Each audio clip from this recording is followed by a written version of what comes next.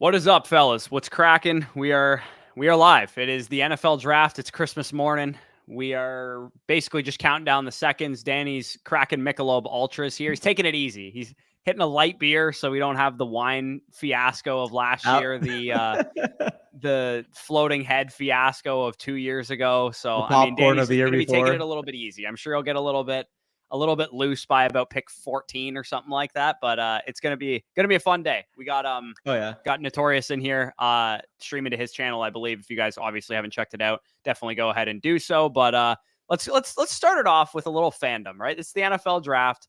I'll let you guys know. Buccaneers at 26. I'm looking for Chop Robinson, Graham Barton / Jackson Powers Johnson, or Cooper DeJean. And if those guys are gone, I actually don't hate the idea of taking a developmental future number one wide receiver potentially, like Adonai Mitchell, Georgia wide receiver coach, is our current wide receiver coach. So they got some connections there. And we also have obviously connections to Ladd McConkey as well. So to me, it's those top defensive players. And I also don't hate the idea of Mitchell or McConkey. Danny, I'll throw it to you here. Cowboys, what are you saying? Yeah, so with the Cowboys, I mean, obviously the offensive line is going to be the main priority. If you look at draft odds, especially on the DraftKings Sportsbook, you'll notice that they're like minus 250 right now to go offensive lineman, possibly even higher since the last time I checked. So offensive line is the main priority. I would say I'd be content with really anybody other than, like, again, I'm not going to claim I'm an offensive line expert, but from the guys I trust, the ones say out of all the first round buzz offensive linemen, the one that they really don't get it on is Tyler Guyton. So anybody other than Guyton, if it's Mims, if it's Fatanu, if it's Graham Barton, you want to play him at center, JPJ, whatever the case may be, there's about like 10 offensive linemen I'd be comfortable with at that 24th pick. If you want to go with a wide receiver, I'd be cool with it as well. Brian Thomas starts slipping. Maybe, you mentioned the fit of Xavier Worthy. You have a slip on that. I think that would make sense. Possibly AD Mitchell, though. There's some rumblings that due to character concerns, he might fall. Really, like, there's not much that would make me upset other than them just like taking Jonathan Brooks in the first round, or them, taking a quarterback or something. Edrin Cooper, that's what would piss me off. Realistically, if it's offensive line. What if they took like Patrick Paul or Kingsley Suamataia or something? It's kind of like Guyton, where like I wouldn't be out of the ones that would make me upset, taking an offensive lineman would make me the least upset, but I would still be discontent, if that makes sense. If it's none of like the Mims, the Fatanu, the Olufashanu, like those type of linemen. Yeah. Also, before Nick goes on the Dolphins here, we got AJ Brown, 3 years, $96 million extension from the Philadelphia Eagles, right under the wire here. Nick, what do you think? Miami Dolphins, you guys basically, it's funny because the three of our teams kind of need the same exact positions, and we all picked relatively similarly in the draft. So Nick's going to be sniping interior offensive linemen from the Cowboys and Bucks, probably, I'd imagine. Yeah, 100%. I just want to tackle anyone on line, a guard, center, literally anything. Just need Tua, because if they're going to pay him as much money as it's rumored that they're going to pay him, we need to protect him. I know a lot of Dolphins fans want a new receiver, but I think that is absolutely insane when we have Tyreek and Waddle. So I'm going ahead and just saying any tackle, any guard, any center, give them to me, and I'm going to be very excited about it. Yeah. By the way, Fletsky, we'll throw it to you. Your team is the most exciting for sure of the four of our teams right now. Yeah. I was posing the idea to Danny because like there was rumors that Brandon Ayuk and the Patriots have been connected, and Danny brought up, it's probably for pick 34. But I was like, what if, because there was a rumor earlier today that the 49ers are trying to use Ayuk / Debo to get up in the draft. What if the Patriots traded down with the Vikings, 11 and 23 in a first rounder or whatever, Vikings come up and get Drake Maye, and then the Patriots trade down again, and Ayuk goes for the 11th pick, and you get the 31st pick back or something like that. We got spicy hot here at work. Yeah, bros. Dude, this shit went to extra innings too, bro. I'm crying in the club. I'm crying in the club right now. Live broadcast. Tough scene. Oh, Jesus. Sorry. Hold on. I took you out of there. Oh, my God. Terrible, boss. Terrible. All right, throw me in the back seat. All right, Fletsky, what do you think? Do you think it's just simply like they're trying to trade 34 for Ayuk, or what's up? 34 plus. As for the whole like trading down thing, I guess like the last thing I heard was Kraft. It's QB no matter what. So I think it's going to be Drake Maye. I personally think that almost takes out Minnesota completely. Like, because the Giants might take a quarterback now too. Yeah, so like I think now the only option is a trade down with New York and then get JJ, which I would cry, but yeah. What? Hey, Let me it's ask you better guys than just taking them straight up at 3. yeah, that's fair. Yeah, that is definitely better. Well, Can I ask you guys this question? In a Yeah. dynasty rookie draft scenario, let's say JJ McCarthy is a Giant and Bo Nix is a Viking. We taking Bo Nix over JJ McCarthy pretty easily, right? I would say pretty easily, but probably. They would be same tier for sure. They'd be same tier. I think your Dick Cento at 109 for sure. I mean, you have Bo Nix ahead of JJ regardless, right? I do, yeah. It's slightly, not by a lot. For you, it's easy, but yeah, I think it'd be close. Yeah. Yo, Marvin is dripped out. Is Marvin dripped out right now? Okay, let's do a roll call here in the chat. We got Joshua Garnett. What's going on? Hammer. Let's go. Wait, Joshua Garnett, isn't that the name of the Stanford offensive lineman that played for the 49ers? Wasn't he a first-round pick? The guard? Hammer? Yeah, Joshua Garnett. A guy named Ban Hammer? No. Josh Garnett.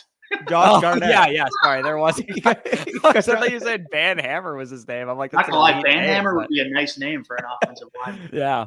A linebacker waiting named for. Hammer. Let's go. What's going on, Corey? Throw a little. If you guys are having a little drinky in the chat, let us know what you guys have on deck here, and we'll. Danny's got some Mickey Ultras here in the chat. I got like Palomas or whatever with Grey Goose and shit. I might have to ask Maria to make me one because I don't know if I'm gonna be able to get up and do it myself. Welcome to Indy, Malik Neighbors or Xavier Worthy. Xavier Worthy to the Indianapolis Colts is my one wish that doesn't happen tonight. I really hope that doesn't happen, to be honest.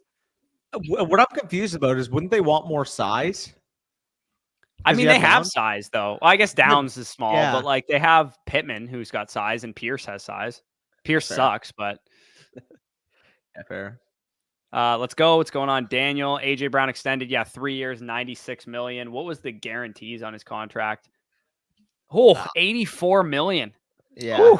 Got paid. Wow. It's a lot of cash. What's up? What's going on? My team can't extend our own. Broncos prepared to trade away their future again. I'm a Broncos fan. Nah, dude, you guys are going to take a nice crisp Michael Penix at 12 overall. Is what's going to happen tonight. Disgusting. But nothing for Lamb. Yeah, nothing for Lamb indeed. Happy draft day. What's going on? Best draft party right here. Yes, sir. Neighbors, welcome to New York. Doubt it. I think this is true. I think they're scared of the Kadarius Toney and OBJ factor. Not like OBJ was an all-pro 3 of his first 5 years or whatever. So to me, I think it's going to be Odunze to the Giants, and I actually personally have a bet on that, so I'm totally fine with it. Hear me out. Probably very unlikely, but imagine the chaos. If New England takes Maye at 3, the Vikings trade up to 4 or 5 for JJ McCarthy, and then the Giants, intent on getting a quarterback, take Michael Penix 6th overall. Oh, gross. Disgusting. We got D-Bell in the chat. I don't even. Is that a word? What is that? Peroni. It's a beer. It's an Italian beer, right? Okay, well, I'm literally going to Italy a month from now, so maybe I should have known that. It's an Italian beer. I see Fletsky got his red jersey. Let's go. Bears fan here. Totally fine with them moving down from number 9, even if Rome is still there. Alt would be hard to pass on. Yeah, I doubt Alt's going to be there. Not many picks in this draft. I'd like some more bites at the apple. Yeah, I think the Bears are definitely a trade potential at number 9 overall. I think the Colts make sense. I mean, Brock talked about Neighbors potentially. If he slides due to character concerns or something, I could see the Bears potentially getting out of that pick for a big package from the Colts if they wanted to come up for a receiver. I could see Bowers being the type of guy that people hop the Jets for at number 9 overall. Maybe that's who the Rams are targeting. We got a rumor today that the Rams might be trying to come up for somebody. I think Bowers to the Rams would be really, really fun, honestly. So that's such a good landing spot. Holy Christ. Yeah. Real men drink Mickey Alts. Love that. Zach knows ball. I don't think passing on Rome at 9 is wise. There's no way he's going to make it to 9, to be honest. But if he does, yeah, the Bears need to. I actually think that the Bears might, if they don't go down, they could come up. I think too, potentially. They could, man, for a receiver. Yeah, I could see that. As they got Marv. Yeah. Oh, thank you. Salute.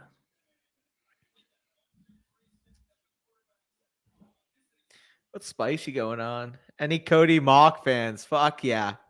Love ourselves some Cody Mock, baby. You're Let's looking at go. the biggest Cody Mock fan base here. Fucking amen. Nick, you had me crying with that CD Lamb video. I still have that freaking clipped on my personal YouTube channel. That's such a great video, dude. Oh, dude, it's so fucking funny. And then Bush later on, because I have the full minute clip, Bush is just like, CD Lamb's dynasty value? Yeah, tough. It's tough. Tough clip. You gotta tweet that out. Tough clip. Tough clip. If the Cowboys take a wide receiver around 1, I'm gonna cut it up to just that and then tweet it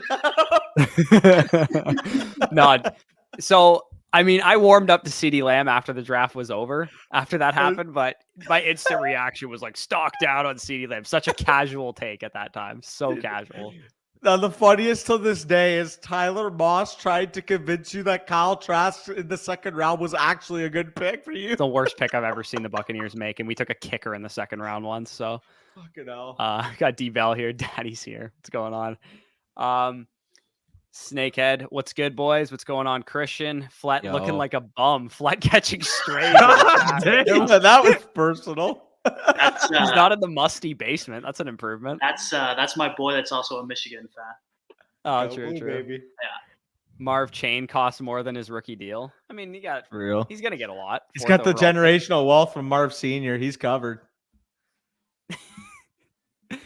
Coors Bank what Christian's got in the chat right now.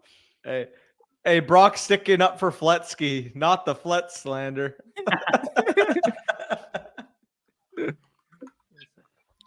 Maria's sitting beside me, so if I look like I'm talking to myself, that's not what's happening.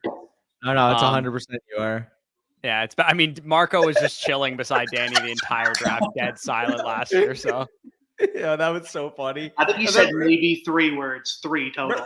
Remember when he knocked over the wine glass and I was just like cleaning it up on stream? Fucking hell. So jokes. I gotta send him the link. Couple disasters. Let me get this link to Marco. Yeah. Okay. Good evening, lads. What's going on, Jay Full? JJ going first. I would laugh my ass off. That'd be so funny. What's going on? I see Fletsky got his red jersey. Yeah, who is that? Is that your only good player? Is that Duggar? Well, it's unfortunate because it is Christian Gonzalez, and he just changed his number. So. Oh, really? He's number 1 now, right? What? What number is he now? 1? He's 0. Hey, not the changed number after your rookie season. Yeah, 1 year, and this jersey's borderline useless now, but whatever. Oh, that's tough. I've had brutal luck with New England jerseys. Like I bought one of I don't know if you guys remember Jamie Collins, but I bought one. Oh my god. Belichick released him 5 weeks later. I was like, okay, dope. Oh, fuck me where I breathe, I guess. Yeah. And then I had Gronk who went on to fucking play for Tampa, obviously. And then Brady's always nice, but yeah, I've had some bad luck. Yeah, that's unlucky. Yeah, should be starting soon. I think they're probably gonna do the anthem and they'll probably do the anthem, 36 shout outs before they do the first pick. I feel like every year there's the draft starts at 8.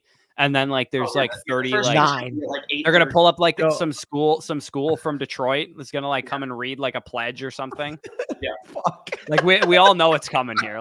We all can we can just pretend that it's not gonna happen, but it's going to. By the way, Flet, my closest experience to that is when I was 13 years old or 12. When you remember when Dwight Howard got traded to the Lakers?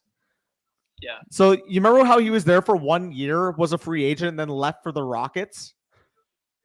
I was 12 years old, saved up my hard-earned money, and I bought a Dwight Howard Lakers jersey, and then he left for the Rockets the next year.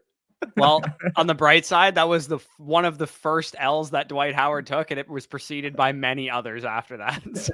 For real. Bro's career just fell. I mean, to be fair, he helped win us a championship, but aside from that, goddamn. Dan Marino is the GOAT, not Brady. Come on now, get out of here. That's a fact, dude. Saw a bonkers trade in my other league. 4 seconds for Waddle. 4 seconds. 4 seconds. That's the equivalent of friggin' Kevin Costner trading up to the 6th overall pick with 3 second rounders. Season, bro. Jeff 4 Carson, seconds, baby. Maria By the wanted way- to let people know that she watched the movie today, so she did actually get the reference that I just made. Wait, she watched Draft Day? Yeah, she fell asleep during the good part though. Oh no. From like what part did you fall asleep at? Like birthday party type shit? Yeah, birthday party area when he's calling the Wisconsin coaches about when she fell asleep and she woke up at like Super Bowl. So she missed like the whole fucking movie. Wait, can we talk about the fact that the fans are chanting Super Bowl like they just didn't get an off-ball linebacker and a running back in the first round? Yeah, first overall off-ball linebacker that somehow had 4 sacks in one game. Also, like, what is the deployment of that? And then Watch him bull rush that right tackle. Yeah, also swim moves a right tackle and friggin' Captain Bellick from Prison Breaks calling it a bull rush. So I think that's Danny's favorite quote of all time, movie history. I hear this. dude, don't forget that's pure Roethlisberger. That's pure Roethlisberger. I hear this 10 times every year. Dude, Bellick's I keep calling him Bellick because that's all I know him as from Prison Break. But his character in Draft Day is the funniest shit ever. Oh, wait. I have to pull this comment up just so you guys can get your licks in about. Here we go again. I swear every year people bring up the fact Oh, that he's I also cheer a for Red Sox Washington. fan and a Yeah, Kentucky knew this fan. was So, gonna I happen. In mean, Montreal, like and Montreal Canadiens fan, the Yeah, most Juventus Stanley Cups and in the the history Italy of the fan. NHL. Okay, I know. All right. Danny And definitely Michigan, Google searched Kentucky best teams basketball. in every sport and wrote it down on a piece of paper and has stuck to it since he was I 6. sorted by most championships and was like, oh, I'll take this one. This is a good option. Oh my god, they Um, got Eminem on the stage. Yeah, well, we all knew that was coming. Where do we want Worthy to go to? I feel like Indy is neutral. I feel like Indy is easily the worst landing spot in the entire first round, to be Rams. honest, because they don't throw the ball and they have Anthony Richardson as their quarterback and they already have Pittman and Downs. Like, I think the best landing spot for him would be Cowboys, Rams. I mean, Dolphins in the long term, probably not in the short term. Chiefs, obviously. Bills. I think all those would be really good spots for him. Hey, who is it? It was Bass Fishing Neb. Fucking right, baby. Fucking right. 10 p.m. tonight. Game 3. We're probably going to lose and probably going to get swept. Are you guys down 0-2? Yep. Gotta be down 0-3, baby. Was Denver at home for the first 2 games? Yeah, but we blew a 15-point lead at halftime in game 2, and they came back and went on a buzzer beater by Jamal Murray. Weren't you up by a decent amount of It's not a series until both teams play a game at home. Fuck, man. You needed to win that for the morale, man. Especially AD after the game was like, periods in the game, I didn't even know what I was doing. Like, that's just a straight shot at fucking Darvin Ham, which needed to happen because Darvin Ham is a fucking idiot. But, I mean, I digress. Yeah. Also, shout out to the Leafs for choking that third period yesterday. That was fun.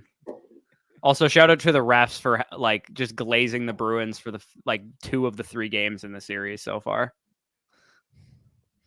Why is Aiden Hutchinson wearing like a MVP? Matrix caliber suit? So my buddy Trey, he's good friends with Shay. So he went to the game. He was courtside at the Thunder game last night against the Pelicans. So he showed me a couple of the videos. They're up 2-0, man. Like they got a real shot. Number 1 seed. I don't know. I'm interested. Hope my Falcons trade back with the Rams like that rumor said and still get our pass rusher later. Yeah, like what would the Rams offer to get to 19-8? Would you guys think? That would have to be another first round pick, right? What's that? No, you're good. You won't be on camera.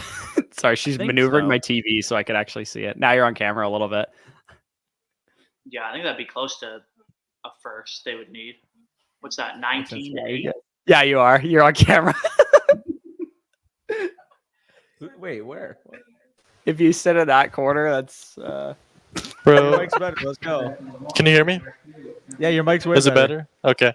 Bro, the best part of that movie too is Vontez Mack crying about, or whatever his name is, crying about 7 versus first overall money. Like his nephews needed right? it for tumbling. Like his Yeah, he's nephews just would taking- not survive. I know, right? It's like, bro, you're gonna be making millions a year. Yeah, I didn't understand that either. Yeah, but his nephews, they needed it for tumbling, dude. Crazy that Maria fell asleep during the best movie that's ever been made, though. yeah, it's definitely that's not. pretty It's awesome. probably easily the worst movie that I like. It's ironically awful, which makes it fantastic. Yeah. Everything if it football wasn't related about it football, sucks. like it'd be Literally a good everything. movie. Yeah. It's You just a know- movie about football, which is why I like it. Yeah. It's just like a guilty pleasure. It's like objectively terrible, but you can't stop watching it. Also, like the biggest flaw in that entire movie, because there's a lot. The biggest flaw in that entire movie is why the coach is so fixated on getting a running back. Like they don't have rounds 2 through 7 round draft picks. Or like how they were going anyway. They were the 28th ranked running back, and they were the 28th ranked offense, and he's convinced that a running back's going to change that dynamic. No, It's I don't really think gonna there's a fix flaw in everything that they need. statement. I think the fact that he's like has to have one at 7 overall is the flaw. Like, dude, you have 2nd and 3rd and 4th and 5th and 6th and 7th round picks. Yeah, facts. Why'd you change? Well, the he color traded to away green, his next Danny? twos. Did you like the red? Yeah, I like The I red prefer did the look red. way better than the green. Green looks You awful. you celebrating your Eagles or something? Signing no. some big players? You Let's see the go blue jerseys then, behind baby. him. The classic Danny quote right there. There we go. There we go. Did they make the pick already, or is he just like assuming they're gonna pick? him? 9 minutes left on the clock. It says for Nah, I me. think he's just assuming. He's just All right, assuming. but- What if hey, they just took? by the JJ? way- That'd be so funny. I'm watching it on stream, so like try not to say the name when we react, because like I want the authentic feeling. All right. there. Should we get the guesses going in? Get the guess poll started. Uh, Who you got? I'm just kidding. It doesn't start yet. should I write a banner of like the picks? Hold on What's one up? Should I write a banner across the bottom of the screen for the picks? If it's gonna be too strenuous and take up way too much time, I'd say probably not. We're going to be talking about each fantasy relevant prospect with player cards and stuff as we go through. So, yeah, that's what we can do that when we're doing it. What else do we got in the chat here? Don't drink the water in Detroit. Yeah, that's a shout out. Yeah. Like I'm just gonna do this every time and edit it every time there's a pick. Hey, no spoilers, Like Danny. that. They Wow. didn't pick Caleb Williams yet. No spoilers, bro. Come on. Yeah, no spoilers. So That's actually a good point. my Sure. active bet that I have right now is I have Caleb, Jaden, Drake to be the order of the top 3 players. I think that's the first up because nobody is dumb enough to bet Caleb Williams to go first overall unless you feel like a nice high interest savings account. That's your timeout, Dan. One more and you're getting the ban hammer. For what? Yeah, what the hell, bro? For You spoiled the pick. Oh, my fault. Promise. Apparently, the Bears were Commanders told Lakers to go- fan. That's an interesting dynamic go. right there. That's a fun mixture. That's Taiwanese basketball legend Dwight Howard. Oh, that's Okay, hilarious.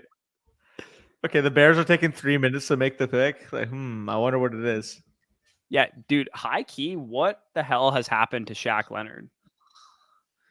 Fuck, man. Caleb Williams on the phone. Yeah. That's one of those movies you just got to leave in the past. Yeah, true. Danny definitely has an Aaron Judge jersey in the closet. Fuck Not no. that he's Red a Sox, Red baby. Sox fan. Go. I actually need a David Ortiz one, baby. Let's go. Sure, you know Big what Papi. you could do though, to What? keeping with the theme of your baseball fandom, is just like rotate Red Sox, Dodgers, and Yankees, whoever's good that year. What is wrong with you? Why? What? Seems Why to are be the the Bears- trend of your baseball fandom to me. Why are the Bears chewing clock right now? You guys got to make a pick, man. You're bleeding the clock. They've had all offseason to make this decision. I don't know why they need the extra few minutes on the clock. You're chewing this thing. Yeah. I wonder who they're going with, man. Real They're calling shocker. Bo Callahan's coach to see if the people showed up to his birthday party. Poles is on the phone and everybody's just looking at him smiling right now. Like, I wonder what's happening. They want David goddamn Putney. That guy that to the left of or to our side left of Poles is just geeking at it. He's so happy. Who's he on the phone with? Because Caleb wasn't on the phone with him. Is he on the phone with JJ? Yeah, facts. Nah, Caleb was on the phone earlier. It might be Joe Alt. You never know. Need a left tackle to protect your future quarterback, Tyson Bagent. It's like, dude, in a deep quarterback class, you could always pick one up at 9. Yeah, They're true. They're gonna go reacquire Justin Fields. Oh, know, right? trust me, Chan. I completely agree. Maria's like, are they agree. gonna pick him or no? Like, even like non-football fans understand They're this is an chewing egregious clock, amount of man. time to take on the clock when you've known who you're gonna pick for the last 2 You're months. burning the clock. people know that JJ is like being pushed up, but like not everybody's acknowledging that Jaden is also being pushed up very much. Yeah, I'm pretty sure nobody thought Jaden Daniels was going to be the second pick in the draft until about week 11 of the college football season last year. So, literally though. Nate says, should the Vikings take with the first rounder? I think you guys are going to trade up for one of Drake Maye or one of JJ McCarthy. Like, I'd be shocked. And if that isn't the case, then it's like, do you guys settle on Penix or Nix at 11? Do you guys like just evade quarterback in the first round or at least at 11? Like, I don't know what happens, but I feel comfortable saying JJ or Drake Maye is going to leave this first round as a Viking. By the way, shout out Nate. I know him. oh yeah, do you? Yeah, friend from Hammer. Anywhere but the Hammer. Funny enough, Flood also knows him. There is no way they just reset the clock, right? No, the pick is in. It says. Oh, okay. Pick is in, yeah. Reset the clock. Flood was about to The lose clock full. Well, like it did reset for like 5 seconds. It went back to 9 minutes and 59 seconds. I was like, what? By the way, Spicy, I need to ask you, man. What is the reaction? We're gonna pull you in, obviously, for the Raiders pick, but like, what do you think your reaction is gonna be on the clock if they announce with the 13th overall pick in the 2024 NFL Draft, the Las Vegas Raiders select Michael Penix? Yeah, you just won't be able to pull me in because my phone will be broken. Fair enough. Buddy, I'd get ready for it because I think that's where they're going. We'll Dog, get you in during the pick so we can see the phone flying as you throw it. You know? I literally won't be a Raiders fan for the next year. Like, I just won't. I will watch football and that's it. I will watch Red Zone. I mean, it's better than Malcolm Kuntz, right? I mean, No, I'd rather have Malcolm Kuntz. He sacked Patrick Mahomes. dude, hear Michael me out. Penix can't sack Patrick Mahomes. Malcolm Kuntz, low-key breakout year this year. Hey, I'm a little bit of a fan. Not gonna lie. Yeah, he's a pretty good player. Yeah, he's pretty good. I still have to get my over-unders into the sheet. I got coming down to crunch time here. Scrolling. I did that earlier. We draft worse than the fucking Patriots, so it doesn't matter who we pick. There'll be a bust. Bears want the attention, burning the clock. 15.5. I'm taking the over on that. JC Latham under. Brock's wishing you Godspeed, Flet. Appreciate it. Hey, Shout out FSC. did y'all pay? Did y'all pay the FSC? Shout out FSC. Never miss an episode. The analytics are amazing. Do not stop doing what you do. Flock rules. Appreciate that, Cheeky. Appreciate that. True. You get A1 analytics. Like nobody's denying the talent around here. I wonder who it is.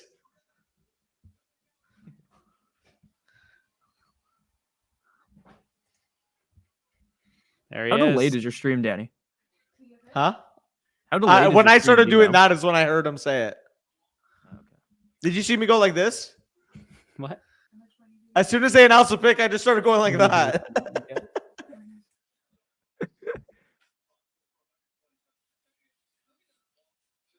I don't know does anybody know the first overall pick contract off the top of their head? Maria's like, how much money does he get for that? I don't know. Probably like 22 Tweet million. it out. 22 million?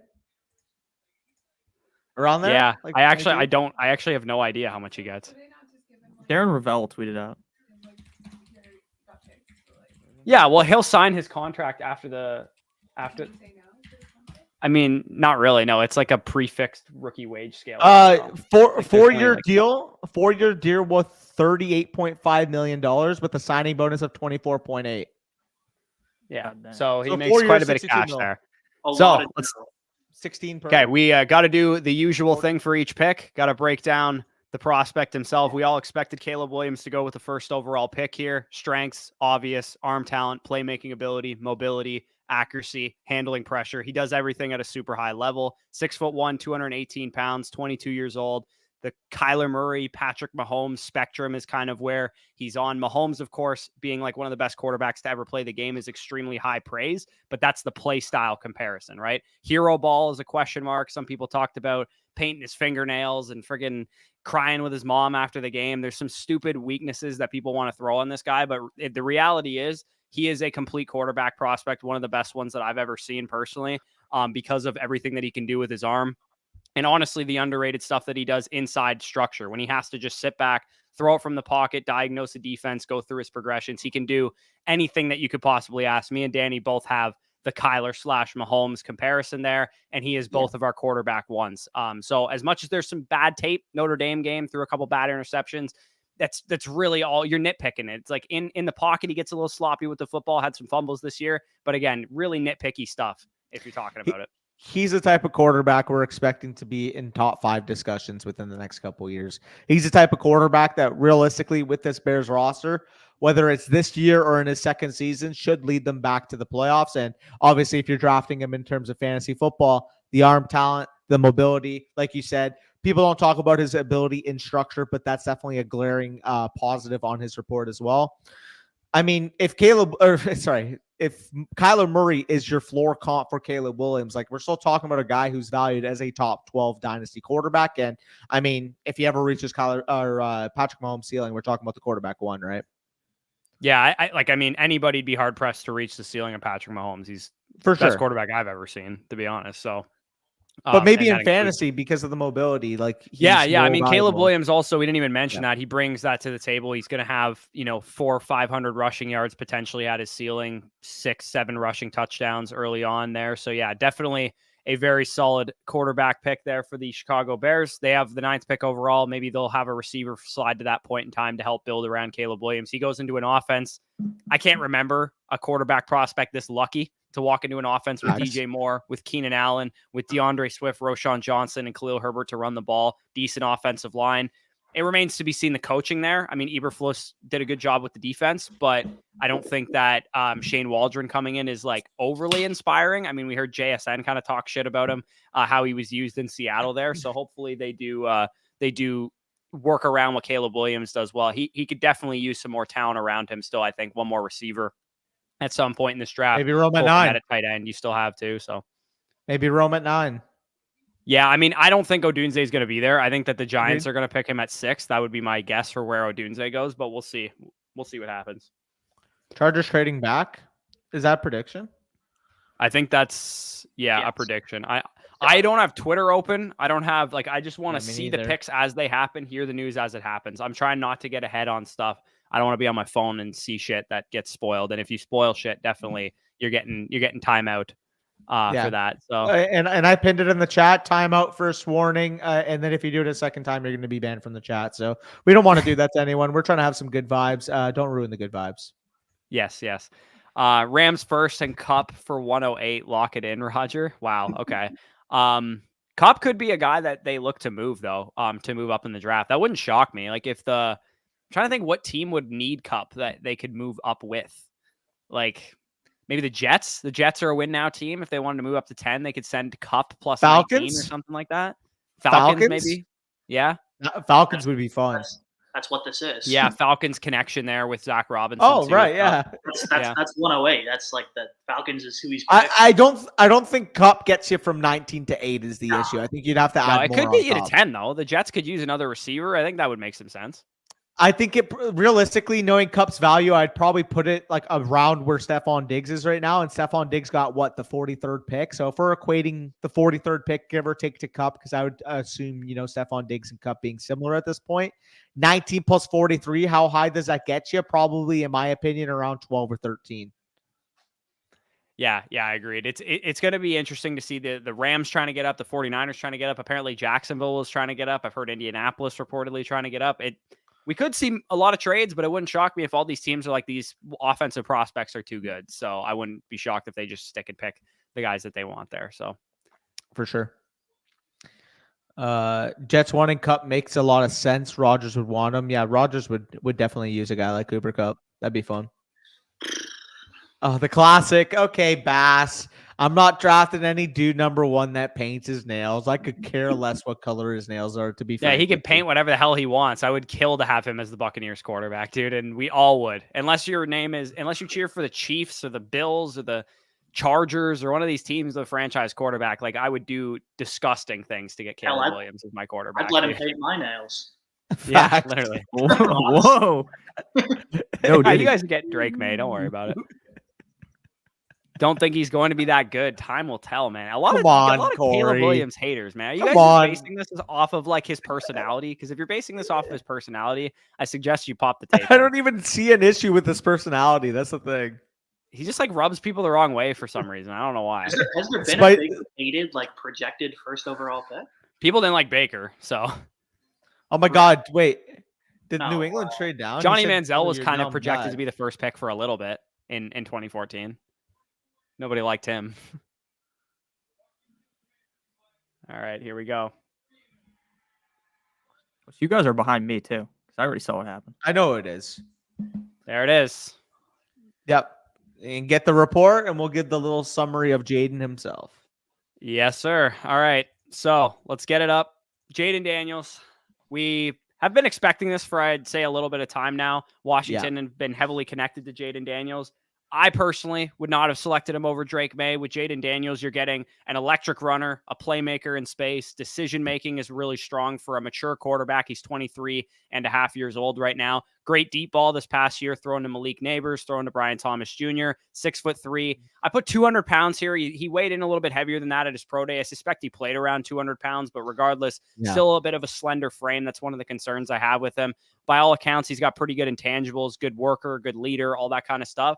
The weaknesses really stem with, for me, I saw a run-first quarterback. I saw a guy that didn't look to pass when he was scrambling. And again, for fantasy football, we like that. He's going to pick up a lot of fantasy points. But from an NFL standpoint, are they going to want him to work eye discipline, get his eyes downfield, work off of defenders, draw safeties with his eyes and all that kind of advanced stuff that I just don't know if he's ready for yet. Ball placement was an issue at time. I think his arm strength is relatively average. I don't think he has an elite arm, but to me, both me and Danny have the same comparison for him. Robert Griffin III is our comparison. Funny enough, no second knock to overall, RG3. Washington. Yeah, literally same team, and no knock to RG3. He was definitely a good player and a good quarterback early on in his career. He just kind of succumbed to injury. So if Jaden Daniels can protect himself, maybe add a little bit of weight, get a little bit more of a flak jacket to his frame, then he could have a really good career. Like if you imagine Robert Griffin III as a fantasy quarterback who never dealt with all those injuries, he might have been a really, really good player. Yeah, and we're talking about the fit in the offense. Obviously, Cliff Kingsbury coming in as the offensive coordinator. This is definitely going to be an outside the numbers, shot-based type of team like we saw at USC these last couple of years with Caleb Williams. We're talking about a wide receiving core with Terry McLaurin, with Jahan Dotson, potentially a receiver added in this NFL draft, whether that's at 40th overall, 36th overall, potentially another receiver adding to replace Curtis Samuel. This is the type of offensive system that you would want to see him to be fully supported. And in terms of his dynasty value, he's still going to be a clear top 5 guy for us. Obviously, we still prefer Drake Maye. We'll see where he lands. I mean, the outside shot, he doesn't make it in the first round, which I highly would doubt at this point, would be the only way I would take Jaden Daniels over Drake Maye. But I think he's pretty much cemented here, second overall draft capital, being a top 5 pick.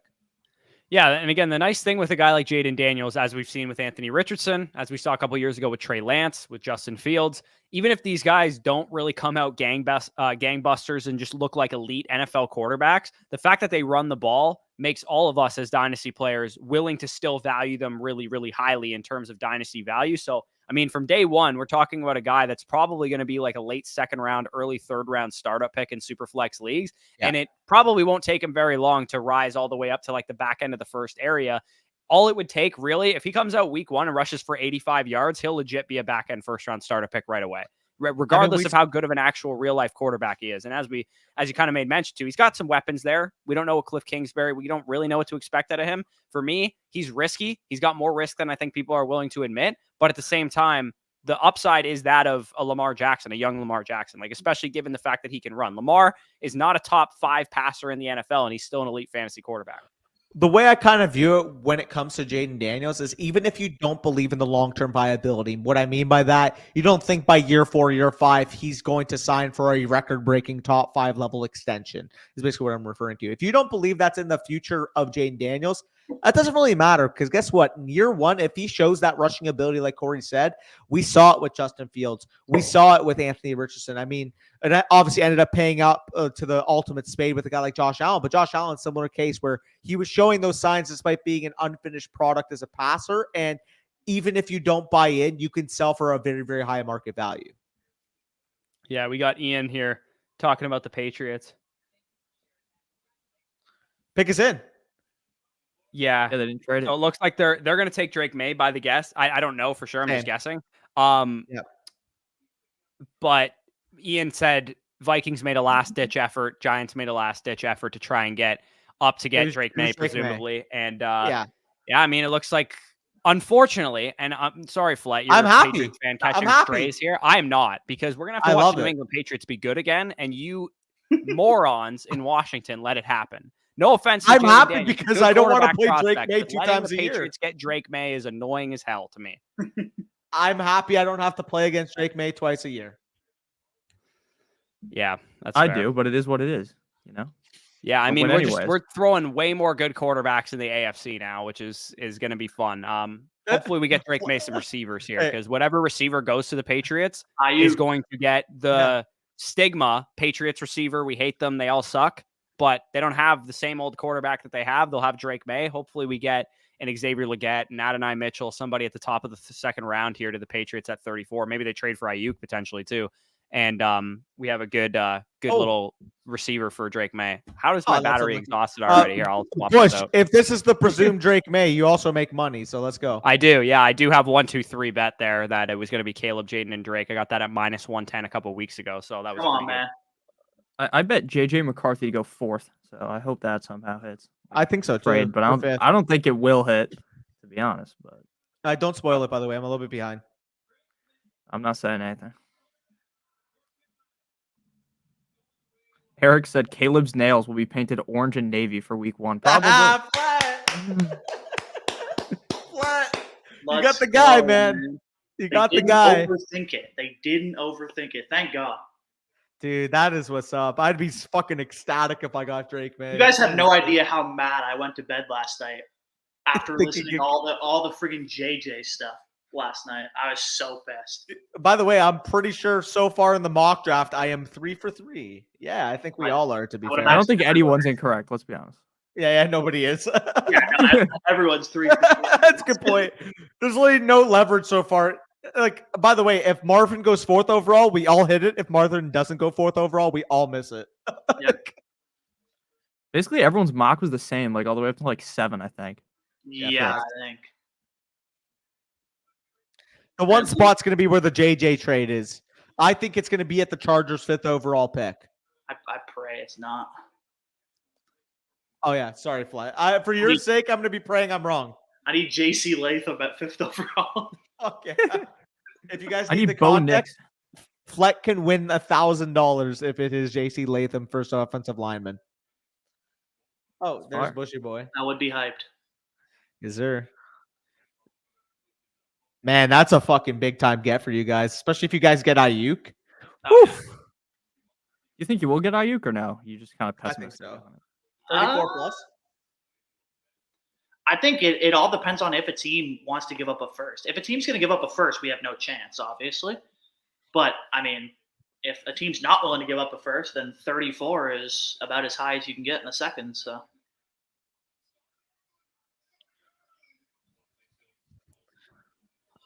this is high school. I can't hear anything. YouTube, I couldn't disagree more. Fields is a much stronger arm than Jaden Daniels did coming out.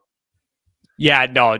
Anybody, I'm sorry, but if you think Fields that Jaden Daniels' arm is better than Fields, it's not even remotely close. Yeah. You want to say he's more accurate than Fields? I'd hear you out on that. But Fields, to be honest, his last year at Ohio State actually had pretty high marks in accuracy. There's like his arm strength is night and day better than Jaden Daniels, to be honest. Wait, this is to Caden. Let's go. Let's go.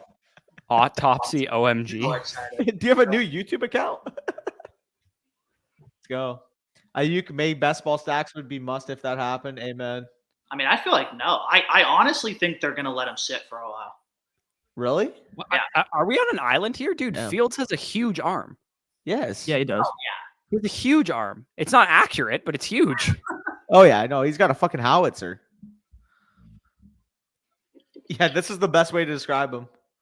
Like a 98. I used to make quick scoping vids on COD. Give me a break. Let's go. You still play COD, Caden? Gonna hop on with the Latzer and the Fletsky.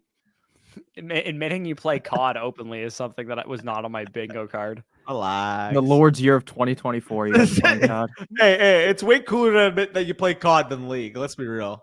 I don't even really play League anymore. Honestly, dude, COD's been like recycled four years in a row, and it still hasn't been good. Like they've tried to bring back every old Call of Duty with unsuccessful results.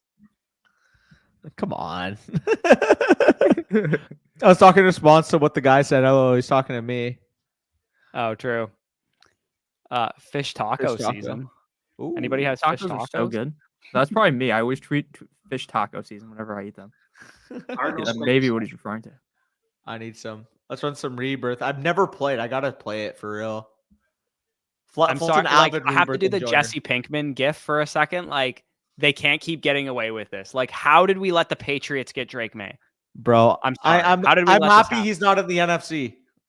I Sorry, can't sorry, believe Nick. the Sorry, Patriots Nick. got Drake May, dude. I'm actually so annoyed. Like, I hope you guys enjoyed watching the Patriots in the Super Bowl like 10 times in the span of 12 years. Like, I was so mad when New England won whatever game they won that made them get 3 instead pick of is 2 in. because I thought that this wasn't an option.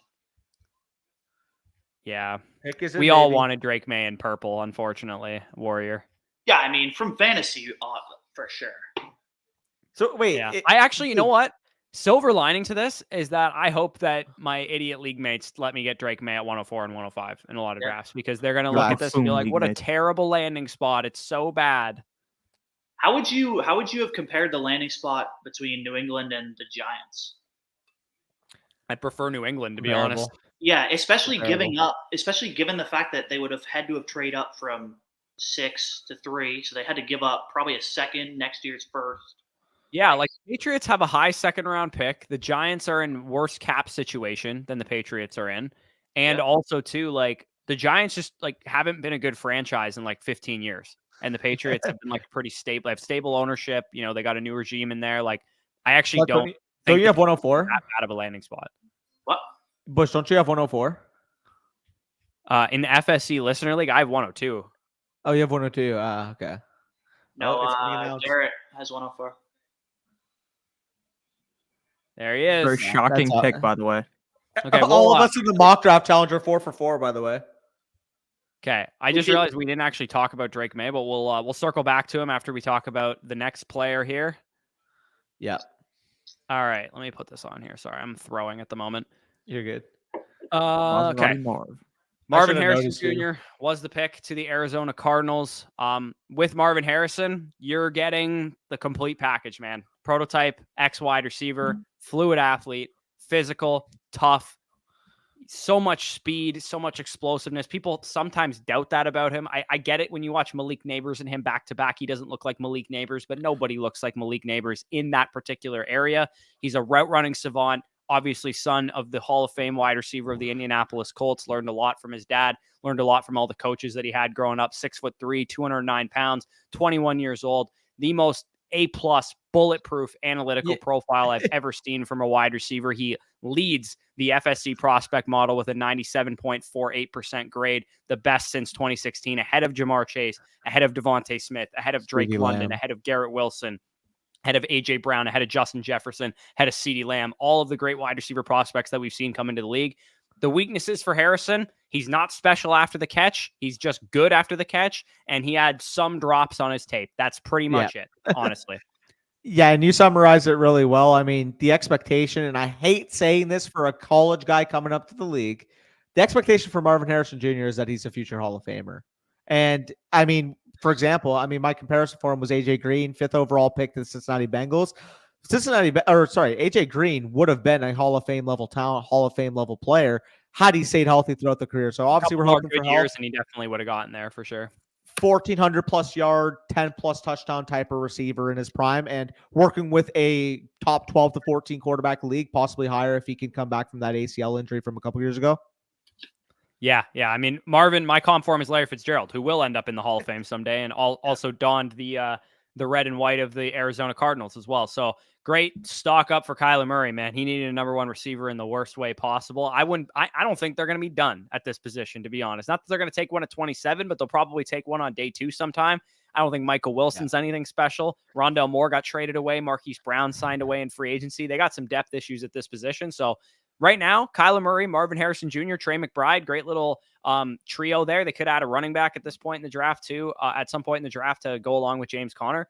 Great move for the Cardinals, man. You needed a number one receiver, and my Kyler Murray bags are smiling right now. So Drake Maye obviously was the 3rd overall pick to the New England Patriots. I know everybody's going to be, ew, New England. It's not Minnesota, but as I talked about, it's a stable franchise, stable ownership group, prototype size, arm talent, mobility, playmaking, gunslinger mentality. He's learning from the perfect possible veteran he could possibly be learning from. Jacoby Brissett is a smart, accurate quarterback who makes good decisions. That's exactly what Drake Maye needs to learn at the NFL level. So the internal clock, the footwork issues, the ball placement, Jacoby Brissett doesn't have a perfect arm, doesn't have elite skill set, but he does do those things very well. He has a good internal clock, good footwork, good ball placement. So Drake Maye is going to probably sit for a couple weeks, 6-10 games probably early on in his career.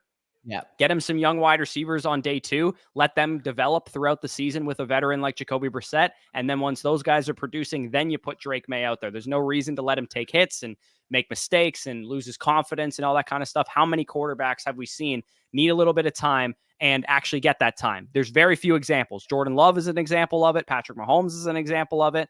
I mean, Josh Allen had to play through some of those growing pains. Didn't really get a whole lot of time to work through it. He eventually did. Drake Maye is exactly like those prospects, man. Like I would argue he's not nearly as raw as some of those guys even were. Jordan Love, Patrick Mahomes, and Josh Allen. I think Drake Maye is even a little bit further along than those guys. So the ceiling is that of a Justin Herbert, of a Trevor Lawrence, who we have him compared to. Both of our quarterback 2s when it comes to dynasty rookie drafts. I mean, we have the first 3 players off the board right now. It's Caleb Williams at 1. It's Marvin Harrison at 2. It's Drake Maye at 3 for me. Jaden Daniels, as great as he is, he's probably going to come in at 4 or 5, depending on where Malik Neighbors goes.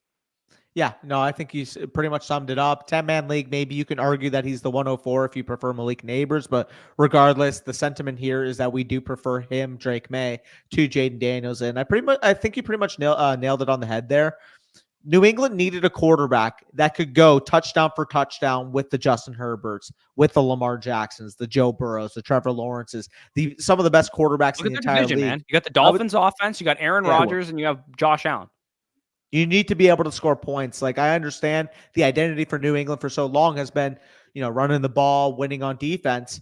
In the new age NFL, you need a quarterback with that live arm, with that mobility to be able to create a structure. And I can see Flet smiling because he's like, dude, we have that quarterback that can go bar for bar with those guys now. I'm actually smiling about the Chargers are keeping their pick. Wow. Oh, dude. Yeah, This could be a huge bag for Fletsky here on the Joe Alt nail. I'm 2 for 2 on my bets so far. I had 1, 2, 3, Caleb Williams, Jaden Daniels, Drake Maye. So that's one bet. That was minus 110, $20 bet. Like, nice little payout there. And I also got Marvin Harrison back when he was minus 125 to go to the Cardinals. And I think he closed out at like minus 300 or something like that. So feel good about that one too. So two easy bets off the top. Am I looking too far into this? You would think that if they were really enamored with Malik Neighbors, they probably wouldn't even bother potentially trading out, right? We think this is taco, by the way, I have 2 lives. You have Latham. You want Latham to go here. Yeah, I have 2 bets on this pick. Malik Neighbors, I put 15 down at plus 220. And I also threw down 5 bones on a flyer for Rome Odunze at plus 1,700 here, because I think, to me, I look at their roster and I think, yeah, they could use a right tackle. But I actually think, because you have Rashawn Slater in place already, because, this class is deep at tackle, and even though it's deep at wide receiver too, you just don't get the opportunity to draft the wide receiver talent that you're going to get to draft at this point in the draft for the Chargers here. So for me, Rome Odunze makes a lot of sense for how they want to play offense. He fills that Keenan Allen role if they're going to play like a similar brand of football where he's going to be inside-outside versatility, physical, smart, great leader. Maybe they're scared off of Malik Neighbors a little bit because of some of the personality stuff that's come out. But I also think Malik Neighbors is a perfect fit for what they want to do. So if I was running the Chargers, I would take my pick at wide receiver. I would pick Malik Neighbors, but if you're worried about the character stuff potentially, I would go with Odunze and feel very good about it. I think it's going to be Alter Latham. I don't know which one, but I think one of them are going to hear their name called. It's tough. I can't imagine they're going to take a tried and true left tackle prospect like Joe Alt, move him to right tackle, and pass on a Slater can play right wide receiver when you have a bigger Slater can play right. Position. Slater can play right, and Slater can play right, and they also got Greg Roman. Why even, like, to me, this seems like way more work than just taking a number 1 wide receiver. Maybe, but I think at 37, you're probably expecting yourself to be able to get a better receiver than you can offensive tackle at that spot, and that's what they want to walk away with. I disagree, man. I think right tackles, when you're talking right tackles, I think you're going to get a developmental good right tackle at I I think it's easier to get a 11 right are tackle gone at by that 37 pick. than a number 1 wide receiver at 37. Maybe they're not looking for a number 1. Maybe they're just looking for a receiver body. And at that point, Well, they don't have a it's like- number 1 right now, so that's what they No, need. I agree. But like you're doing the math there. 11 tackles could be gone by the time you pick at 37. Maybe 6 receivers are gone by then. I agree, but I think you look at the position depth, and yes, there's a lot of receivers. A lot of guys can fill different roles, but there is no number 1s outside of these I would top take a 3 and receiver. maybe Brian Thomas Jr. Hey, I agree with you. I would take the receiver. I just think that they'll go with the tackle. I don't. I think everybody's going way too. Oh, Jim Harbaugh likes to pound the rock. Like everybody thinks that's the narrative. He's not this stupid, man. I think he's gonna take a receiver. I think it's Latham or Alt. That's what I'm putting my seal of approval on. If it's a tackle, it's gonna be Alt. But I think So we want to start the contest now because the first 4 picks were chalk. We knew they were gonna be. I'm gonna say Joe Alt. You're gonna say Alt. I'm gonna say Alt. You're gonna stick with Latham for your bags. Nah, I think it's gonna be Malik Neighbors. Yeah, I'm going Odunze. I want to go for my bag, so I'm gonna go with Odunze here. What about Nick? Yeah, I got Neighbors as well. All right. All right. I'll So get I the guess scoreboard if it's down Neighbors, 2 of the boys win. If it's Odunze, 1, and if it's Alt, I win. here. Yeah, again, if you guys leave a prediction in the chat, just specify that it is a prediction. Yeah. By the way, because we Yeah. don't want people spoiling picks. Oh, Damn. I knew it. Damn. wow. I knew it. So this throws a wrench into a lot of my bets because I think the Titans are going to take a receiver now. Yeah. Yeah. Titans could take a receiver, dude. Or Latham. I have a lot of Will Levis bags. Honestly, dude, give me Malik Neighbors here. Or Rome. I guess Yeah, Rome's Odunze more would be stylistically. sweet, man. He's more stylistically comparable to Diop, so maybe you want the juice that Neighbors would bring to the lineup. I think both of them would be great. Anything you look at D-Hop, he's old. He's not going to really make it that much longer. I actually think Odunze does make a lot of sense because he is similar to Hopkins. Hopkins can teach him a whole lot. So I would actually go with Odunze. I think he's a better fit for the Titans. Yeah, no, that's fair. Damn. So Danny, Joe you Alt were is the one a who got massive that, right? human being. Yeah, I got Joe Alt.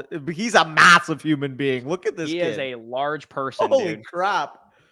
I need Dad to stand up. I need to see how. Why does he look like if you you took Drake Maye and put him on growth hormones for a couple months? Dude, He he's looks got the so most- much like Drake Maye, dude. What? he's got the most southern barbecue setup I've ever seen. Yeah. They're so happy they got the boy. Quentin Johnston huge. bags in good shape right now. Wait, Those are Bush, never in did good you- shape. Bush, did you see what I asked you on Twitter? What'd you ask me? So now with this news, who would you rather, the pass catchers of New England or the Chargers currently? New England. I don't get the quarterback of the offensive line, I'm assuming, right? Just straight pass The catchers? straight pass catching room. I think I'll take the New Patriots. England. Yeah. Kendrick Bourne and Demario Douglas alone are better than what Here's the the thing fucking with New England's pass Chargers are catchers. It's rocking like right you now. drop a number 1 receiver into their room. I actually don't think it's bad. It's just Yeah, I like agree. the Chargers. and Everybody's the kind of Chargers room miscast. kind of too, but like I don't think QJ is any good. So Yeah. Is this JJ? This is JJ. okay, let's make some predictions here. This is Odunze for me. I think I'm it's calling it This is Odunze. JJ. I think it's JJ.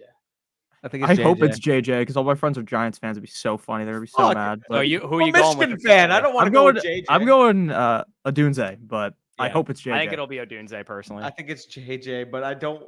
Oh my god. Full disclosure, I got Odunze at plus 350 a couple weeks ago to go number 6 overall. So that's why I'm cheering for Odunze here. The pick is in already. Yep. It's JJ, isn't it? Oh, I don't know.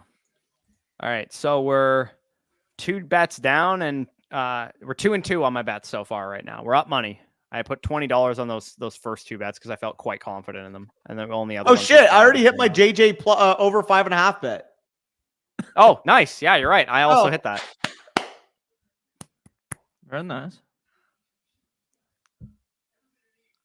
How many people you think are at the draft right now? They just showed the crowd. There has to be like 100,000 people standing Oh, there. there's so many people there. The Titans could trade out too with Alt off the board. This could be where McCarthy goes. Like McCarthy, they Yeah. could trade up to 7 with Tennessee. Yeah, if McCarthy obviously doesn't Where is my No. JJ over I mean, here? wait. Hey, hear me out. If McCarthy doesn't go here, I pray he goes 8th overall because I have a bet on him going 8th. At Yeah, plus I do as well. So do I, So I actually. really hope that happens. Yeah, I do too. Yeah. I personally think that if he doesn't go here, he might just slide right to 11. Hey, Right be to honest. 11. And for that reason, I'm going to predict JJ McCarthy because if I'm right, then I obviously get a point up in the contest. If I'm wrong, then my bet's live. So Big brain. win-win. They're showing JJ right now on the screen. Yeah. Danny turned down Nick's his a little ahead of us, OnlyFans so light. don't do that. Don't do that, Skip. You see my underdog light in the back? Is it too bright? Turn his OnlyFans light. Like what? Yeah, I'm saying JJ. JJ McCarthy. I totally forgot that Evan Neal was a first-round pick of the Giants, man. Joe fucking Alt. I'm so I mad. can't believe they took Joe Alt, dude. What a I'm so throw. mad. Joe fucking Alt. How do you pass on those receivers? Like I'm saying, like, Joe Alt's a sick tackle. Like, He's a don't get me beast. wrong, but like He's a a tone sick setter. tackle. But like you He's already an have an amazing all-pro tackle. left tackle. Which one are you moving? The Dude. rookie or the Dude. all-pro left tackle that you currently He's have? an incredible tackle. He has to play right tackle, right? You don't move your all-pro left tackle. I mean, you guys did. Yeah, we moved him to left, not So from move left Slater tackle. to right. That's where he started. Right, but Wirfs was playing the less important position. Then we moved him. Malik. Hey. Oh, fuck. I got to Did any of cover us him say 2 times Malik? a year. No, none Wow. of us. Wow, we're dumb. Did I have I think I have Malik in my mock draft, though. Nobody got Man. that, right? We all said Odunze. I- and My McCarthy. mock draft is currently 5 out of 6 picks. The one I got wrong was number 5, JJ McCarthy from a trade up with the Vikings. I'm I gonna can't believe make they this didn't take prediction Odunze, right now. man. I thought for sure they would have picked him. I'm gonna make this prediction right now. I think a crazy. Odunze's going here, bro, because so far we got some kind of grody landing spots for fantasy, and I think Odunze's about to cap it off here. I think a crazy gross. team is gonna come up for Rome, like the Rams or something. Hear me out. Yeah. I could see the I have- Jets or the Bears trading up here, to be honest. What? In the alcohol in the league that we share together, AA. I'm not going to say the whole thing. AA. We have Daniel Jones. I mean, Dan, We you can get already- Malik Neighbors. And you already said alcohol, and then you said AA. Everyone knows. Sorry, my bad, my Also, bad. like, Danny, who are you going to offend here, bro? Like, if anything, it's me, because my dad's been in AA for 22 years, and you're good, bro. You Yeah. could say Alcoholics Anonymous, bro. Alright. You're fine. Well, that's the league that we share with AJ, and we have Daniel Jones, and I believe we have the 103 to take Malik Neighbors, so we do get a little stack there. yeah. Little I'm sneaky going. stack. This is Odunze, Tennessee. That's who they're taking. I think they're going to Yeah. trade this pick. I think this is a trade spot. It could be. I think Atlanta's a whoever great picks here is spot. picking Odunze, whether it's Tennessee or whoever comes up for him. I think someone insane is gonna come up for him, like the Rams or I don't know, Niners. Colts. Like, Colts. Yeah. If I was Chicago or the Jets, I would be trying to come up right now, I think. Chan, 103 in a 10-man league. That's why we would do it. 10-man league. And we also have Brock Purdy and Lamar Jackson at quarterback. quarterback group is pretty good too. Dude, by the way, that's what I was going to say to you guys. Me and Fled acquired Jamar Chase today. We gave the guy DJ Moore, T. Higgins in a 2025 first. Oh, shit. I still haven't finished out some of these over-unders, man. Oh, my God. None of them factor in yet. None of them factor in. It's fine. Okay. Bro is selling. Kool-Aid McKinstry over. So are we all Latu tied right now? under Penix. I'm 5 out under of 6 on my mock right now. Damn, bro, Wiggins delete your other mock, over- please. Quignon Oh, the one at the bottom I just under did for fun. Okay, I can delete it. Shanu under Fuaga. Yeah, my mock's over- cooked. Oh, we got to talk about our boy here. Malik Neighbors, baby. Let's go. We do indeed have to talk about us some Malik Neighbors. Where are we? Malik. That's Washington, different guy. All right. Malik Neighbors, New York Giants, #1 receiver. Daniel Jones bag holders. Got to be happy about that. Get him a #1 receiver instead of a replacement.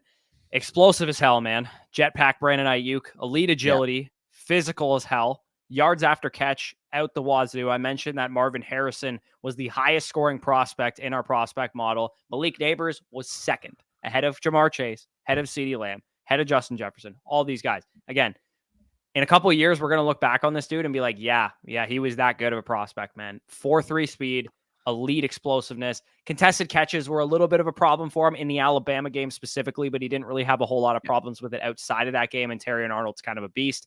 A couple concerning drops here and there, needs some refinement. Just 20 years old, still 20.7 years old. One of the youngest receivers in this class. I believe only Keon Coleman is younger than him. And then definitely a number one receiver for the New York Giants. And Brian Daboll's offense, there's some people have comped this guy to Stephon Diggs, and I think he's even more explosive than Stephon Diggs, to be honest. So Malik Neighbors in that offense is going to be a lot of fun. Let me ask you this question, because I think the biggest winner from that pick is Daniel Jones, for sure. Easily. Because they didn't replace him, and they got him a number one receiver. If easily talking, Daniel Jones. How many, what quarterback rank is he now? Because I'll let you guys know where I had him before, because there was the anticipation that they could take J.J. McCarthy. Let's reconvene now.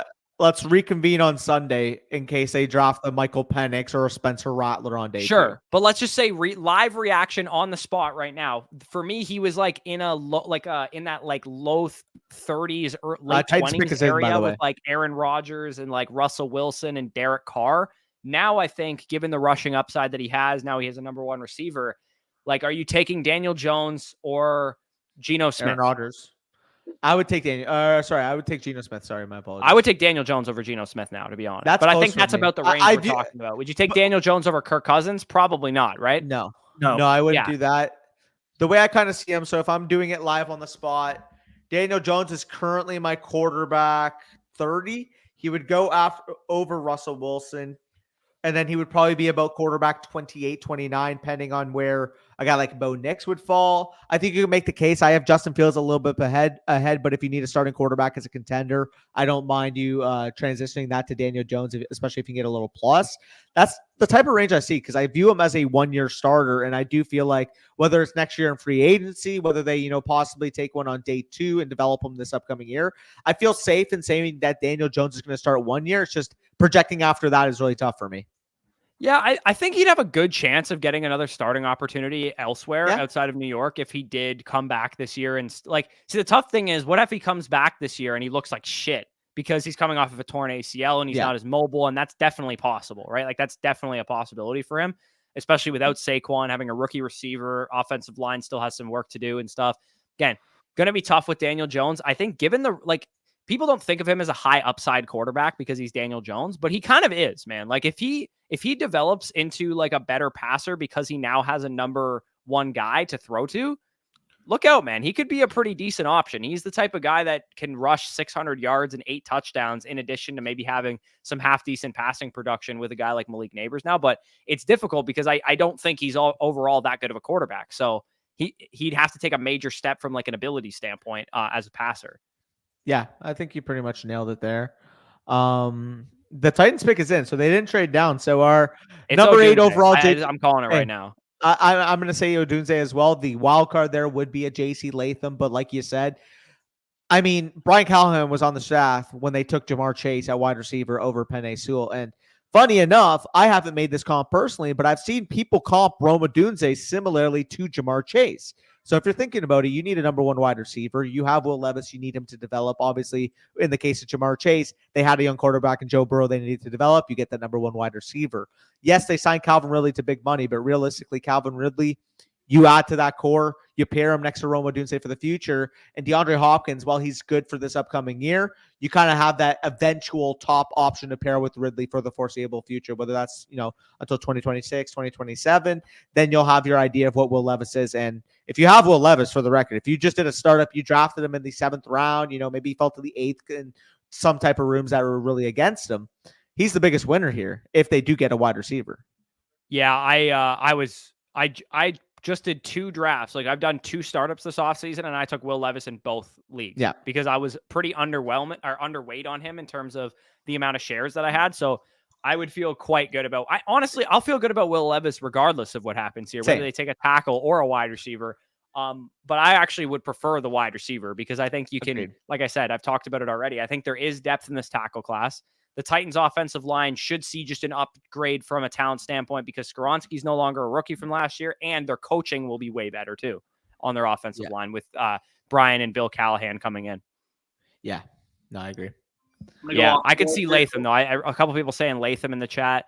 Rome I'm has gonna to go be there. Odunze. Yeah, like Yeah, I'm taking Rome going to Latham the as well. Bears would also just Let's make say a lot of Deshaun sense and- though. Like it wouldn't shock me if that happened. Yeah, it's either Odunze or Latham. I think there's no other wild Yeah, card here. I think Latham.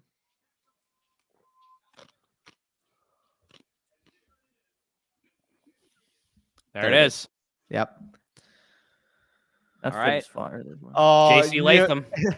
Dude, in my mock draft, I had them flipped. I had JC Latham at 5, Joe Alt at 7. Brock's laughing. Hey, taking an offensive lineman to help your young quarterback is probably Never not a bad. bad idea, to be honest. Especially when you sign a big money free agent wide receiver, you're capping yourself by drafting a first round guy. You know what I mean? And I actually have a lot of Ridley bags, so it's not the worst thing that they didn't take a receiver. Especially when your offensive line coach is arguably one of the best in NFL history. Fair point. And it's a deep wide receiver class. You're pretty much like your receiver core needs a slot guy. You're going to get one on like day 3, probably. Like you can get Malik Washington, throw him into this receiver core, and suddenly you just rounded it out. That'd be a fun fit. Did you delete the wrong mock draft? Because what you just said does not check out. What do you mean? Like, say what you just said again. You just said you had Alt and Latham switched. Yeah, sorry. My correction. Actually, I had JJ McCarthy at 5. I thought I had Latham there. I had Latham at 11 to the Chargers. My apology. I had McCarthy. So here it is. Danny, this is what we need right here. It's the bet plus 1,800, baby. I had him at 8th overall as well. JJ McCarthy would pay out. If JJ McCarthy is a trade up here, either he goes to Atlanta. I don't think he's going to Atlanta, but if the Vikings trade up or the Broncos trade up or the Raiders trade up for McCarthy here, that would be huge. Both I have him in that mock. I'm pretty sure McCarthy going 8th overall in a Vikings trade up, but I also do have a bet on him just being the 8th overall pick in general. So wouldn't mind seeing that. Makes sense. All right. Yeah, if Atlanta picks a defensive player here, or if they go with a trade down or something, and Odunze falls in the lap of the Bears, that would be mighty nice for all my. I have so many 101s. I don't know about you guys, but I got a lot of 101s this year. So I would love if Caleb has Rome Odunze as part of that package there. By the way, the recent Underdog Fantasy Best Ball draft that we did, I'm pretty sure we got Rome Odunze paired up with Caleb Williams. We might have actually, maybe not. But I remember we got Rome Odunze in that draft. I can't remember if we also got Caleb. Yeah, we might have. I don't know. Yeah, I'm surprised Latham went, like, we heard rumors that Latham was going to go super, super high and stuff. And the pick is already in, by the way. It is. Wow. Not being traded.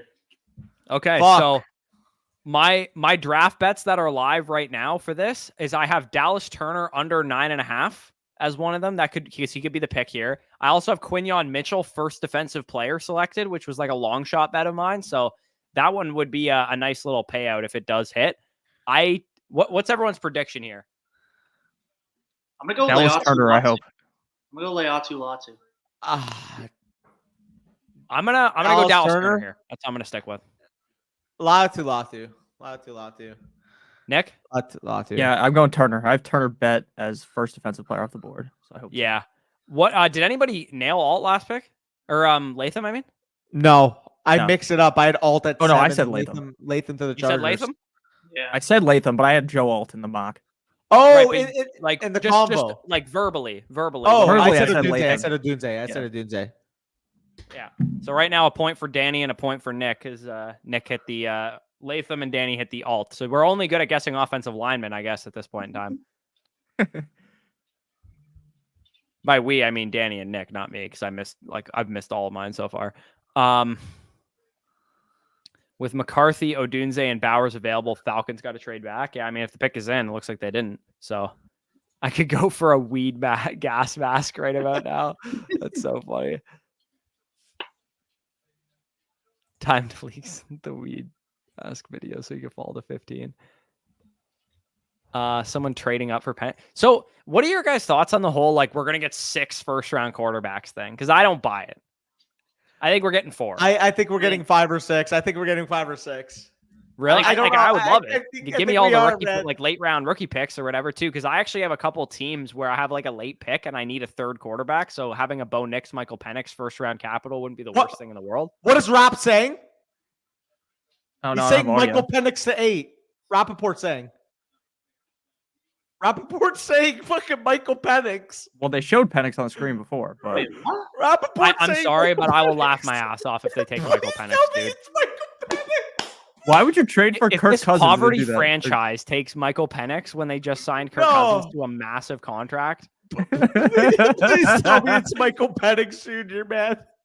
Dude, I had Bo Nix. Can I change my answer off of that or no? no. Oh, They also better hope they kill this pick because they're gonna maybe lose their first next year for the tampering thing, right? with Yeah, what? but I doubt. Oh, I Kirk. doubt they'll do that though. Dude, you just signed Kirk to a 4-year deal. If this is Michael Penix, I bet Oh Bo my Nix will go God. ahead of Penix, and I'm gonna be. Oh, cooked God. on that. Mason Guys. wants a link. It's Michael So Penix. Mason isn't wants it? the link, but Chan said I'm a free agent, may jump on the like. I think he's a Falcons fan. Oh no. I think they may have taken Penix. I think it's No Penix, way. bro. I think, it's I think they Penix, may have bro. taken Wait, Penix. AJ's a Falcons fan too. Hold on. Is it Penix? Is it Penix? Oh my god! What? What? What on earth? Why did you sign Kirk Cousins? That crack in Atlanta's hitting different tonight. What are they doing? That is I mind need blowing. I'm breaking my no logging into Twitter rule to talk some serious shit about the NFL champion, off-season champions. What the fuck? That is mind blowing. My friend just texted me "no way penis" instead of Penix, like it auto corrected. That is fucking hilarious. Michael Penix?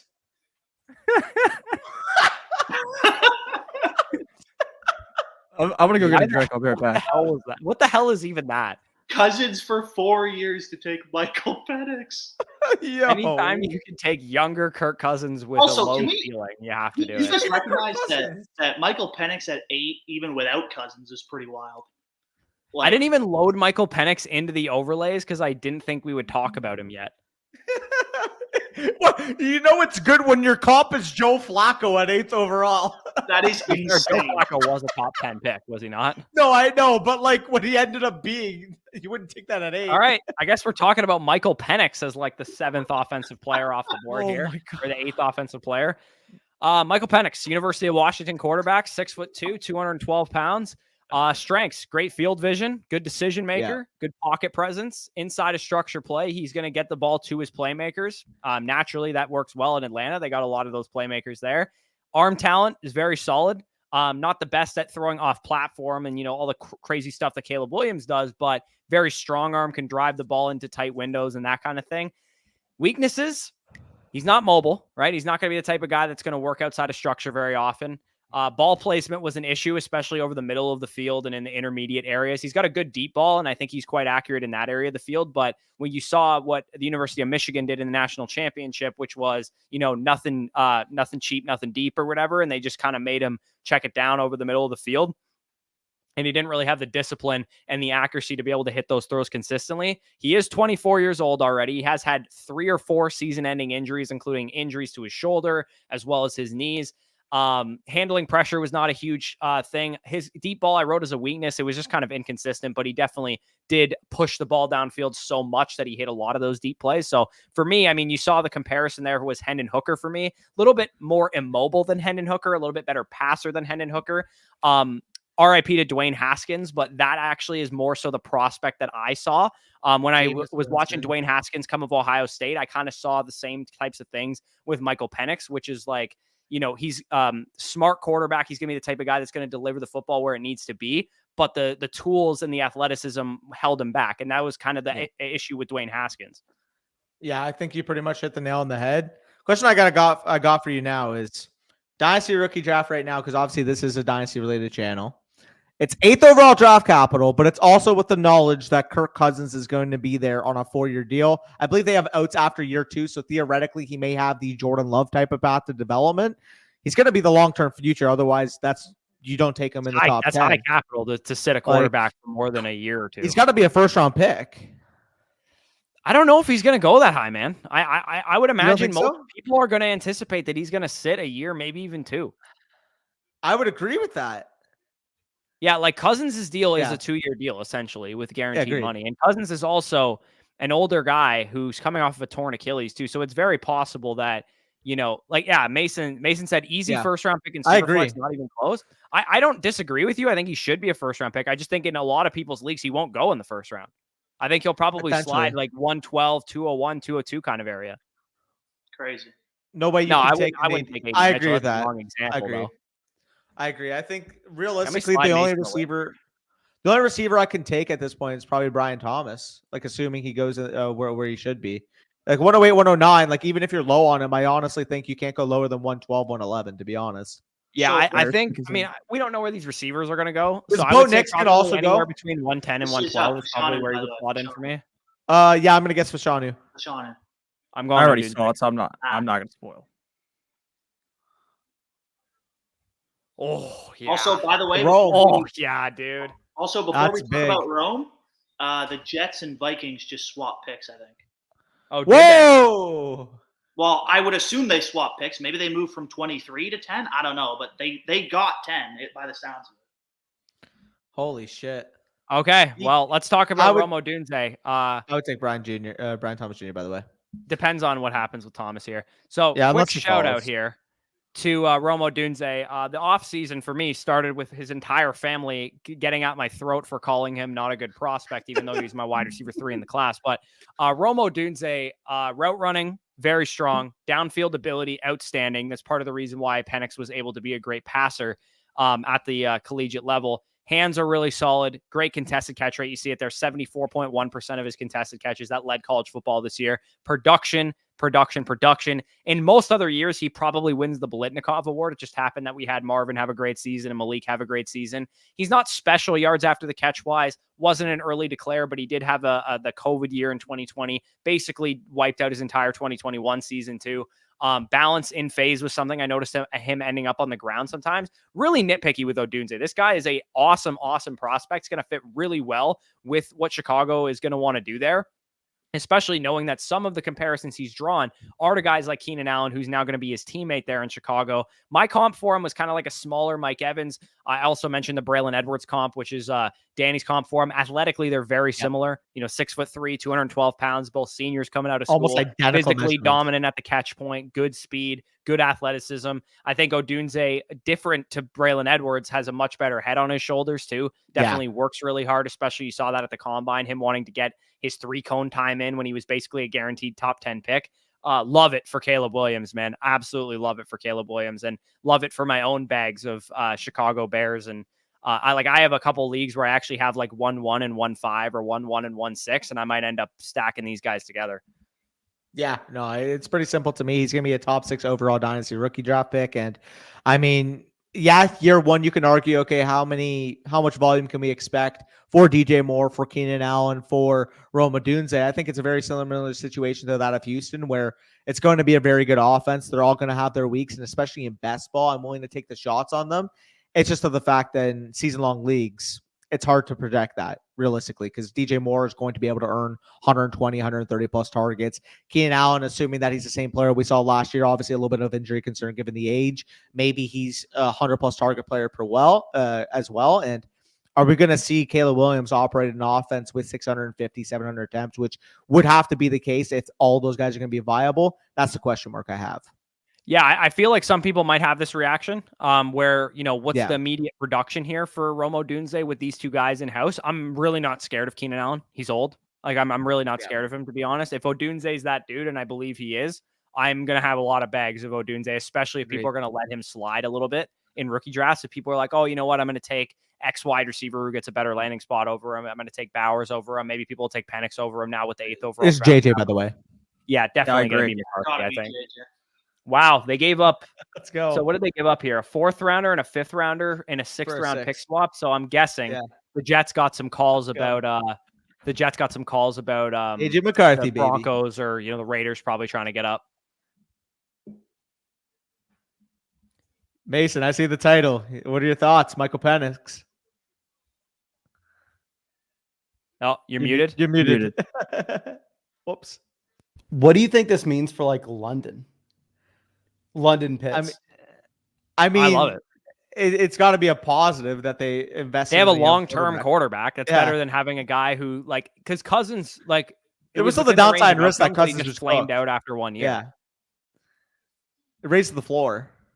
Oh yeah, no, I definitely think it raises the floor just in case like Cousins has nothing left. Like, you know what I mean? I love it as just a on Bucs the fan. off chance. Just waste your picks, Falcons. Go, have fun. Not wasting, That's the like, other thing. Penix could still definitely be a franchise quarterback, and I'll probably regret that statement if he ends up being that. But I don't know. To me, it just didn't make sense with what you did already. That's kind of more so what I mean. Seems like you see what the Packers do with Jordan Love, and you try to galaxy brain yourself there. Also, am I going to get screwed out of this bet? I had Brock Bowers going 10 overall, and now he's going to go 11 because the Jets are going to pick him there. Yeah, I mean, the Vikings are going to take JJ McCarthy. We know that. Tough scene. Off the board, they just go like Bo Nix. What is this commercial of Tom Brady blowing up? I know, right? What are they advertising here? The greatest roast of all time, hosted by Kevin. He's getting roasted. That's hilarious, dude. Yeah, Anybody who that's, like, dislikes awesome. Tom Brady's personality just doesn't understand him, to be honest. He's so cool. Yeah. Says a Bucks fan.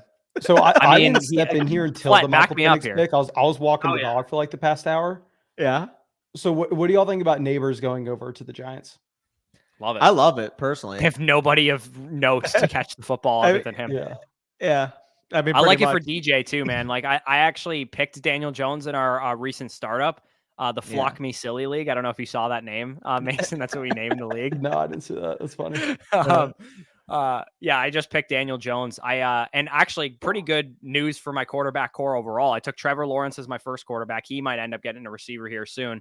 Yeah. I took Will Levis as my second quarterback in that league. He just got himself an offensive tackle, and then my other quarterback was Daniel Jones, and he just got himself a number one receiver. So I'll take that. Were you all surprised with the Joe Alt pick?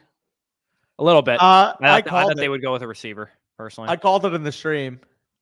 Yeah, it just seems so weird. I assume like if you're gonna take alt or you're gonna go tackle, that there would be someone wanting to trade up. You know, unless I guess the McCarthy hype was just all fake. I don't think Minnesota wanted to come up. You don't want to give up like 3 1s for McCarthy when you can just be patient and like, especially if you knew Penix was going to go that high too. Like, yeah. Well, I mean, now they're if you had 8th overall, man, that's crazy. we just got to outline it right now. Like, assuming Minnesota made this move for JJ McCarthy, like they got to be one of the biggest winners of this draft, still getting that quarterback and keeping the 23rd overall pick here. Oh, absolutely, dude. So JJ I guess McCarthy they just made in that Minnesota, trade. Where are you taking him in a super flex draft? You taking it Fourth rounder. McCarthy or Rome? Super flex. I'll take Odinze. I would take Rome, but I have Rome legitimately as a back end third rounder, to be honest. Yeah, I just love Odinze. He's gonna be It has 3-4 nothing to do turn. with McCarthy. Yeah. I think McCarthy would be clearly the 107, 108 in drafts for sure. He's a depending fourth on round Bowers. startup pick. I don't think he should go past the fourth round. I think he should go higher than that. If he Maybe gets even top a 10 third rounder. capital and he goes to Minnesota. I think you can. He could, yeah. You're right. He could. I can't live with myself for drafting a quarterback prospect who I don't believe is a sure thing, a guy that's going to 100% be this like franchise guy over one of the best wide receiver prospects according to my model with Rome Odunze. You know, Maye and Neighbors and all these guys, like they're just such good prospects. It has nothing to do with McCarthy, you know, not being drafted high enough. It's more that he's just a product of being in a really good class. Yeah. I think it comes down to the fact that with Rome Odunze, of course, you got that connection with Caleb Williams. Again, like Corey said, from a prospect standpoint, he is an easy top 3 receiver in this class. Like he is closer to Malik Neighbors than number 4 is to him. So I view him kind of on not the same spectrum as Malik Neighbors, but a similar spectrum to that. And I ask myself right now, would I take JJ McCarthy over Malik Neighbors? I can't go that far. So that's kind of where I get with Rome. But like I was saying, you can argue, I said 4th round would be the minimum. If you took him at the back end of the 3rd, I think he's in that tier with like Tua Tagovailoa, Brock Purdy in terms of dynasty. And I can see, given the youth, some people actually preferring him to those guys. Hey, can I go off topic here and ask you what's going on with Dak? I wish I had an answer. I hope he's back, obviously, because I think he's a very good quarterback. Future Steeler, in my opinion. It feels like the Joneses have no clue what they're doing. And I think you can argue if what you're insinuating right now, could you argue Dak versus JJ McCarthy? I think that's a valid conversation.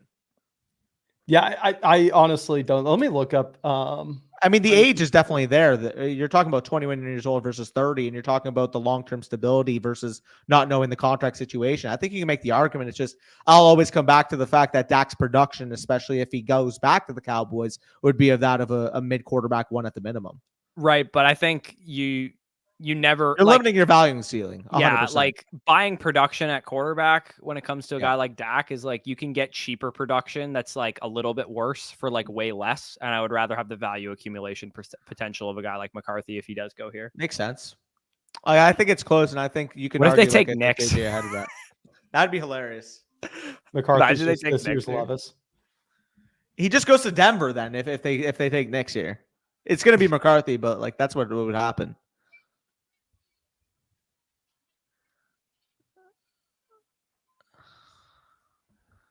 There he There it is. is. There it is. There he is. Hey.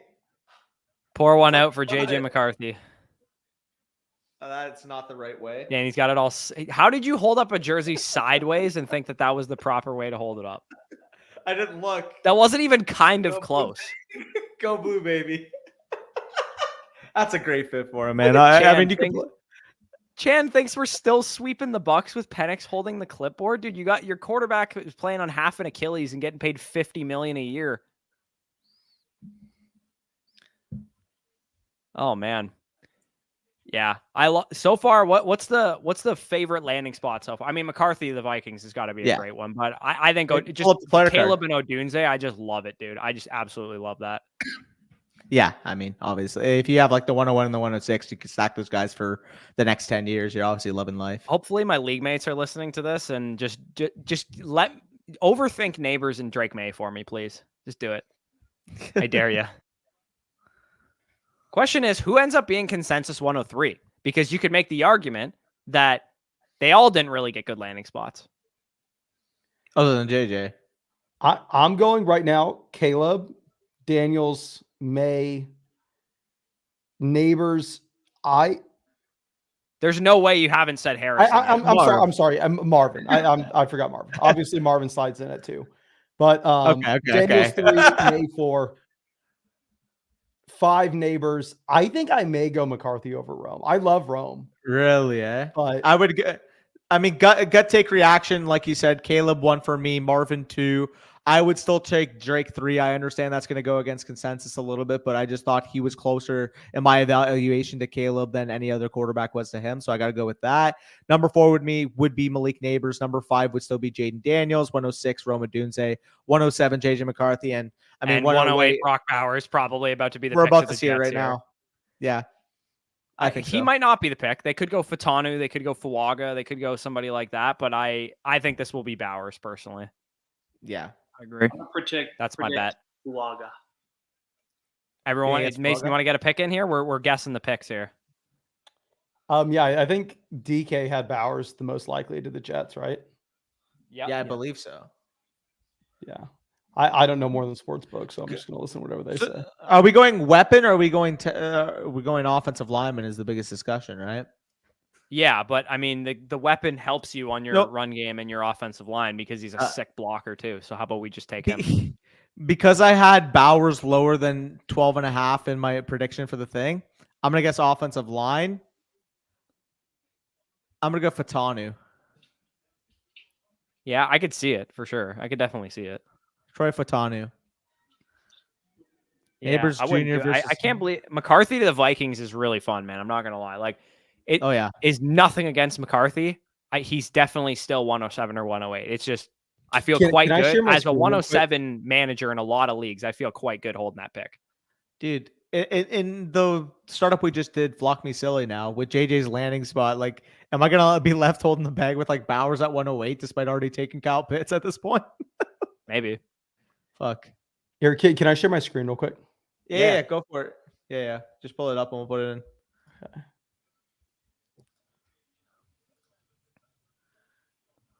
This is a good question in the meantime here. What do you think? Again, for me, I don't think it would change much, but I think market value wise, do you think people are going to potentially go Odunze over Malik? There's too much analytics on Twitter for people to have it that way, in my opinion. I just feel like Malik Neighbors is the I don't Twitter think it's darling. outrageous to say that he should, to be honest. I mean, I agree, but also I just don't feel like people will do that because I feel like the general consensus is lower on Odunze to Neighbors comparatively. I think I agree. I would make the argument too. Like given the landing spot, I would still take Neighbors, but I do think you can definitely argue that. Yeah. Also, James, I hope he throws football better than he holds up a jersey. Hey, I used to have a cannon prior to just absolutely. I think uncorking the he's shoulder referring to sometimes. McCarthy, right? Oh, fair. Yeah, He's 100%. talking about me. He's talking about me. I mean, the pick is in, by the way. Either, but Look at the screen. oh wow, I said Fatanu and they got Fashanu. What a dumbass. Fuck. all right. Kidding me? That's funny. Fucking hell. Okay. I just realized we did not cover JJ McCarthy here. So let's go back to it. JJ McCarthy, new Minnesota Vikings quarterback at 10th overall. McCarthy comes in 6'3", 219 pounds. Excellent intangibles. Winner. Obviously played for the national champion winning Michigan Wolverines. Very young, very raw still, but great accuracy.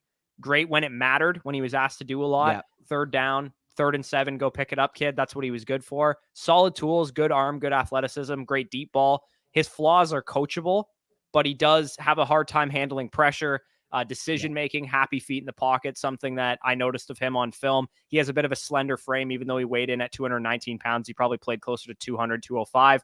Definitely will probably need some time at the NFL level, but the Minnesota Vikings do have Sam Darnold in place, assuming they're going to probably roll Sam Darnold out there for 6 to 10 games in McCarthy's rookie season. But man, if you're a young quarterback and you got Justin Jefferson, Jordan Addison, TJ Hawkinson, Aaron Jones, all these guys, Christian Darrisaw on your offensive line, and you have Kevin O'Connell calling the plays for you, you're very, very well set up to potentially succeed at the next level. Yeah, it's definitely a big uptick in terms of the expected value here because obviously it could have been Denver, it could have been the Raiders. There are other less desirable landing spots. I would argue that Minnesota was the cream of the crop, was the highest ceiling because, I mean, you have Justin Jefferson, you have Jordan Addison, you have TJ Hawkinson, assuming he recovers healthy from that knee injury that he suffered last year. Yeah, I mean, like we were talking about, I think he becomes a 3-4 turn pick, possibly a 3rd round pick in startups now, to be honest. I just want to look at this and ask y'all in terms of like quarterback versus receiver value and going back to Rome or McCarthy, because it's going to be something I have to think about all night when I update these rankings. Because if you're looking at wide receiver, are you going Brandon Ayuk or Rome? I'm going Rome. I'm going Rome now. They were already in the same Ayuk. I think I'll have Ayuk higher still. What about Waddle? I mean, I already have Waddle. I already have Waddle lower than Ayuk, so I'll probably have Odunze ahead of him. So is it fair to say that like Rome's in the Chris Olave? I have Olave higher than that. I already have. I don't think it's crazy to have Odunze slightly inside the top 10 to 12 dynasty receivers, but I think he'll be at like 12 or 13 for me. Rome is currently my wide receiver 12 pre-draft. Obviously gets the Chicago landing spot. He's now in a tier for me with Chris Olave and due to age, AJ Brown. And then if you're looking at McCarthy, I think we assume McCarthy slides in around Dak and Tua. Yeah. I would take him over both of those guys, to be honest. I think you make the argument. So right now, who's ahead of Dak and Tua in our consensus expert rankings right now? Purdy. Jaden Daniels for me. I would take Purdy over McCarthy, but it would be close. I would take McCarthy over Purdy. McCarthy as well. I'd take McCarthy over Purdy because I also have Dak over Purdy. So my point is, I think it's neck and neck between these guys. I had McCarthy 17 pre-draft and Purdy was 16, Dak was 15. I think, like you mentioned, you can make the case with McCarthy, given the age, given the landing spot, given the weapons, being quarterback 15. And to be honest, I think the sentiment's going to be Jaden Daniels over McCarthy, but in some rooms, I can see JJ going ahead of him. Yeah, I could see that. Where does DJ Moore was like my wide receiver 16, I think, or 15 before this? Like, what's the effect for him? Like, is he going to slide down below the likes of, I mean, I don't have those let's play wide receiver there, but is he going to slide down below like Nico Collins? Like, would you rather have Nico Collins than DJ Moore right now? Would you rather have T. Higgins than DJ Moore right now? Well, I got to ask you this right now. So I'm assuming you're still taking DJ Moore over Michael Pittman Jr., you guys? DJ Moore, Michael I Pittman? still would take him over him. So Michael Pittman's my 20, DJ Moore a little bit higher than that. The next question I get to, assuming he gets day one capital tonight, are you taking Brian Thomas Jr. or are you taking DJ Moore? I'd take DJ Moore. So Brian Thomas is my 19. Then I'm assuming you're probably going to now take Devontae Smith. You're probably going to take Nico Collins. You're probably going to take Waddle. So for me, he would fall from 15 to 18 in that regard. Honestly, man, like, depending on what Baltimore does today, I think you could make the argument for like Zay Flowers over DJ Moore, knowing that Odunze. I can't get. I would take Brian Thomas Jr. over Zay Flowers, knowing the volume long term. Yeah, I mean, I have DJ at 19 tentatively right now. I'm kind of just tinkering with it at the moment, but I just moved Nico Collins, T. Higgins, and Devontae Smith ahead of DJ Moore just now. Yeah. By the way, kind of with DJ Moore is he's only going to fit a contending roster. You know what I mean? Like, yeah, Zay Flowers, you can hypothetically take Zay Flowers and trade him to any team in your league. A rebuilding team will take him. A contending team will take him. A team in the middle will. If you have DJ Moore, there will be 3 teams in your league that are interested. Yeah, not to mention like if you're in a startup too, which is what these rankings are for. Yeah. Like, yeah, I'd be hard pressed to press the button on DJ Moore over Zay Flowers in a startup, to be honest. Yeah, I mean, I have no idea how I'm going to rank him. That cluster of receiver is literally impossible to rank because, like, what do we do with Rashee Rice because of the off the field stuff and like Tank Dell too? He's undersized. There's Nico there. I mean, I actually have Pittman after those guys, but I'm not going to lie. I think wait. I move Addison ahead of Rice and Dell. Instant reaction. Who are you guys guessing for Denver? With the quarterbacks off the board, both Penix and McCarthy, I think they panic and take Bo Nix. I agree. Oh, I hope they do, dude. Just give me all the quarterbacks in the super flex first round, dude. Yeah, I love Bo Nix. I will gladly draft Bo Nix at like the 203 when people are dumb enough to let him fall there. Dude, this is about as big of a dub as we possibly could have asked for from a dynasty perspective with all these quarterbacks. I mean, going the receiver landing spots weren't quite a dub. Neighbors and Maye too. Like, I mean, but I will say getting the extra first round quarterback guaranteed with Penix and potentially a second one here if Nix goes. I think they're doing it, man. I'm shocked that they haven't tried to trade down here, the Broncos. I'm actually going to change my pick to Brock Bowers. I put a bet on the Broncos making a wide receiver their first pick. I'm going to say it's a shocker here. They go Brian Thomas Jr. I'm going Bo Nix. Yeah, I'm going Bo Nix as well. Mason, where are you leaning? Bo? I have no idea. I'm an idiot. Oh, dude. I friggin' had Romo Dunze under 8.5 draft position. That is devastating. Tough. Very tough. Fuck, I had Malik Neighbors 5 overall. Player yet? No. Oh, dude, if this is Quignon, bro, I'm gonna make bear cash. I think it's Bo Nix, bro. I think it's Bo Nix. Oh my god. Is that not the craziest thing ever? We're 12 picks in and 0 defensive. Wow. Let's go. Wow, dude. Wow. That is nutted. 6 quarterbacks in the first 12 picks. Yeah, I was going to say, we were just talking about 6, how we didn't think 6 would go in the first round, and they went top. I was the only one who had 6 in my mock. I was the only one who had 6. Great year to have 2 stud quarterbacks and the 111 in your rookie draft. Fuck, man. This is insane. Great year to have that set up. I love it, dude. Dude, Bo Nix is going to end up being a huge value in rookie drafts. How much do you want to bet? There's folks that let him fall to 204, 205. He's a perfect fit for Sean Payton. Perfect. What the world of the Raiders? The perfect fit. All right, let's talk about Spencer Rattler. Oh, God. All right, let's talk about him here. Bo Nix, quarterback from the University of Oregon. Accuracy, that's the first thing that stands out. Sets the FBS record this past year with a 77.3% completion percentage. Great accuracy down the field, even though he played in kind of a Mickey Mouse scheme, 10 to 20 yards, 20 plus yards. He was top 3 in the class in completion percentage there as well. Excellent handling pressure. Mason, I don't know if you've heard this stat or not. 91.2 PFF passing grade under pressure. That is the best a top 15 dynasty quarterback has ever posted. Joe Burrow's 2019 season at LSU, the second closest at 82. So that passing grade under pressure, ridiculous number. Absolutely cool. It comes from all the experience he had, 6-year player in college football. Size and mobility is a strength. It's not elite. It's not, Drake Maye or Jaden Daniels in these areas, but definitely a strength for him. My comp for him is like Baker Mayfield without the bad decision-making. I think he's a good playmaker. He's got good intangibles, a lot of experience.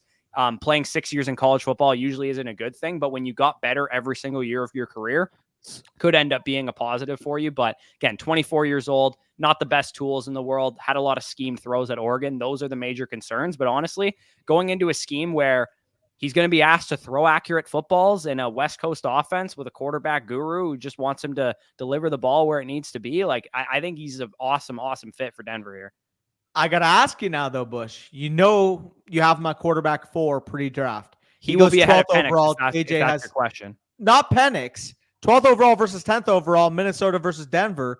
Are you trusting the pre-draft grade, or are you trusting the landing spot with Minnesota? I will trust the landing spot with McCarthy. Okay, so they're close enough where you would take the landing spot of McCarthy. I would, there. but yeah, if you noticed on that graphic, I did have Bo Nix rated over McCarthy from an ability standpoint, but the Broncos don't have the receiving core that Minnesota has. They have a good coaching staff, and I believe their line's decent, but the coaching staff, the receiving core is not nearly to the level of Minnesota's. Great news for Javonte Williams, sneakily too. Yeah, gets a quarterback to actually move the offense here.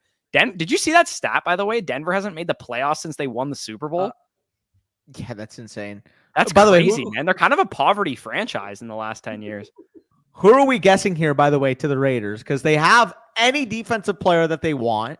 Dude, they I have need Quinion in the worst way to go as the first defensive player. I need Dallas Turner for that same thing. Yeah, or I mean, it could be Byron Murphy. I'm gonna go Tyrion Arnold. Yeah, who are we guessing? I'm taking Quinion just because I want to root for it. I'm gonna guess offensive line. Brock says Fatanu. I'm also gonna guess Fatanu. Oh no. That's an NFL record, by the way. 12 straight offensive players to this start draft. thing is gross. That's insane. Oh wow.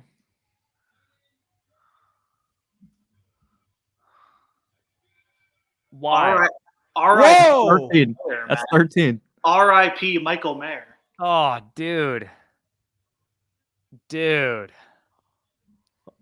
gotta check in on Marco. R.I.P. I hate it. Michael Mayer. Bro. Absolutely hate it. I mean, I like it for like Bowers is just so good. I don't care like where he goes, to be honest. So I'll still take Bowers all day. Hey, Bo Nix or Brock Bowers? Eggs are cooked. Bo Nix or Brock Bowers? You're on the clock at the 108. I can't answer that question yet. I think I'm still going to take Bowers, but man, it's hard. Can I ask you Bo Nix or Bryce Young? Bo Nix. Bo Nix. Or sorry, Bo Nix or Bryce Young? Yeah. Bo Nix. Yeah. Both overall refresh rookie deal. Yeah. It's Bo Nix. So I guess your answer to that question, Danny, of that trade that I made 2 months ago where I traded Bryce Young for the 112 and the 205, which is where Bo Nix is going to go in a rookie draft, is easily you're taking the 112 and the 205 now. You got a free 205. I think I'm still going to take Bryce Young. I might be on an island there. Deshaun Watson or Bo Nix? I will take Bo Nix there. Okay, just making sure. Because, Bryce Young's currently QB 16. Goff is QB 15. I assume we all go Goff over Nix, right? I'm taking Bo Nix. I would take Bo Nix too. I have Bryce Young ahead of Goff. Yeah. So you're gonna go Bo Nix QB 15. Bo Nix will be my QB 21. Well, I'm sorry, not 15 because you have the rookies. Yeah. Like sorry, my rookie. I'm in Fantasy Pros right now because the rookies are already in there. By the way, when are we going to add the rookies to the sleeper? Should be today. I mean, today I told them at the end of the day. Bo Nix or Tua Tagovailoa? Oh, easily Tua. Easily. Yeah, I'll take Tua. Come on, Dan. By a mile. Get out of here. That's about the cutoff, though, because then it's Will Levis. And he's like Will two tiers ahead. Will Levis or Bo Nix? Will Levis. One spot ahead of him. Wait, that's not. You have Goff over Levis? I'm sorry, you have Levis over Goff. I have Levis over Goff. The value accumulation potential that Goff doesn't have. I'm sorry, but Jared Goff has 3 bad games, and we're talking about him as QB 29 in Dynasty. Yeah. Like I know he's like had good Derek production Carr last year and that kind of thing, but this was Daniel Jones last year. Like he was QB 15 in Dynasty. It's like whatever one of these like veteran producers has a good year ends up being like QB 18 in Dynasty or 16 in Dynasty and never holds their value. Derek Carr was that guy 2 years ago. Daniel Jones was that guy last year. Yeah. It's like, why would I take Jared Goff when I could take Geno Smith or Daniel Jones at QB 29 and 30? It's like they're the same type of projection. They're not value accumulation. They're just production quarterbacks. Kirk Cousins or Baker Mayfield in Dynasty? Oh, Baker. What? Get out of here. I would have taken Baker before that. Kirk Cousins or Daniel Jones? That's a hard question. Kirk Cousins or Matthew Stafford? I'll take Stafford there. I had Stafford ahead before. Yeah, I was gonna go Stafford. So like we're talking like I have Baker Mayfield in a tier ahead of Kirk Cousins, and I had that before this draft. Fair. I had Baker Mayfield in a tier with Bryce Young, Will Levis, Bo Nix, Jared Goff, Deshaun Watson. That's where I have Geno or Kirk Cousins. I'll still take Cousins. Yeah, I think Geno's gonna get benched by week 9 because I'm a Sam Howell truther. Okay, Cousins. Fields or Cousins that's a fun one. I would take that Fields. Nobody's going to be faced with that decision because your team is in a completely different state. I would take Fields in a startup. I would take Cousins if I'm trying to compete. They're same tier though. In my opinion. I think I answered the question. Daniel Jones over Kirk Cousins, by the way. Yeah. Oh, Michael Penix has to raise a lot. Michael Penix or Deshaun Watson? You're taking Michael Penix? Just making sure. I'm not. You're taking Watson over Penix? Yeah, I'd take Watson over Penix. Yeah. I'm gonna slot. I think I'm gonna slot Penix in the tier with Bryce Young, Will Levis, Bo Nix, Jared Goff, Deshaun Watson, and Baker Mayfield. But I think he's gonna be either last or just ahead of Baker. Aaron Rodgers or Kirk Cousins? Aaron Rodgers probably. I think it is too. They're both. This is like, first of all, we're like overreacting right now. Like we're just doing this on the spot. We'll sit down and actually, this is not how we do our rankings. Typically, we're just like talking through. This is how I do my rankings, but it's just in my own head. It's the pressure. Well, I mean, like you have to overthink it, right? If I had to make a pick on the clock, I think I would prefer Aaron Rodgers, to be honest. Hey, Caleb Williams or Justin Herbert? You're on the clock right now.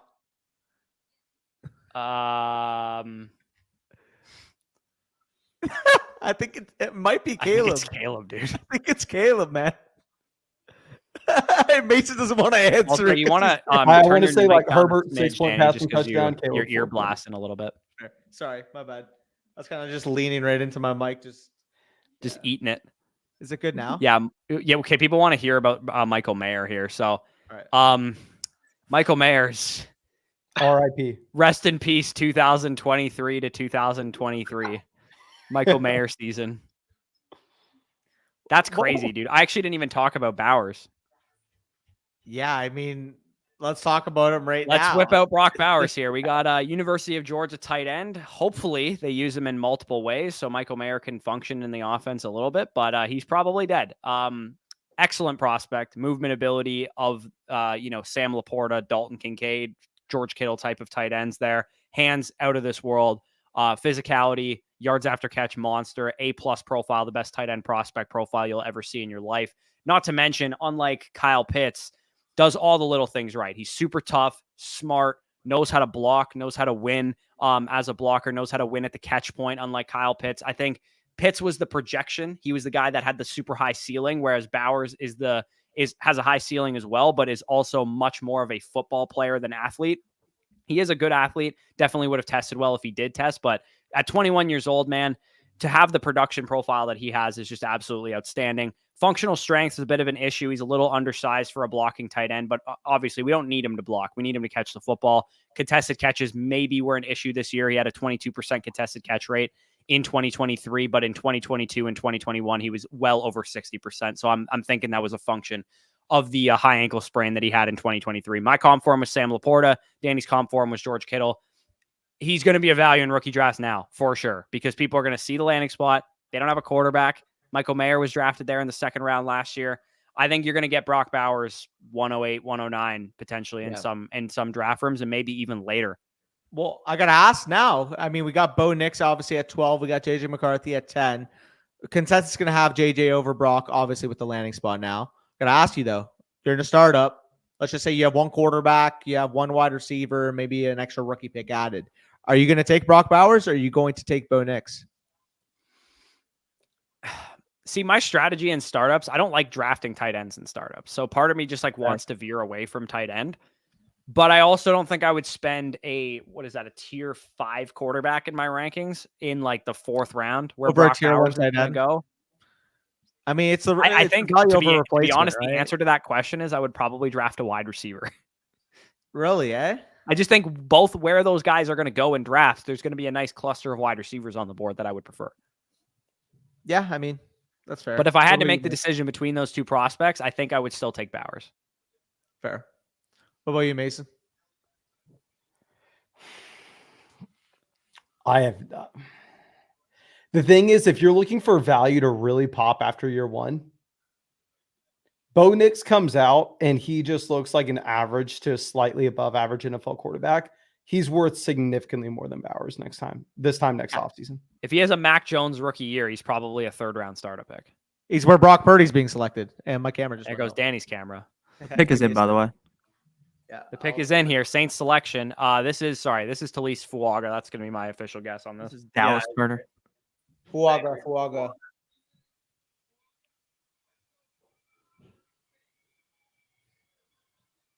14 straight offensive players have gone off the board to start this draft. Crazy. That is a gnarly number, dude. Yo, is Brock in the chat right now? Dude, can your Colts do me an absolute solid and take Quinyon Mitchell here? Gardner Himshoe gonna cook. Oh, man. Okay, I got to go back. The chat flipped shit when that happened, so I need to go back and scroll up here. Brock, yeah. Y'all thinking about it too much. I just think and pick off y'all rankings. Easy work. Yeah. I mean, I like to sit and think about my rankings to like focus jazz. I need to like literally just get in my feels about it. Listen to some Boys to Men. Yeah, I can't believe people said we have a QB debate. Yeah, I am Michael Penis. Oh, man. Knicks or Penix? The answer is comfortably Knicks for me. I don't know. Mason, are you just like, like 8th overall versus like 12th overall? Or are you just like... I mean, no, you definitely go with the starting quarterback. Like whenever I'm looking, guys, it's just capital, rushing upside situation you're stepping into. Which so also if you're stepping Knicks into a situation where upside, even though they don't really either of them have rushing upside, but Knicks has more. Yeah, I mean, I don't really care too much about that, but I mean, capital about the same, 8-12, tomato.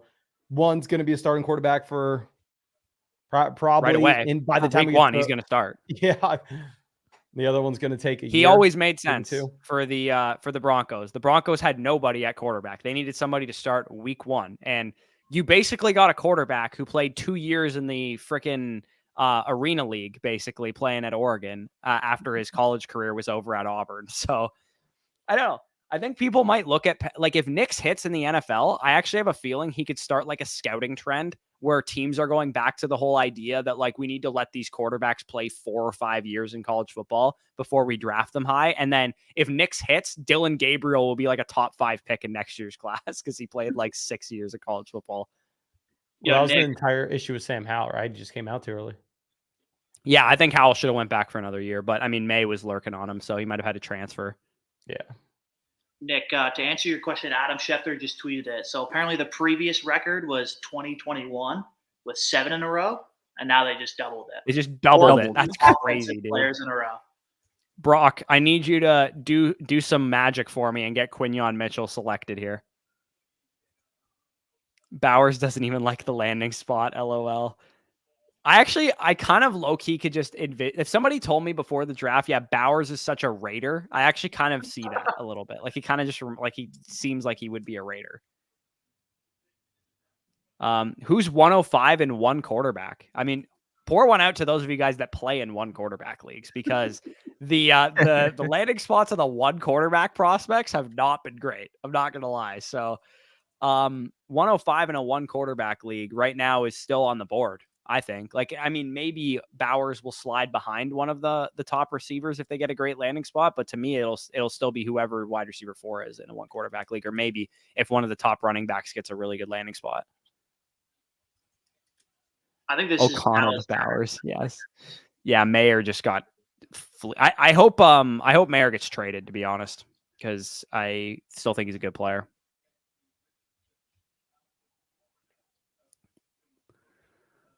What do we got here?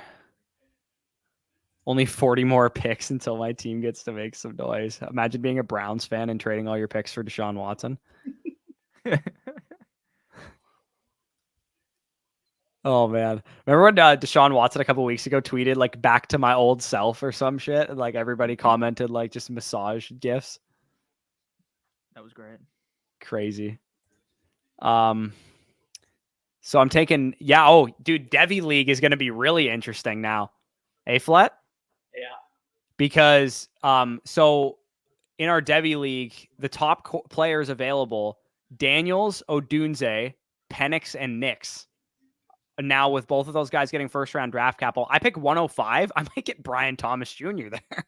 I was about to say, how how do you think it affects my trades? Because I traded away. I'm going to probably end up taking one of those quarterbacks because I only have Trevor Lawrence and Dak Prescott. So if Nix is there for me at 105, I'll probably end up taking him. Yeah, I traded away the Odunze pick, which I like. That's kind of meh. But then I'm not super excited. I now traded away JJ McCarthy because he got a pretty good landing spot. So yeah, but we'll see. Not great. I was trying like hell to sell my 105. I was trying to sell my 105 plus. I offered someone 105 plus Chris Olave for Bijan, and he said no. Yeah, but then he traded him to Dan for not. I know he got a great deal from Danny, but the Devy 105 again, it wasn't a rookie 105, so it wasn't like Neighbors or Drake May or Daniels that I was giving away. It was the Devy 105, which would have been, without these guys getting these high draft capital positions, was probably going to be McConkey or Adonai Mitchell. Now it's going to be one of these quarterbacks, probably Penix or Nix. Or Thomas, depending on. Or Thomas. I don't think Thomas is going to last till 105, even with those quarterbacks. I still think most people will take Thomas over Penix or Nix if he gets a decent landing spot. The pick is in, by the way. I'm going to go with Dallas Turner. I think this is the first defensive player. Yeah, I hope it's the first defensive player, but I really hope it's not Dallas Turner. Yeah, you want Quignon, right? I do want Quignon, yeah. Oh, man. How many offensive linemen are we at now, by the way? Offensive linemen, we are at Fashanu, Fuaga, and Fuaga? Alt, and Latham. That's 4, right? 4, yeah. I just looked it up. 4 at the moment. I think the back end of the first round is really when they're just going to rattle they're gonna off. Fly off the board at the end. They're going to fly off the board. It's either going to be a run of wide receivers at the end of the first round or a run of tackles, and I think it's going to be a run of tackles, and the top of the round 2 is going to be where the wide receivers go. Yeah. Or just run of offensive linemen in general, like JPJ. Odds the Seahawks take Brian Thomas Jr. with their pick? That'd be so funny. That'd be wild. If this isn't Dallas Turner, I missed every single bet. I should have listened to DJ, man. I heard DJ saying we're going to get 6 quarterbacks in the top 13 picks. I'm like, you're out of your mind, dude. Like, we're not going to get that. DJ knows, man. He literally predicted the will. They all made sense, but Penix. Penix still makes no sense. Yeah, that one made no fucking sense, dude. Why? What the hell was that? The hell was even that? I watched like 2 college football games this year, and one of them was Penix destroying my Longhorns. So I don't know. Oh, interesting. Ah, damn. I don't know if I ever saw him get mocked there, so it's interesting. He definitely was not mocked there very often. So Liatu Latu to the Indianapolis Colts. Down goes my Quignon Mitchell, first defensive player. So that's not ideal. Do you know his injury history? Like, I haven't read much up. It's a neck injury that he had to retire medically from. It's the same injury that Leighton Vander Esch had. Oh, okay. So I'm glad he's off the board, to be honest, because I didn't want the Bucs taking him. Yeah, honestly. Imagine how nice Rome would have been to the Falcons. No, I prefer him in Chicago. No, I'm not saying for fantasy. I'm just saying from a Falcons perspective. Oh, yeah. Yeah, it would have been nice. Imagine just like anybody but Penix. Literally anyone would have been great. That's crazy to me. That's so crazy to me. I guess when like Adam Schefter and Tom Pelissero were reporting like, yeah, Penix is QB2 on some teams' boards, they should have just said, yeah, the Falcons have him QB2. It's absolutely wild. And he's back 12 minutes later. Yeah, homie, that's your webcam. I know. My batteries are charging, like I just said. Oh, don't you have extra batteries? They weren't charged because apparently they didn't get charged on my PC. Do you not just have like the plug-in it's always charging? It is, but it's not, like when you're using it for a long period of time, sometimes it the battery drains. Yeah. 2 hours will do it. Yeah. We've been live for 2 hours already. Does not feel that way. Halfway done yet. Yeah, we're not even halfway there. We just got a defensive player off the board for the first time this whole draft. Has anyone predicted a correct pick here? Actually, I said Fuanga. Danny, you said Fuanga as well, right? Yeah, so did I. Yeah, I said Fuanga, and then I texted you Mitchell for Indy. For the Colts? Or for... I think Seattle goes with Murphy. I'm going to go Graham Barton here. This is going to be an offensive lineman for the Seahawks. I'm going to go with... Wow. Nick's Pop? This is your dad, right? Yeah. Yeah, he goes. Penix was plus 3,000 to go in the top 10 picks, dude. If That's you placed a mental. $100 bet on Penix to go 8 overall, it would have paid out 8.5K. That's crazy, dude. Nuts. Yeah. Brock's talking about the Latu pick because he's a Colts fan. I still think when I He's watched really good. Latu, I was like, because the He's a Bucks are technician, interested man. in a lot of the edge rushers. So today, while we didn't have any like videos going live or anything, so I was like, you know what? I'll watch these edge rushers because I think the Bucks are going to be interested in them. And to me, when I was watching Latu, I was like, oh, he's really explosive. He's got good like bend and stuff. But I watched Chop Robinson, and honestly, I was more impressed with him, even though Latu's production is much better. And Chop Robinson's 3.5 years younger than Latu and doesn't have neck injury issues. So I'm like, why would you not take Chop Robinson ahead? I guess the production is the reason why, but like, I don't know. I think Latu's a stud. I think he is. He's a good player, but I prefer Chop, to be honest. I'm gonna guess Latu. Fatanu here. I'm gonna guess Fatanu? Byron Murphy. Yeah. Yeah, I'm surprised Byron Murphy didn't go off already. He was expected to go pretty high. I thought the Falcons might have even potentially taken him. Well, but everybody you know. just loves offense in this draft. Apparently, everyone just wants QBs. What? Avid quarterback enjoyers. These teams must hate Shadur Sanders and all these guys next year. Yeah. Literally, They must think they stink. Yeah. Anybody want Shadur Sanders in the Devy League? I'll give you him for $10. Guy's going to be a 7th round pick next year and the first quarterback taken. I'm just glad I was able to trade Jaden Daniels pretty much for Bijan. Pretty happy with that. Yeah. The whole first round is just going to be QBs, apparently. Just when we thought rookie drafts were like predictable and we were going to know how they were going to go on the first night of the draft. Like, I don't know about you guys, but I didn't think tonight we were going to learn anything. I thought we were like, yeah, it's going to be the same 8 guys that we all thought it was going to be. I did a video earlier this offseason titled like, "Don't worry, everything's going to change." And I looked at DLF ADP before rookie ADP before and after every NFL draft since the year 2014, and every single year everything changes. Like, you know. Yeah. Well, we all think it's not going to change when it doesn't matter. When there's no bullets flying and we're just doing a mock draft reaction with landing spots. We're like, it's going to be the same. And then once the paint dries, it's like it never ends some up randomness materializing mixed that in. way. Yeah. Because teams are dumb. When you like use the a mock Raiders draft take that's, Brock like, Bowers. slightly- Nobody would have predicted that. Like, and if you use a mock draft that's slightly different than consensus, everybody loses their mind and goes, "That would never happen. Never." does every year. Like, sure, if you predicted the Lions to take Jahmyr Gibbs to take Jahmyr Gibbs in a trade on last year, everybody would have laughed at that. Lions I fans would saw have this, had you tweet someone executed. tweeted. Kirk Cousins is going to be stunned when he wakes up tomorrow morning and reads about this in the newspaper. Oh God, That's so funny. After he By the gets way- out of his sleep number. Hey, by the way, we're at 16 here. Who do we think Seattle's going to take? I already put my stamp of approval on Byron Murphy. We got 2 Longhorns fans in here. I mean, everybody, let's take the shot on here. Yeah, I don't think it's going to be Byron Murphy. I think they're going to go with Graham Barton. What do the lads think? I said Dallas Turner. Also, I'm sad to report that since my first 2 bets hit with the first 3 picks, I have now lost 8 consecutive. Yep, Oh, God. that'll happen. That's what happens when you bet I bet the draft to go a certain way. So the alt pick fucked up one of my other bets, and then my neighbor's pick fucked up another bet, and like it just ping ponged. Yo, Dan, you want to know what's awesome? What's up? The Commanders are doing the Lord's work for the Patriots. First, they passed on Christian Gonzalez and took Forbes, and then now they pass on Drake Maye and took Daniels. You guys are actually getting blessed by them. Yeah, you guys are literally getting blessed by the command. I still can't believe they took Emmanuel Forbes over Christian Gonzalez. Yeah. Like, what? Because he had like a bunch of pick sixes. Like, what are we doing here?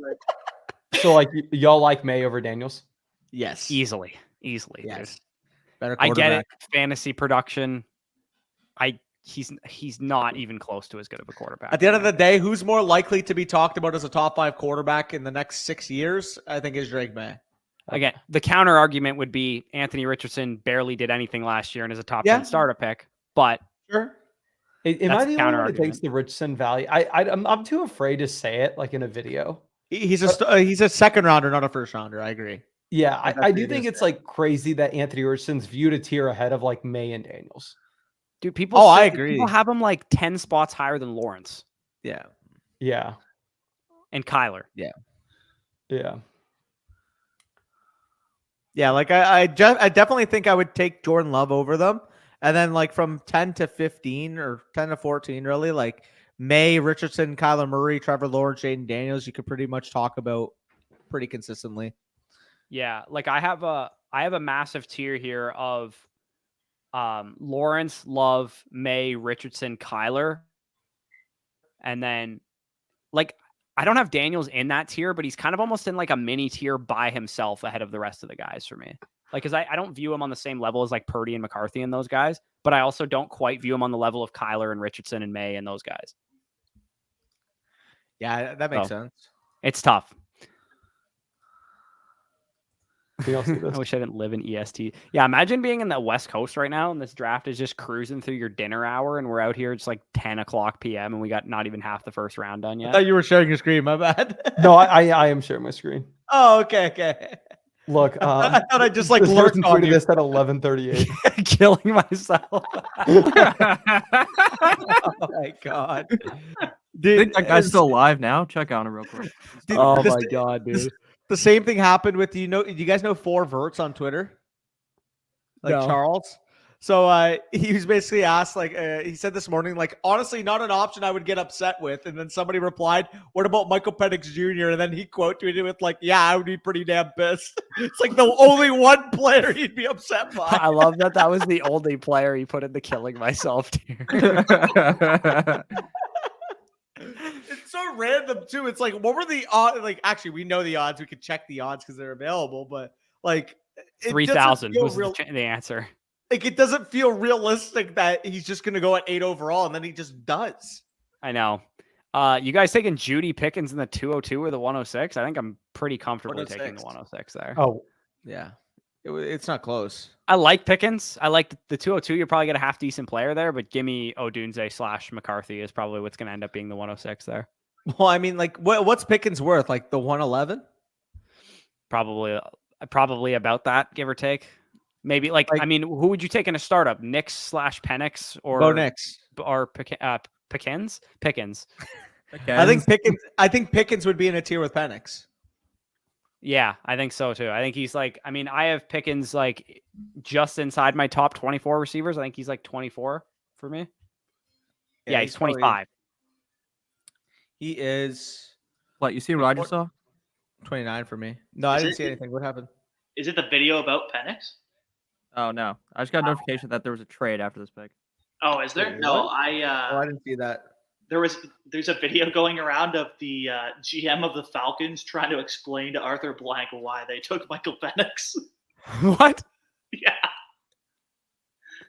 Byron Murphy, I got it right. I want to see Yeah, that. that's a Danny point that. there. Let's go. Did anybody else say that? Nope. No. Danny's kind of killing us all right. Actually, I have 2 points too because I got Fwongas right as well. Let's But go. this is Murphy's the beast. this would make a real interesting decision point in rookie drafts. What would we do with BTJ if he goes right here? He's not, by the way, because the Vikings just traded up. What? I mean, I guess I shouldn't say he's not. Dallas Turner? I don't think he's Dallas Turner. I don't think he's gone. They traded up for Dallas Turner. I'll be back in a minute. I'm just gonna grab some water. All right. Trade Or alert. a corner. I think they could use a corner. Could be Quinyon or Tyrion. Yeah, and they get their pick of the litter. So Yeah. I mean, knowing the theme of this draft, maybe it's just an offensive lineman. Because holy yeah, Christ. they might take a quarterback. I don't know. Second one. Yeah, fuck. Yeah, Never that's be wild. too right about the quarterback.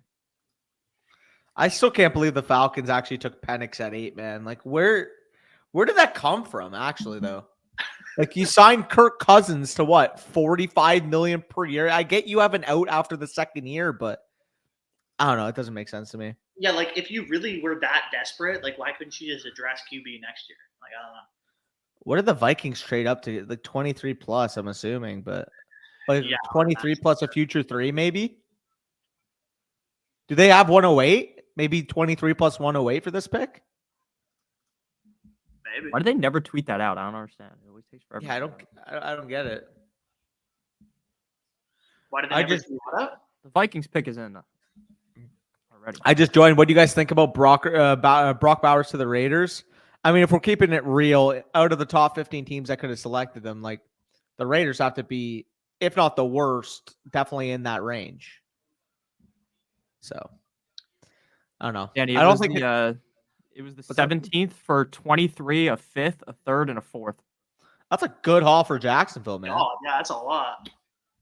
A 3, a That is 4, a and a lot. 5 to move up 6 spots. I personally think they came up for a corner, so I'm going to go with Arnold. I'm gonna go Turner. I feel like they paid the price for a top edge. I've said Turner 4 times in a row. I'm sticking with it. One of Hey, these it's gotta days, be it's right gonna be soon right. enough. It's got to be right soon enough. Yeah, I mean, you're bound to get it right at some point. Unless he just just staying doesn't until go on the day end. one. Yeah, if He he just doesn't go in the drops out of the first round. first round. Damn. I can't believe Minnesota only had to trade up 1 pick. Let's see who goes here. It's so weird watching the draft. You can hear it though, right, Danny? I can't hear anything. Yeah. So I'm just like trying to read Roger's lips. Pause. I think it's Dallas Turner. Yes. Yeah. Let's go. So Hey, Bobcat, can you guys tell Mason to wake up? Zzz. No going. Hey, to be fair, at least he's not drunk just saying can't bat an eye. I learned from last year, it's got to be the Michelob Ultras. It can't be the wine because the wine just gets me a different type of buzz. No, last year was a lot of fun. I was freaking lit. Oh my god. Good time. Good time. By the way, Minnesota leaving this draft with McCarthy and Turner is insane. Man, 17th. who's next? Cincy? The Yeah. Bengals. Oh, they get to stick and pick and take the tackle that they want because the tackles have fallen. Fatanu's still available. Mims. Yeah, Mims too. Hope they don't take a tackle. So Martin. the Dolphins can get one. Hopefully Dallas can get one. Oh 'cause I feel wow! like Trade up. Jags traded down. Dallas Turner. Yeah, I got it right. you did. Yes, sir. Called that. Okay.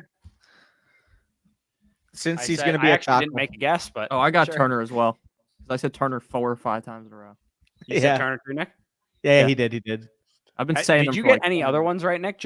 Or was it just Turner and then the one early in the draft was Alt, I think, or something? I think I got 3 right. Or was it? But I don't who want. did I you don't get, want to say for Neighbors sure. or Alt right? Alt, I think. I right? got alt right. Yeah. So maybe 2 then. I don't know.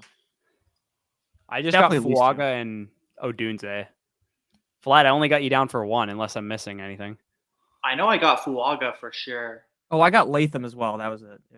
Oh, I don't think I Latham. marked you for. Oh, you got Latham too. Yeah.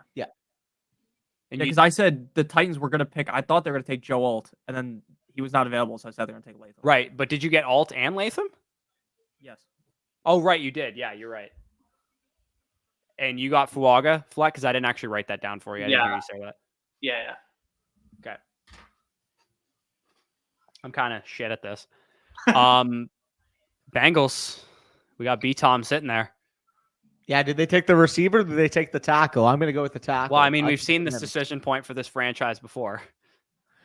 Yeah. I actually read an interesting tweet today. If they can get out of Hendrickson because he asked for a trade, then Could it be an makes edge rusher.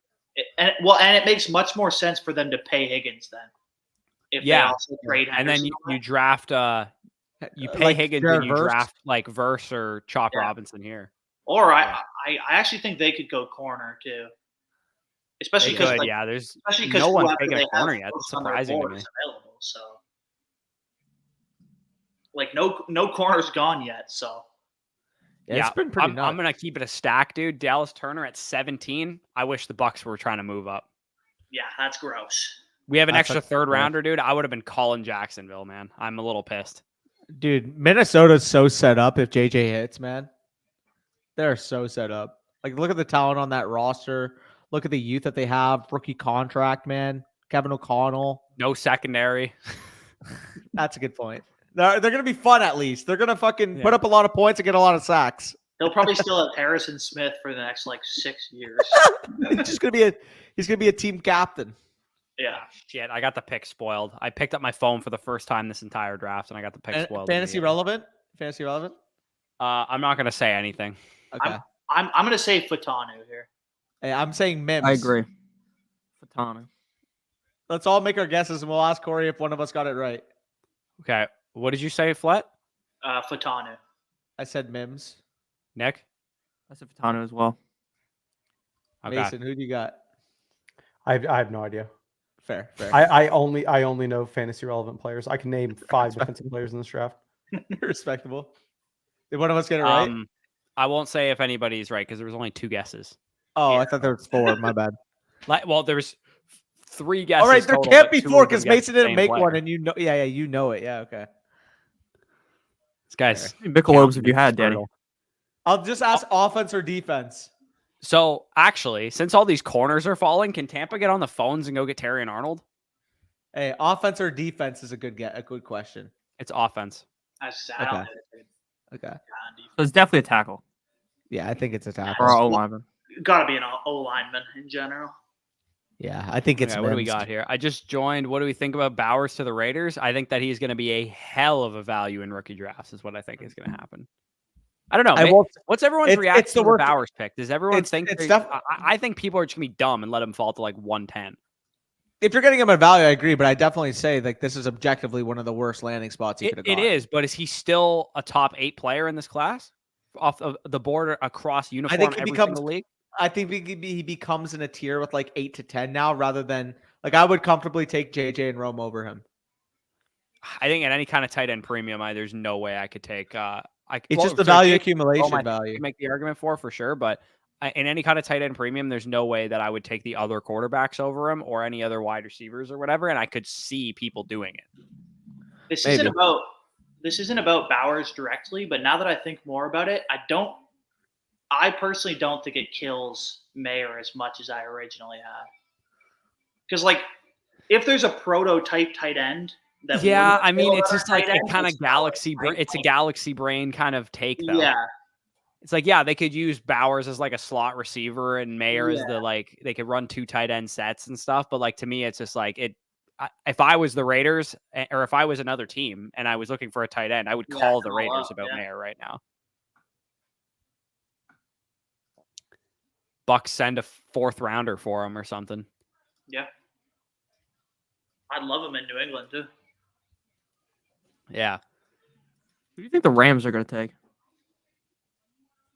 Can you guys tell Mason to wake up? Mason probably just ran like a fucking I don't want to be Iron Man or annoying, something. but the developers just got to me saying that the team submission stuff on the site is done, and I'm trying to test it out. Oh yeah, that's awesome. So you mentioned, was it like 90% of the sleeper pick stuff is all sorted out? Yeah. So the issue is, and they're trying to come up with a way to fix this. You know, like if anybody does a new startup draft, at least what I recommend is people to do kicker placeholders. Yep. So whenever that's happening and the commissioner's having to randomly like assign, okay, you get the 101, you get the 102, you get the 203, whatever it is. We just did this in a league. So yes, I do know the issue of what happened. We can't track when the commissioner goes through and manually updates it like that. We can track whenever like trades and stuff happen. So if someone did a startup draft this offseason and the commissioner manually moved the picks around, the rookie picks are wrong currently. Right. Yeah, that's challenging to fix. Yeah. Just in case anybody, like, because we haven't really showcased this feature enough, honestly, because it's been in beta stages and like it has had some bugs with it. We haven't really shown a whole lot of what's going on. But if you guys want to see exactly kind of what we've been talking about here, you can go through and add your teams in to our site, and you can, put all your teams in here. You can see the team basically. This is Danny's team here. It's actually rated the number 1 in the league here because he's got all these. This quarterback, running back, and wide receiver core that he has. You can see my team's here. Fletsky's is right here. We're all contenders. and you can see your team. You can see where expert rankings are. This is an older league, so we're not facing the rookie pick issue right now. This is a league that's been around for like 3 years. And the rookie picks seem to be solved now, so that's good. But yeah, you can see your team, how it stacks up to the rest of your league and stuff. And then, yeah, like this is my team down here. And if you're in your league hypothetically and you're like, oh, okay, like my team's weak at wide receiver, like mine is, you can go look at some of the teams in your league. Maybe a rebuilding team has like AJ Brown. I can go send him an offer as a result of that. It's just a much more efficient way of looking at your league as opposed to scrolling through Sleeper and all that kind of stuff. And Mason's point here, submit for review. You can submit your team for a review, submit one of your teams for a review as an annual mother flocker using our code. If you use our code, using Mason's code, if you've used Mason's code, and you can get your team reviewed by us, like an in-depth kind of dynasty decision style review, only it will be directly through the site. You wouldn't actually have to submit it for the video and wait for us to put the video out. We would get that back to you ASAP. Yeah. Yeah. And whenever, and soon too, you'll be able to like change the values that you're looking at it. Or if you want to look at like exactly Corey's rankings and how Corey ranks your team, you'll have that drop down just like the trade calculator. Yeah. This is one of my dominant teams. I'm going to look at this one. This one's in good shape. This one's in good shape. Let's just put it that way. You're chilling. Check the FSC league. Check the FSC listener league, Dino. I want to see what my bar looks like in that league. Yeah, your team's crazy in that league. My team's ass there because I literally made the championship 3 years in a row and lost all 3 times. I'm like almost double everybody else. Yeah, this guy's team's gnarly in here, man. Look at that. Look at this guy's team. Mason, look at Danny's team in this league. Look at the running back core. Yeah, that is nuts. That's mental. Somehow lost in the championship last year because I had no quarterbacks other than Josh Allen in week 17. Yeah, I had to strip my team down to the studs there. Did you guys see the pick, by the way, that the Bengals made? Yeah, Marius Mims. I got it right. Yeah, Marius Mims. What I was going to say was Danny was going to be pissed at the pick. But then I was like, oh, that's going to ruin who it is. Oh, yeah. Oh, yeah. No, I am pretty upset. I wanted him to the Cowboys, so big pain. Now, though, if the Rams take a wide receiver, I got the ticket at plus 425. So hey, can I show y'all something real quick? This is just like a creator thing. Users aren't going to care about this. But we came up with something for y'all wanting to do dynasty decisions and not having to make someone pay to sign up and submit their team. So on like the user dashboard where you can see all your users, you can automatically assign someone a free team review. Oh, that's cool. Yeah. So you can just hit create voucher and then they'll automatically have that. Like whenever they go to their team, it'll show up like, so it will just say submit for review and they can submit it to you for free. Bet. Okay. Cool. Or that way too. Like, cause I know some people wanted to do it with monthly users versus just annual ones. So if you want to do it monthly, you can do that. Yeah. too. I mean, see, the challenging thing for us is like the way we already have dynasty decisions set up is that, like, it works seamlessly with the way we want to do it in the video. And if people were submitting teams, there wouldn't be any way of submitting a free team then, I guess, right? In this new format, they would have to have an account on the site. They don't have to pay. Yeah, that's true, I guess. But if they use code FSC and just set up an account for free, they can link their team with the site and they can, if you create them a voucher, they can submit for free. Right. Okay. But then are they not able to submit unless they have a voucher? Yeah. Yeah. Okay. So then we would basically have to give vouchers to anybody who signs up for free time. Then though would be the challenge with that. Well, it's flexibility for whatever y'all want to do. You know what I mean? Yeah, I'm not doing that, but yeah, obviously. Yeah. Yeah. We'll tinker with it. If it makes sense as the easy way to just transition into it. I've never wanted to be like, let's do dynasty decisions strictly as site only people. We're never doing free submissions again. I guess we could do it in the old format, like the odd video, and just like go back and forth with it. And generally speaking, stick to the new format. But again, we'll have to sort through all that. Yeah, you can do it. Isn't it crazy? I mean, not crazy, but it's funny that like all these people at the draft, at every draft party, there's 100 people. There's no way in hell I'd have 100 people I can invite if I was going to get drafted to the NFL. Oh, like when the prospects, you mean? Yeah, there'd be some strangers in my house. You know what I mean? Who be guessing, by the way? Yeah, it's like because your cousin's like ex-girlfriend's brothers coming to the party for sure. Pick is in. Who you guys thinking at 19? Fine ladies, invite them over. Say Brian Thomas. Xavier Worthy. Yeah, I think This is Xavier Worthy. I'm calling it. I'm thinking Brian Thomas. could they go defense though? Could they go like there's on Newton? Yeah, I think it's gonna be defense. Is, Are any of the- None of the corners have been taken right. Yeah, right. is Verse the only of the top 3 edges that's available? Well, considering Chop Robinson's the top 3 edge, he's available. Oh, fair. And do the Rams have their second round pick or just their first? I mean, if they have their second round pick, this is the most draft capital they've ever had. Fair. I'm gonna go with Verse. I'm gonna go Verse. I'm gonna go Arnold. Wait, Corey, why are you glad that they didn't get Mims? That would have been a fantastic pick. Mimsy. Would have been a great pick. I would have been loving that. Yeah, Brock's literally. also predicting Jared. Are we Verse. gonna let the Eagles get Quinion? Yeah, that's not gonna be ideal if that happens. And Arnold is available. Yeah, or bro. Terry and Arnold. Yeah, I'm gonna need Tampa to get aggressive here in a second because I'm getting annoyed. You guys have sleeper notifications on? They're actually not spoiling the picks this year. It says with the 19th overall pick, the LA Rams select, and you can't see what it is. Yeah, how about we Okay. just like don't look at my phone? Yeah, I'm just let's not not- looking at my let's not phone. click that. Honestly, Oh, I Like, get just- text I don't from trust them. anything. But I'm not checking anything. My phone's almost dead, anyways. Is Brian Thomas just going to slip to the Bills? No, he's a For Dolphin. the Cowboys. Cowboys, baby. Imagine. No, we're taking offensive lineman. Yeah, me too. I don't want to. This is Verse, in my opinion.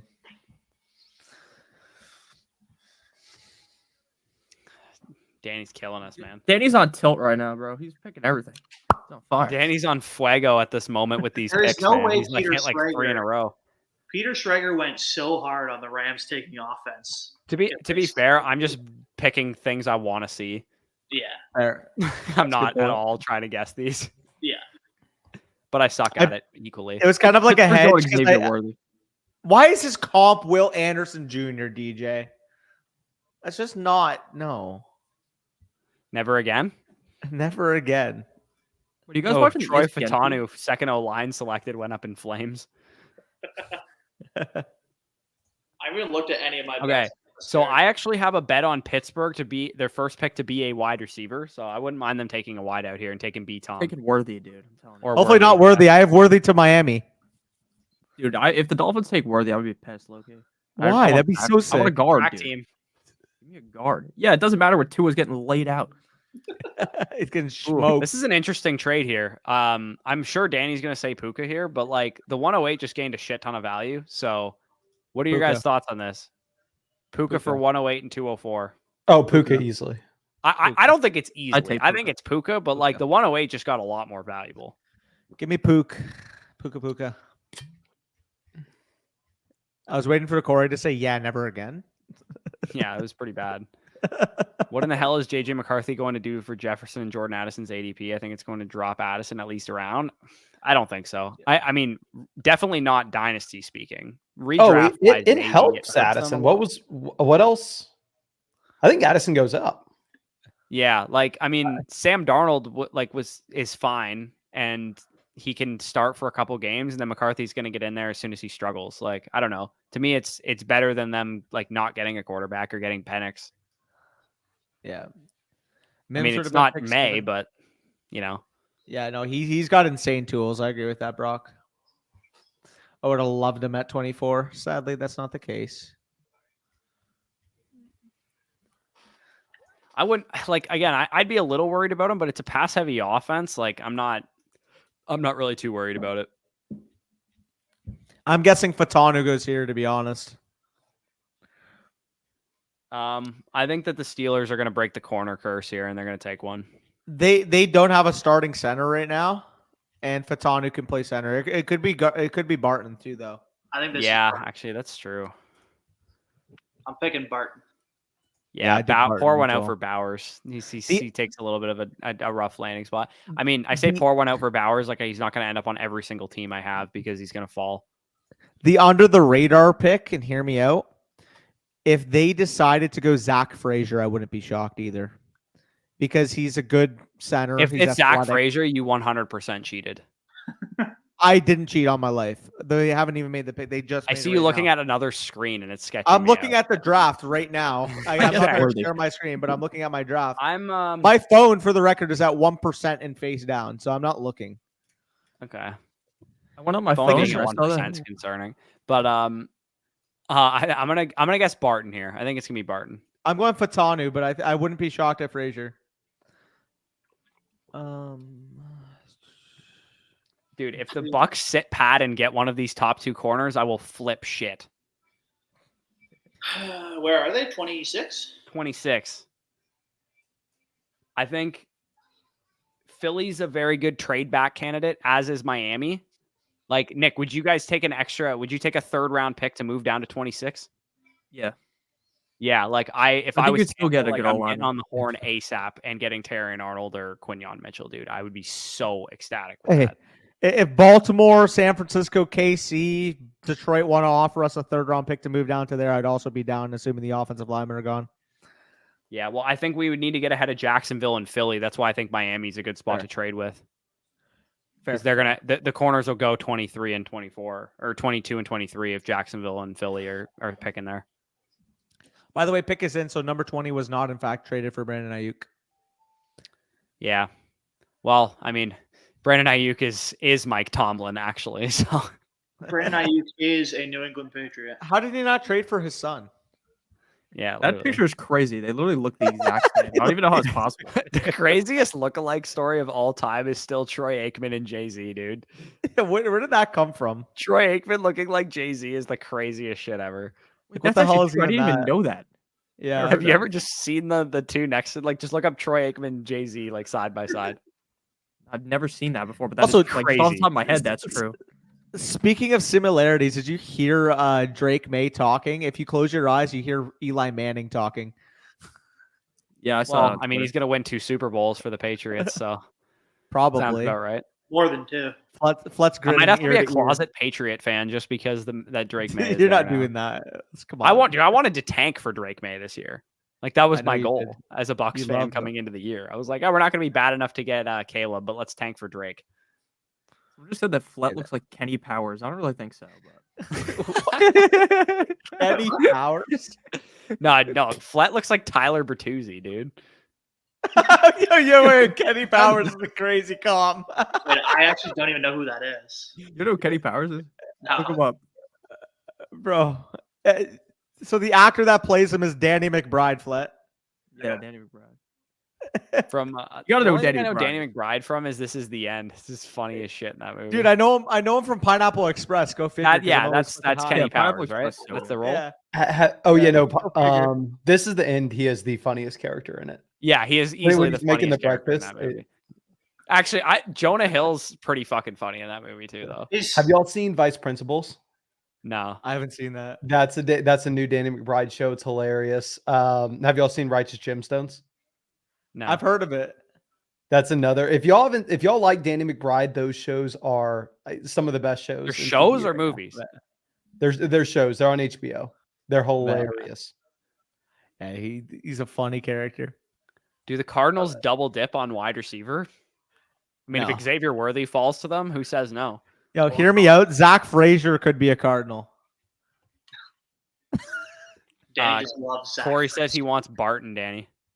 I'd be cool with Barton. I fear Barton's going to go right here. I also fear that Barton is this selection. It's either Barton or Fatanu is my guess, with Zach Frazier being the wild card.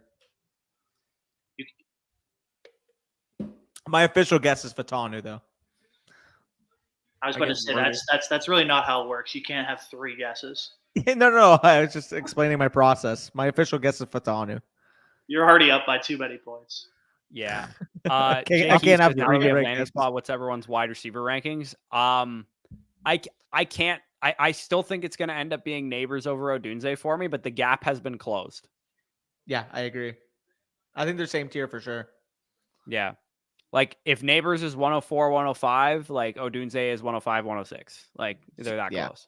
So y'all really like the Chicago. I love Odunze, dude. I love I mean, for reference, Mason, I had Malik Neighbors with a 91.0 and Rome Odunze with a 90.0. So they were very similar in terms of prospects. And then the slight decider there, of course, you get the long-term viability next to Caleb. Again, I would still slightly take Malik Neighbors, but I think at least it's the same tier. And if somebody said, yeah, I would prefer Rome, I wouldn't really argue back with them, to be honest. Yeah. For me, this was like the first year that it's ever looked anything like this, but I literally had Marvin in a tier by himself, Neighbors in a tier by himself, Rome in a tier by himself.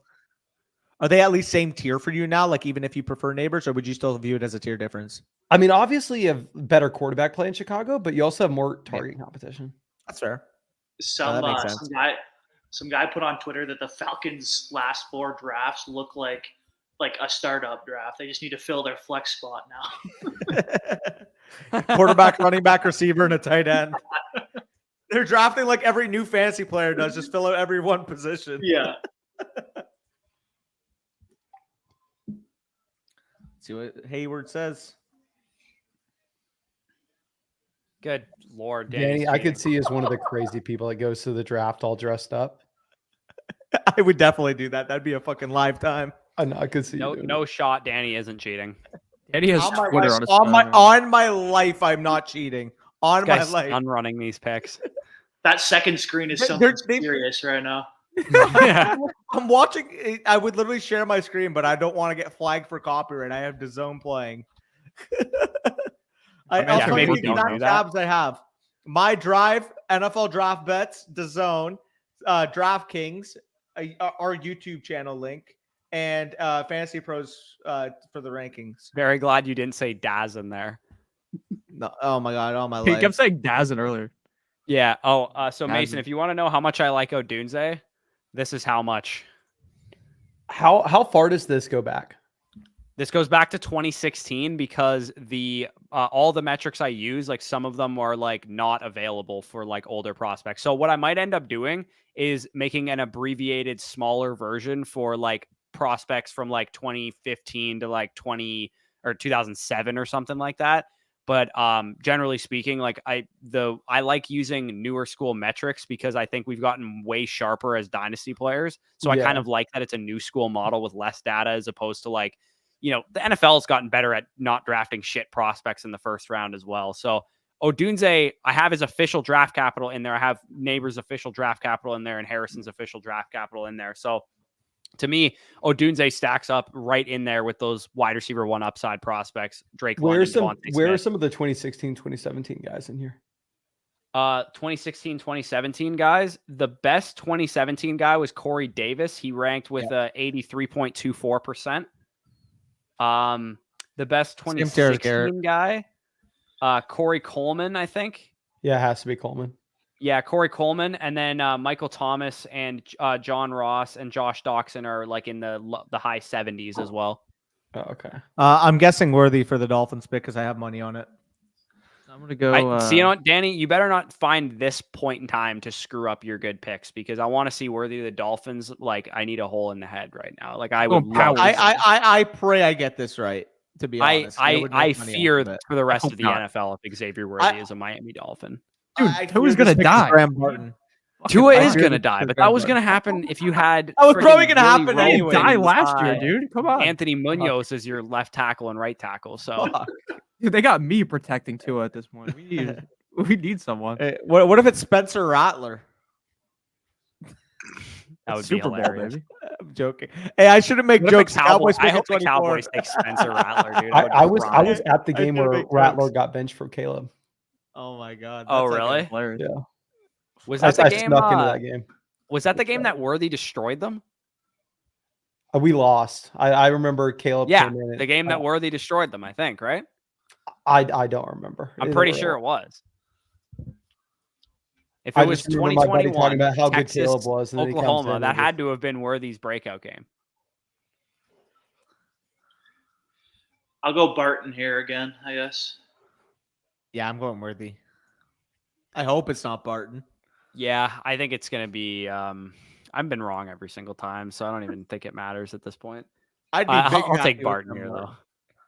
I hope Worthy goes to the Cowboys. I have a bet for that and the Cowboys to take a receiver. I would I also have not a say bet no for to the Worthy Cowboys to receiver. Jacksonville either. Yeah. What I don't want is Worthy to go to Philly, which I think might happen here. Worthy to Sam Fran would be fun if they trade Ayuk. Yeah. Worthy to San Fran be fun even if they didn't trade Ayuk. I'm gonna need Jason Light to get off of his ass and pick up the fucking phone and go trade up for a corner. Bro's At this fucking point taking in a time. nap. What if the Bucks took Xavier Worthy? Over a corner, I'd be pissed. But Really, in general, I would be happy. I mean, literally every team's number one corner still on the board. Yeah, like that's Not where I'm one at. has With been it. Like taken if yet. Mitchell That's and crazy. Arnold go before our pick, I'd be okay with Worthy. But if Mitchell think and the Arnold Cowboys are on might the trade board and we down. pick anybody other than Mitchell and Arnold, I will be cheesed. And I love Chop Robinson. Yeah. Man, I'm Also- telling you, is I- Brian Thomas just going to slip right to Hey, Buffalo? Wait, but Bush, I can't have you guys taking Chop Robinson because I need my over 26.5 to hit. Sorry. Also, Brian Thomas to the Cowboys, Danny? You gonna say no to that? Or what? I would be excited about that too. Brian Thomas or an offensive lineman, I'd be very happy. 4 years later, we get you freaking out for your other draft crush wide receiver that slides in the draft. I will never say no to the Cowboys taking receiver in round one. Mason, were you able to see on Twitter the reaction when we took CD Lamb and I was freaking out? No, what was it? Oh my God, Nick posted on Twitter today. So when the Cowboys took CD Lamb because they were a little bit ahead of me in the stream. So like I had to hear it from their perspective on Heard the it stream. through my TV. I just heard CD Lamb and I'm like, oh, I just heard it. I'm freaking the fuck out. And I'm just like smashing my hands like that. Don't show them the part where I go stock down right after. Oh yeah. Bush is just like CD Lamb's fantasy value. Don't show them that part. I was a was- raging casual in that moment.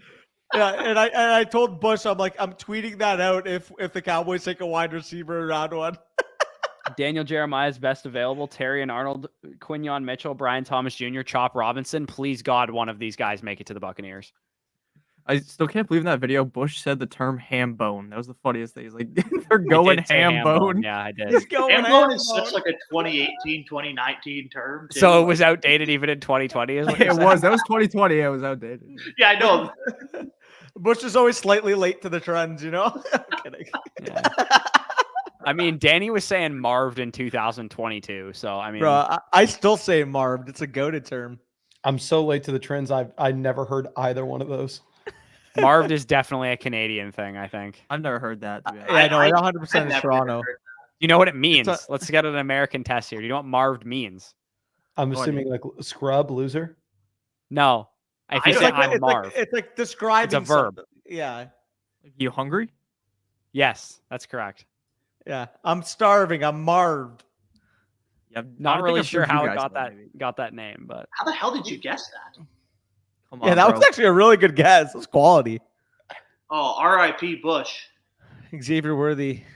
No, I'm kidding. Oh, it's If a you corner, said that, isn't it's it? Chop Robinson. If That's you said that, corner. it's Chop Robinson. If you said that, it's Chop Robinson. oh, okay. All right. Corners I are mean, still to be there. fair- Corners are still there. Nick, Chop Robinson's decent for my. He's No, a it's a good good player. pick. It's just I wanted to protect Tua. Okay, that's all. Oh, good. Yeah, that's true. I'm not complaining though. I'm not gonna sit here and cry about it. You know, Jalen Phillips got hurt. Chubb got hurt. I get it. Oh, yeah. I did like me some Chop Robinson tape when I was watching him yesterday. He's a good player. Good player. Good ball player. Damn good ball player. He also only rushed the passer like 145 snaps this year, and he had like 39 hurries. Like he's crazy. Especially, didn't Miami's top two edge rushers literally both like get hurt bad? Like, Yeah, that's what I Jalen said. Phillips with torn Achilles. Chubb and JP got hurt. Also, What happened just to an elite what happened to Chubb? by the way. Chubb tore his Chubb- ACL, I think. Towards ACL, yeah. No, Oh or my it was- God. Yeah, ACL and the other guy. That was against the Ravens. We were Achilles. down by a Yeah. million, and then Mike Phillips was McDaniel the was like, "Oh, Achilles. let's just keep him in the game, buddy." And he's like, No, and they died. Dude, look at the tape of this dude, man. Like he's so explosive. Dude, when Phillips tore his Achilles, it was so bad because then there was like he Well, that was was so also bad. mic'd up too. He's mic'd up, and then you hear him on the field like, "Dang, it just snapped!" And then he went to the ground. And I'm like, "Holy fuck, man!" Like, By the way, how Imagine are we you're a letting the football player. Eagles get? How are we letting the Eagles get their number one corner? We're gonna let Fuck. them get I'm Jason I'm Sehorn actually 2.0. so mad, Flet, because I also know that both corners are going these next two picks. Yeah, Both like Arnold Philadelphia and Jacksonville are taking a corner. Arnold right? and Mitchell. Wait, is that true? Someone just said Chop was 14 pounds as a baby. That is That's a insane. monster baby. Holy Christ. I pray is for a- his mother. How does that that is even a- Yeah, his happen? mother's hymen is ruined. That is a massive fetus. Like throwing a hot dog down a hallway nowadays. With that. Fucking A. Just traded the 108 for Waddle and a 1 quarterback. Yeah, nice move. 1 quarterback, that's a nice move right there. Yeah, that's elite. Wait. Chop is short for pork chop. Yeah, it is. It is. Yeah, his name's Pork Chop. Tua's trader tweeted that pick was malpractice. That's pretty funny. Wait, Tua's trader tweeted that? Yeah, Nick Hicks, his trainer. That's Bold of Bobcat to call this content, but Facts. We're just kind of shooting the shit. Good time. Mesa's deep in the devs right now.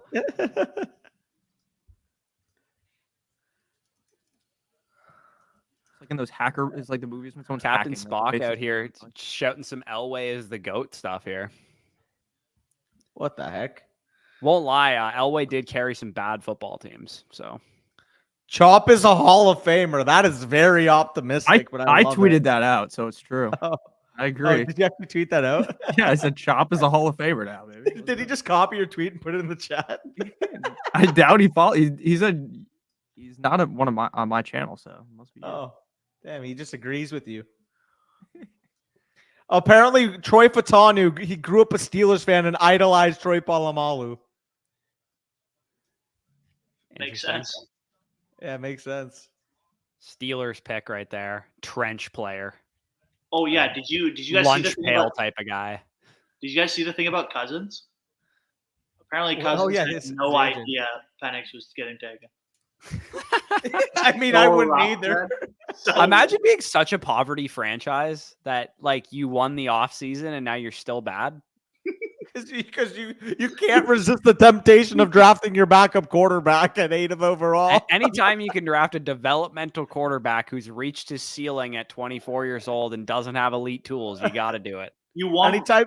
Anytime you can draft a 24-year-old quarterback with medical fucking history at 8th overall to back up your 4-year, $180 million quarterback off a torn Achilles, you have to do it. Michael Penix is literally going to end up being the greatest quarterback of all time, and we're going to look back on this and just want to die. Facts. It's gonna sound exactly like the CD Lamb's fantasy value. Knock down. I think this is Arnold, by the way. Don't say that, dude. Don't say that. I want Terry and Arnold so bad, bro. I would do This is Kool-Aid, disgusting bro. things for Terry and Arnold on Tampa Bay. My favorite quote from the draft stream last year was from Bush. Rasheed Rice's urine. Rasheed Rice was urine last year. We also, but I watched it back. We all agreed. It was so funny how we were all talking shit about Nathaniel Dell, and we always named him by Nathaniel. Really? We were like dissing him by calling him his full government name. Yeah. And he turned out to be really good. No idea who that guy is, but he knows ball. Oh, Yes, sir. I do know ball. Is Mason doing okay? Looks like he's going through it. I'm just freaking trying to get a fake account set up on the site so I can test this. Dear God. True. Yeah, Oh, so- that's where the phrase "marved" comes from. Starvin' Marvin. Oh. Okay. I've heard starving. So Marvin. why is it prevalent in Toronto, Ontario then? I'm 'Cause saying, for the record, I've never heard that before. we're allowed to rhyme words here, Danny. Yeah, fair. It's not unique to the United States. Eagles War Room, all matching suits, like 50 of them. Yeah, and they're about to shoot a freaking gyat into the atmosphere here with freaking Terry and Arnold starting in their secondary. I'm literally gonna vomit if we don't get one of these top players on the board. Yeah, and you know the other corner's just gonna go to Jacksonville, right? Yeah, that's what I said. I was like, we Yeah, should literally be 100%. calling Miami ASA freaking P, and all of our best available players are about to get wiped off the board, and we're gonna take freaking Darius Robinson or something. But so how did you end up a Bucks fan? I used to play Madden games back in the day when I was a kid, and the Bucks just had an elite defense in the game, and I just like fell in love with like usering Derek Brooks and like blitzing Rondé Barber off of edge and stuff. And then when I watched college football more than I watched NFL football when I was in high school, and I just loved Manziel and Mike Evans. And then when Mike Evans went to the Bucks, I was like, okay, I'm like really going to commit to liking this team. Interesting. And then I suffered through Freeman and Jameis Winston for a while. And then Danny, I'm assuming you're just full bandwagon Cowboys. Yeah, well, he's also a Lakers, Red Sox, Kentucky Wildcats, and Montreal Canadiens fan too, baby. Story time. So when I first started watching football was I believe the 2008 season. I started watching that. Really loved how DeMarcus Ware played. The next following year, my stepdad actually came in at the time. He's not currently affiliated with me, but he was a big Cowboys fan. So I kind of started watching and following with him even more. So at that point, it's like I just became a full-blown Cowboys fan. The first jersey I got was a Tony Romo jersey on a vacation to Florida that I spent like $80 on of my own money. And I was like 9. So it was a life investment. Pretty much. At that point, it's like, yeah, no going back. Yeah. It's like I just spent 50% of my net worth on this Romo jersey. It's like I can't just cheer for a different. No, I'm joking. I can't just cheer for a different team after I invested this money into the Romo jersey, of course. No, I am curious. I'm guessing Arnold, but I wonder if it could be Quignon. I think it's corner though. I'm going What the heck is Kool-Aid, Jordan baby. Mailata doing Jordan, right now? where is he? He's Aussie. on the beach. That's Philadelphia, dude. That's what it looks like. He's live from He's Australia. Aussie, bro. Australia. He needs to go say hi to fucking Zach and Badake for us. Quignon. Yeah, we all knew Oh. Quignon was coming. He's fucking cheesed. He's not happy. He does not want to be an Eagle. I'm joking. He doesn't want to get batteries thrown at him. I'm literally so mad. If we don't get Terry and Arnold, I'm literally gonna wreck my Terry and entire Arnold house. with Jacksonville is free cash. Like, I know, dude. Don't say it. I don't want it. Danny, you gonna be mad if they snipe you guys here What, me? on B-Tom? I don't think we take B-Tom. I think we take Graham Barton. Did anybody Ryan guess Thomas that? hasn't I gone, didn't has he? even like make a guess. No, I said think Kool-Aid. I guessed Tyrion Arnold, but I said I wouldn't be shocked if it was Quignon. Yeah, well, it doesn't count. Flat, what did you say? I said Arnold. Nick, do you guess it? I guess there was Kool-Aid, so it obviously wasn't him. Yeah. It's got to be Kool-Aid one of these days. Come on. Okay, well, Jacksonville's taking Terry and Arnold, and my heart's gonna for break. sure. Yeah, Bobcat, we'll be streaming tomorrow as well. And we're also psycho enough to stream some of day 3. Yeah. You're gonna stream day 3. Yeah, the first yeah. couple rounds. 'Cause Just they're the first, having a like till like end of round 5, probably.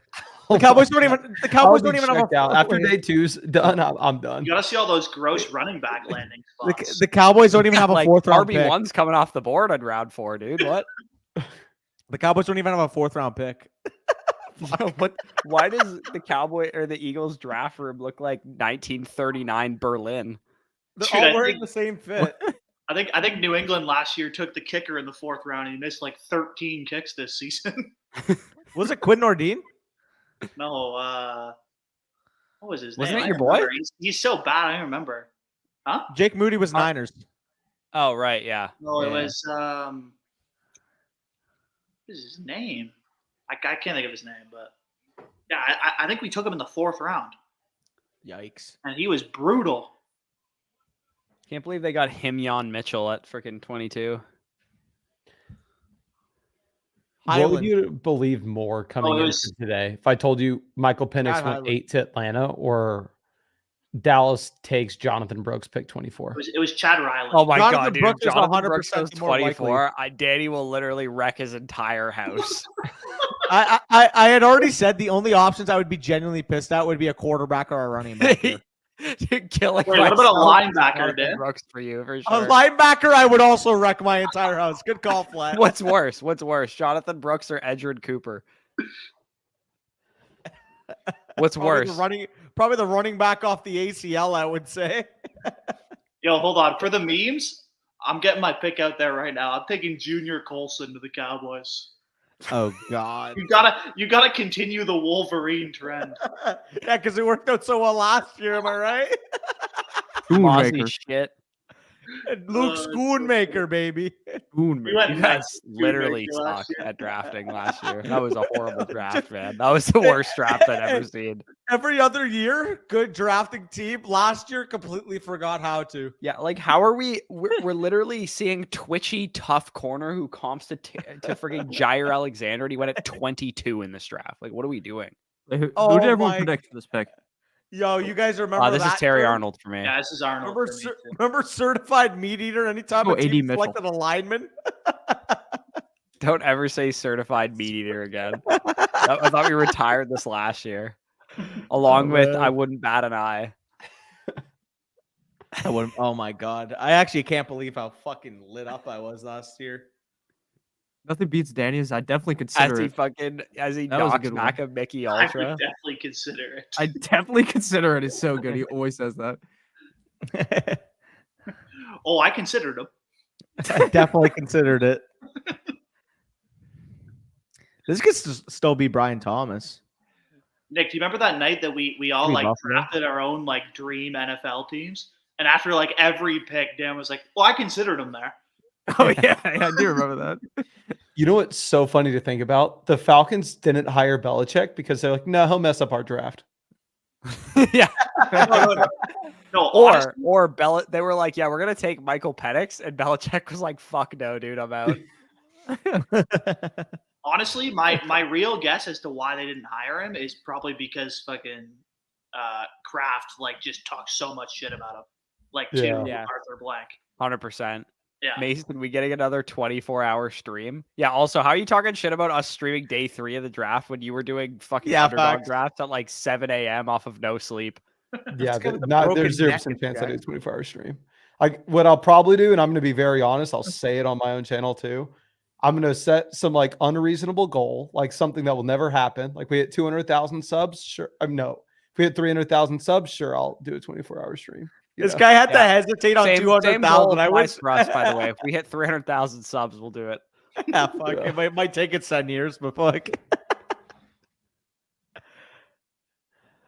It's got to be I'll all right. do- I would love a 24-hour stream. Just grab a bunch of fucking Red Bulls, get the coffee rolling, fucking have a good Well, time, you know? My issue is like I had 2 people on it and the stream was gonna like crash. I was like, damn. okay, I have to go solo the rest of the time. So I ended up like I did it, and then the next week my voice was gone, and it was like peak NFL season. I was having to make videos with no voice. Oh, I love it. I love it. I love it, dude. My Trevor Lawrence bags are just actually beaming at this moment in time. Lost Brian Thomas again, Graham Barton. Dude, So I feel like, you know, when it's like springtime, I mean, Mason wouldn't know this because he lives in fucking Texas, but in Canada, when it's like that day you get in March where it's like 16 degrees randomly, that's how I feel right now with my Trevor Lawrence bags with Brian Thomas fucking Jr. going at the 23rd pick. I love that shit, dude. Let's talk about him. Brian Thomas Jr., Louisiana State wide receiver. Size, speed, 4.33, 99th percentile speed score, 6'3", 207. Very fluid mover for his size, downfield threat, super high upside too. Perfect fit for this Jacksonville offense, man. You got a big armed quarterback. You got an underneath threat with Christian Kirk and Evan Ingram. You got a guy now that can stretch the field, play like a much better version of the Zay Jones role and what Calvin Ridley honestly was asked to do last year sometimes too. He's raw. He's got a limited route tree. And his market share production wasn't great, but he was playing with Malik Neighbors for starters, who's a dominant alpha number 1 wide receiver. And to be honest with you, in year 1, really, when he's tethered to the quarterback that I think Trevor Lawrence is, he's only going to be really asked to stretch the field in year 1, most likely. And if he has like an 850-yard, 6-touchdown season or whatever, similar to like what George Pickens put up as a rookie, only in a better offense, I think that's kind of what you're expecting out of B-Tom year 1. And then year 2, potentially, he can have like a big-time breakout. Both of our comps for him are Nico Collins. He was my wide receiver 5 before the draft. Your wide receiver 4. I love this landing spot for him. I'm not going to lie. It's completely nutted. It'll depend where Xavier Worthy goes, but he might end up being my wide receiver 4 post-draft because in my estimation, this was one of the best places he could have gone. yeah, also Gabe Davis is there too. JT07 makes note. I don't really bother with that, to be honest. Brian Thomas has the upside, has the ceiling to be the number one of this core. And if you believe in Trevor Lawrence potentially being a top 12, top 10 level quarterback going forward, then he's going to be a no-brainer in terms of the valuation at this pick. With Brian Thomas, like you kind of said, the big play nature, the strong arm nature of Trevor Lawrence wanting to stretch the ball down the field, that fits Brian Thomas's game. Like, could we be shocked if he had a 15 touchdown type of season in his prime? Absolutely not. If we're pegging Trevor Lawrence as being a quarterback capable of throwing 30, 35 possible touchdowns in the season, you have to be stoked for this landing spot for Brian Thomas. And the way I describe Brian Thomas is he's not a floor raiser of an offense. He's a ceiling raiser because they have the foundation of your slot receiver with Christian Kirk, of another solid piece there, like you said, whether it's Zay Jones, Gabe Davis on the outside. You plug in Brian Thomas now to be what you envision Calvin Ridley would have been for your offense last year. It's an A. It's an A. Yeah, I love it. You got the trade down too and end up picking up some picks here. So Danny, you got a heartbreaker of a pick there. You guys probably would have been excited to make that selection. What are you thinking here? Graham Barton all the way. I think they run up to the podium. What I was told in terms of Jane Slater, who's the most plugged in analyst in terms of the Cowboys were basically praying that either Fatanu or Barton in that order would make it to them. So they're not going to. Do you think they would potentially take Terry and Arnold, who's sliding? I don't think they go. I think they go offensive line here. The only other option, if they do not make that pick for offensive line, it would be a trade down. Like, I think they could potentially trade down here, but with Barton on the board, I think they just take him. Yeah, I'm not going to lie to you. I'm pretty happy because the Buccaneers are guaranteed one of Graham Barton, Jackson Powers-Johnson, or Terry and Arnold. So I'm pretty hyped. I'm quite happy with any of those options.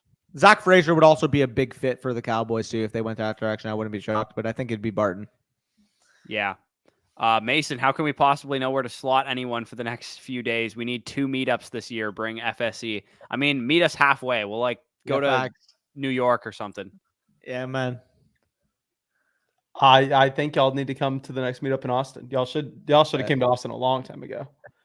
Cheeky sounds like a good time. Cheeky Option's close. I think y'all should move to Austin, and I'm not even joking. I could get used to some barbecue.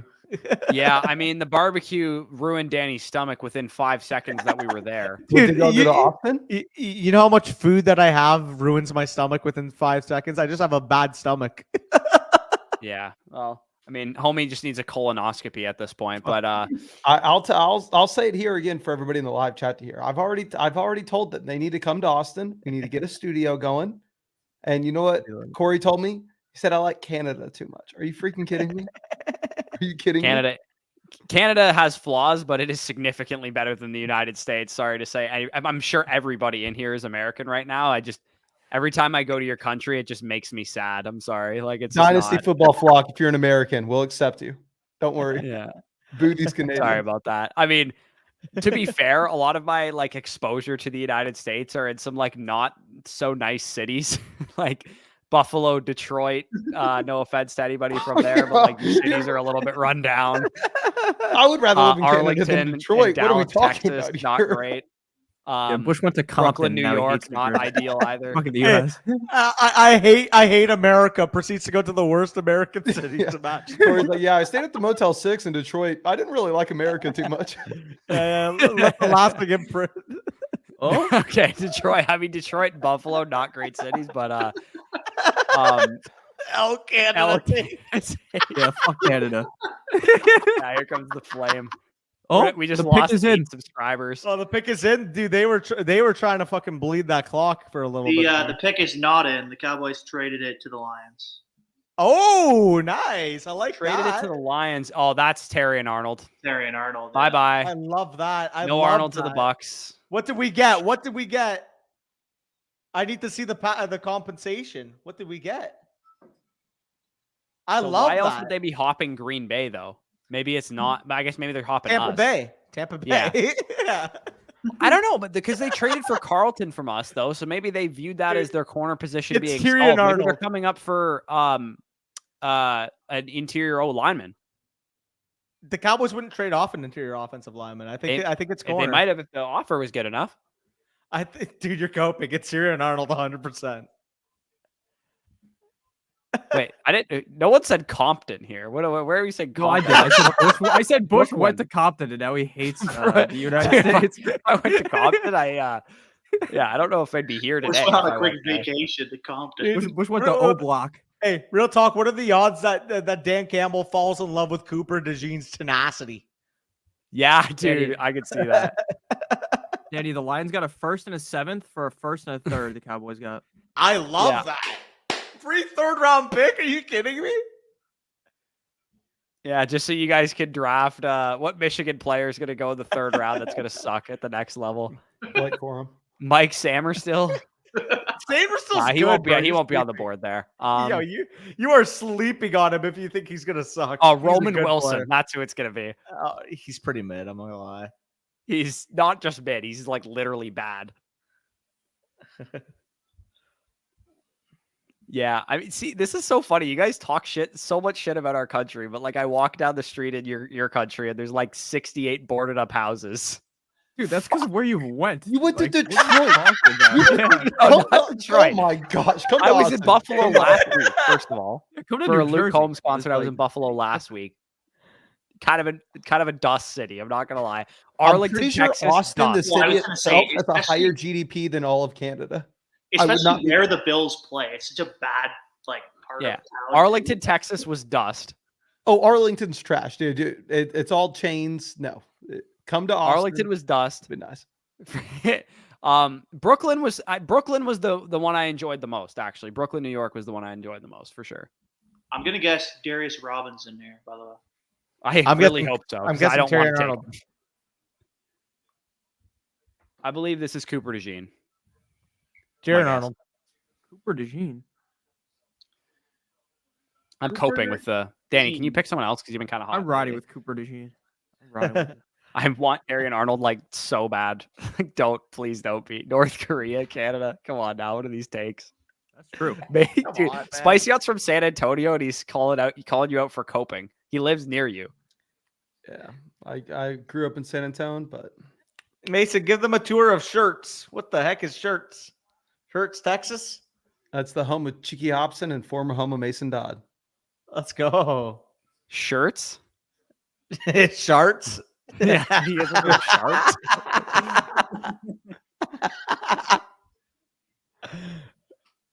That's such a thing I would laugh at. Holy Christ. I'm so confused what this statement even means. When I want I'm things like, done, just I things go done. there. What does that even mean? Like plastic surgery? Like, When I want that's things what I just heard. when I need want a someone BBL, whacked or something. I go to When I need to uptick the thickie, I Yeah. go there. when I need a haircut, I go across the border just to get her done. they fix you up real nice over there. Canada definitely has some issues, though. I'm not gonna lie. Try getting a family doctor in this fucking country. Oh, yeah. They questioned me at the border. What is your purpose for entering the United States? I'm just trying to get a real clean lineup. I need a nice fade. For yeah, my official guess is Mr. Tyrion Arnold because they also give up a 3rd-round pick, meaning that they probably view this guy as a tier above the rest of the board. Also, the fact that the tallest guy there just has King on his shirt is making me laugh. I don't know why. Good. That guy's kind of massive. Yeah, dude. Is he Guy's a literally prospect? about to be picked. Yeah, literally though. He's gonna be in the draft in 10 years. I think that might be Tyrion Arnold. Do they got the jersey ready for him to exchange? He's huge. Also, imagine your high school mascot is the Dragons. Like when you go to Hogwarts, They play fucking Quidditch. he's only 13 not the years Quidditch old. team. Why do they have? You've heard of Baby Gronk? Why do they have freaking? I'm trying to think. What does that guy look like? Who's like a player? He looks like. Why do they have freaking? Okay, hold on. Here's the pick. Arnold. He's only 13. What? Yes, the guy in the full lion costume is crazy. Sad. What a pick, man. What a pick. Wait. That guy with the King jersey was 13 years old, apparently. I told you he's gonna be in the draft in 5 years. Bro, holy shit. Oh, Okay, how is Dallas I getting want blamed to for take this, that guy Jared? and Devi, that kid. That was standing there. Dallas is getting blamed now by Jared. Fuck Dallas. Okay. I teach at a school that is called the Dragon. What, Not Hogwarts? dragons? They're just dragon. Did you say Hogwarts? Fuck. Oh my god. Oh man. Oh, Sleeper's so ahead of the draft feed with these spoilers. Dude, they're on their A game, I guess. Bro, I'm gonna cry if we take like Darius Robinson and we didn't get aggressive and trade up for Arnold. Yeah, that's I guess our best option here is to go Graham Barton. You guys are gonna take TJ Tampa. I hope you guys don't take Graham Barton. I would love him to fall to 29. I would. Yeah, I would definitely consider him. I feel like ordering some wings or something. Teach me some spells. Also, where'd you get that emoji from, bro? Let's pause on that shit. I can't even see the emoji. Yeah, it shows up as a box for me. It shows up as a box. It's a little wand. It's like a little wand. Wait, what? Oh, I can see it in the YouTube chat, right? Give FSC a Whataburger. They will never leave. One of us won't leave the bathroom. Danny will ruin our hotel bathroom just like he did for the fucking It's so barbecue we it's so ate in funny to Arlington. imagine y'all like sharing a hotel room in Detroit. Yo, Bush, do you remember how upset Danny was that they didn't give him his wings with the sauce on it? Bro. Yo, we ordered wings and my sauce was in little containers on the side and it just came like fucking shit. No. Danny is not a dry rub guy. This is what I No. told you. Basically, what happened was Danny definitely accidentally clicked sauce on side, and he lost his 100%. mind. I'm like, these aren't wings. Like, there's no sauce on them. He genuinely sat there. He's like, "What am I supposed to do? Put the sauce on myself?" Also, actually, DeJean is still on the board too. So I'll take DeJean or fucking Graham Barton, and we're guaranteed one of them. So I'm chilling right now. I think DeJean goes to the I still think JPJ is a great pick for us also. If we take DeJean in round 1 and JPJ slides because of the injury concerns and we can get him round 2, I would cream. I would say that, but for the Cowboys. I think DeJean Yeah, well, goes you right definitely here. considered it, probably. What tackle's still available? What, Jordan Morgan? Also, that is a fly-ass Morgan? suit by Terrion Arnold. Dude. Future All-Pro. He's already calling himself a star. He's literally going to be an all-pro corner. Like, I've never been so 100%. sure of anything in my life. Wait, is he from Detroit? He just said, I'm home. No, they're in Detroit. He's like, I'm home. I'm going to play here. Oh, he's The from draft Florida, is in yeah. Detroit. That's fair. That's a good point. That Yeah, is I think a the dope Packers ass kill suit, dude. Dude, Like, that is sweet. Terrion Arnold is 3 years younger than me. God damn it. No shout, Dan Campbell, avid ball knower, takes him. Of course. As soon as I see they gave us 73, I knew it had to be a guy that they viewed as a tier break on the board. That's crazy that he fell, bro. Lions fans got to be ecstatic.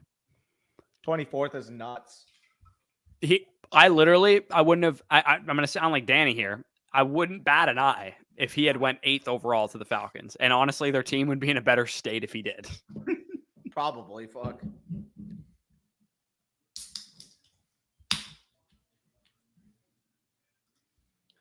I can't believe the cornerback slipped that far.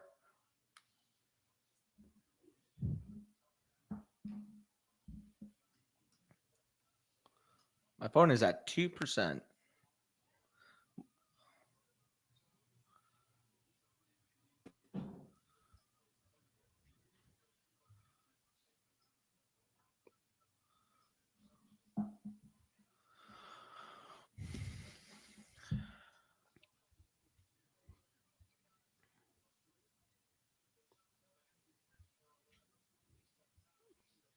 Just vibing. Yeah. Yeah, Let's I would see. agree with that, Jake Keefe. Hopefully Cooper DeJean makes it to us because I'm kind of warming up to the idea of him over an interior guy because I think we might be able to get a half decent one in the second round. What the fuck is garble? Is he talking about gravel? Remember when you gave me some gravel because I had stomach problems in the States? Is that what he's referring It's called to? gravel, bro. Garble. Gravel, bro. Gravel. Gravel's what your freaking driveway's made out of, buddy. He just said, yeah, that. What the fuck is that? What the fuck even is that?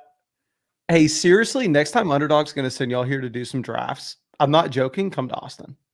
Bet. I'd be down. If y'all are going to have to get an Airbnb anyway, I'll get y'all's flights if Underdog doesn't cover the flights. I'm assuming they will if you're going to tell them you're coming to record stuff with me. I'd be down. But hey, Bush? Yeah, Please, I'd be maybe. down. I don't think Underdog will cover our flights to go to Austin, though. but just There's no real me know. reason for us to go there. Yeah, let me know. We'll figure something out. All right, bet. I'd be down. Teach you might have to help him with his English. Who, Bush? I Jerry think Jones you needs thought to go. gravel was a fucking. Oh. You thought it was gravel. I read what Spicy Hot he's talking to. Jerry Jones needs to go play in traffic. Okay. Honestly, go play in traffic is a phenomenal quote. That's top tier. I'm definitely copying that for the Conrads. All right, here we go, Packers. Cooper DeJean. I'm guessing Graham Barton. They're gonna snipe the shit out of us.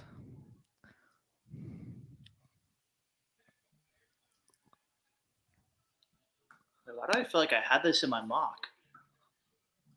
Okay. Jordan Morgan. Jordan Morgan. It's a good pick. I didn't have I this. haven't got a pick in my mock correct in like a year. Yeah. Who's even in the lead right now? Real talk. Like Dude, the I have to look at 2023 my NFL mock. draft. I don't think I Yo. got anything right.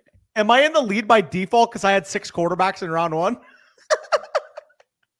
I mean, Maybe. probably not because you only get 1 point for that. Fair. I also had Bo Nix to the Broncos. I had JJ to the Vikings. I had Drake to the Patriots. I mean, Jaden to the I'm pretty sure Washington. everyone had JJ to the Vikings, though. No, I had him going to the Raiders like a dumbass. Try to be Yeah, contrarian. okay, yeah, that was dumb. I also had Pennick going had in round 1. I also had Bo Nix to the Broncos. Let's go. I also had Fuaga. Fuaga went to the Bengals, right? Yeah. So did you. Yeah, I had Bo Nix going. Wait, no. Mims went to the Bengals. Fuaga right. went to the Saints. Right. Bucks Jordan literally ran to the Morgan. podium, so let's see what happens here. Cooper DeJean. I wouldn't be mad at all. Be pretty solid, eh? Who else could it even be? Oh, dude, I literally almost got that right, Flat. Wow. I had Guyton. So did you. Yeah. We almost had it. Who did the Raiders draft again? Bowers. Oh yeah, this guy on Twitter puts in quotations. Shit, I auto drafted. Also, crucial way that they say this here, if it is Cooper DeJean and they announce him as a safety, I bet the over half a safety to go in the first round on the off chance that whatever team drafts him announces him as a safety. I did that too. I did the exact same thing. Also, how many O linemen had we had? Because I bet the under on 9.5. I bet the over. I bet the over.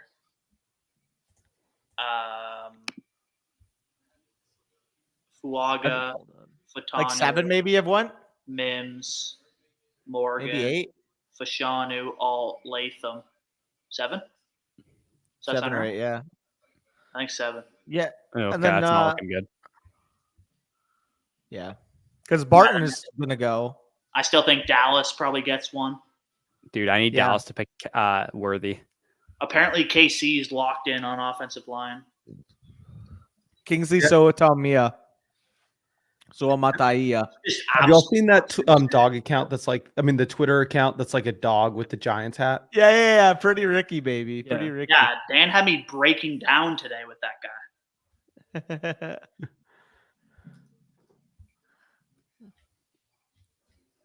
Bowers to the Raiders got to be my least favorite move. What the fuck are we running big sets out here now? Bowers out wide? Like what? I actually really hope like day 2 or day 3 of the draft they just trade Maye.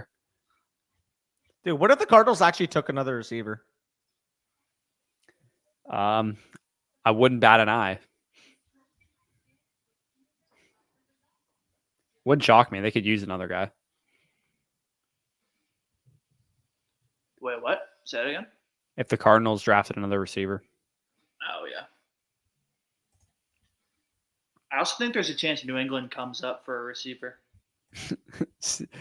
Calling the white corner sneaky athletic is funny because he's just actually really athletic. Wait, did you see that guy on TikTok? He's like Cooper DeJean is our Jackie Robinson. I did see that. That's crazy. What the hell? What the hell is even that? Jared's pissed. He goes, Morgan, why? Because you need a tackle. That's why. That's a really good pick. Did you see Cooper DeJean said he'd beat the brakes off of Caitlin Clark? Caitlin Clark. Yeah. Who do you want, Bush? Oh, God. We knew Bush and Danny like to cuddle and share rooms. We didn't know Spicy was involved, too. Spicy slept on the floor. Me and Danny had separate beds, just to be clear, in the Dallas trip. Slept on the floor is crazy work. He posted up, he mucked IHOP, which to me was the most American thing ever, to eat IHOP. Imagine what's on the hotel floor. It's showing smarter picks. Oh, it just showed Michael Penix Jr. So how is that fucking smarter pick? Also, why do I have a Actually, I'm not gonna lie to you, Bush. That pull-out couch was maybe worse than the floor would have been. I forgot about that pull-out at that hotel. That thing was my back was basically on the floor, basically. It was just stiff as a rock. Looking like fucking Elaine from Seinfeld in season 3 out here. Watch Lad go to the Patriots round 2. Dude, I would love that. I'm not even gonna lie. I would love that. Billy B is gone. Lad doesn't fit New England anymore. I know it's kind of beating a dead horse, but is there any reason that Atlanta grabbed Penix? I can't rationalize it at all. I don't know. I don't know why. Can't rationalize it either. Falcons are stacked in super flex though. Wait. Wait. Bush. It just said for the Bucks that they're considering Graham Barton and Zach Frazier. Oh my God. Rappaport said. Yeah, I hope Graham Barton is the pick if that's the case. Yeah, I think it will. How ironic would it be if last year the guy I kept talking about was Cody Mock, and this year the guy I kept talking about Zach Frazier, and both are offensive linemen that would end up on the Bucks. Yeah, I mean, Graham Barton is what do we call him again? A meat eater or whatever? He's a certified meat eater. And a CME. I almost said sand eater for a second, but that's something else.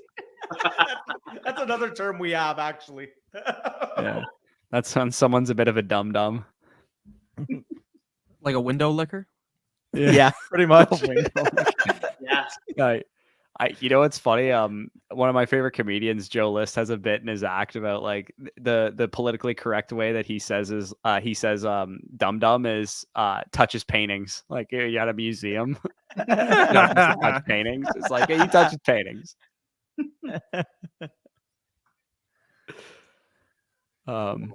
Similar tackles in round 2. DB tiers so far apart after Cooper. O-line tier is similar. Yeah, I mean, I don't know why they took. Hey, I got one right for the first time ever. Beauty, love it. Graham Barton. There you go. Announced as a center too. I love that. Perfect fit. It's exactly what we needed. Yeah. So the Cowboys are probably taking Zach Frazier at 29. Nah, you're taking Xavier Worthy guaranteed. Nah. Oh. Look at Graham, strong hands. Yeah, he can literally play all 5 positions too. I love that. Facts. Good player. Oh, look at him bury that guy. Look International House of Pancakes is right there. Look at that center potential. He's snapping the ball. Let's see what he does. I need them side by side. That was his freshman season, by the way. Center potential. He played center his freshman year. Look, he's playing lax with the boys. You guys announced him as a center. We announced him as a lax player too. At Ravenwood High School in Tennessee. You want to know what's the most irritating fact about Canada? That lacrosse is our national sport, not hockey. It makes no sense. Who the fuck do you know that actually played lacrosse for a while? Actually, quite a few people. Yeah, that's actually a good point. I actually do know a good amount of people that played lacrosse. Actually, yeah. You know what? Like that was a bad question. My apologies.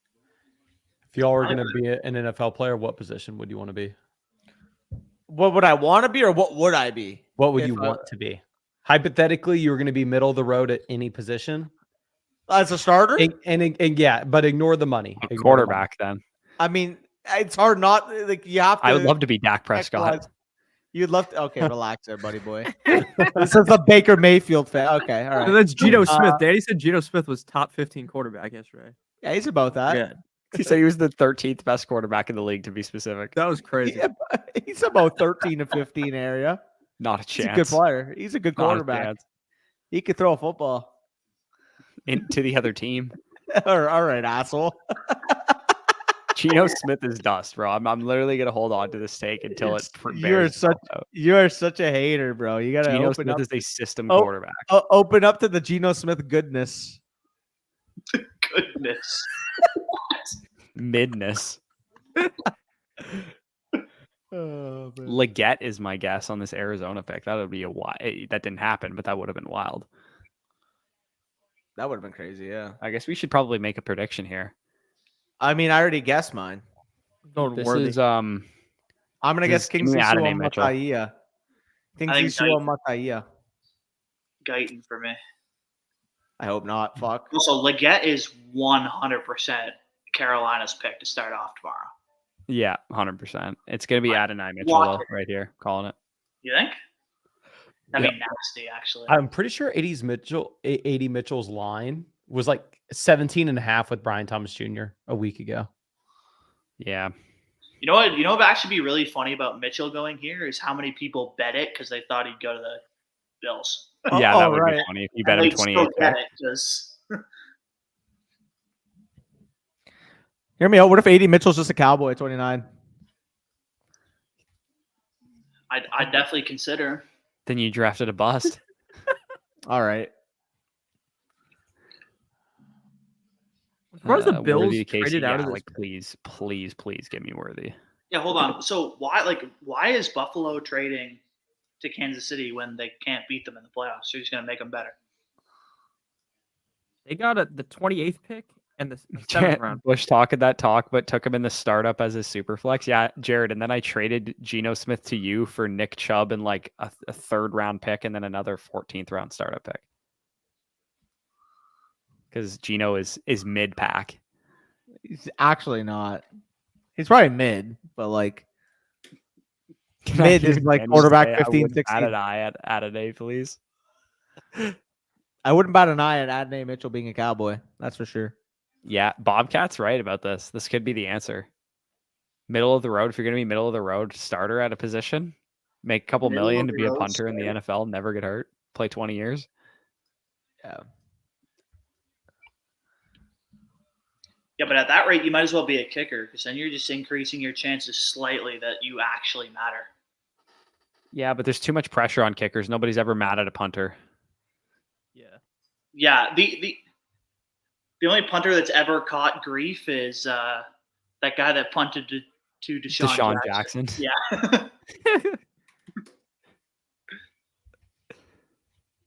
I mean, you could get stepped on by Antonio Brown. True, get kicked in the face. Or absolutely destroyed by Sean Taylor in a Pro Bowl. Yeah, true.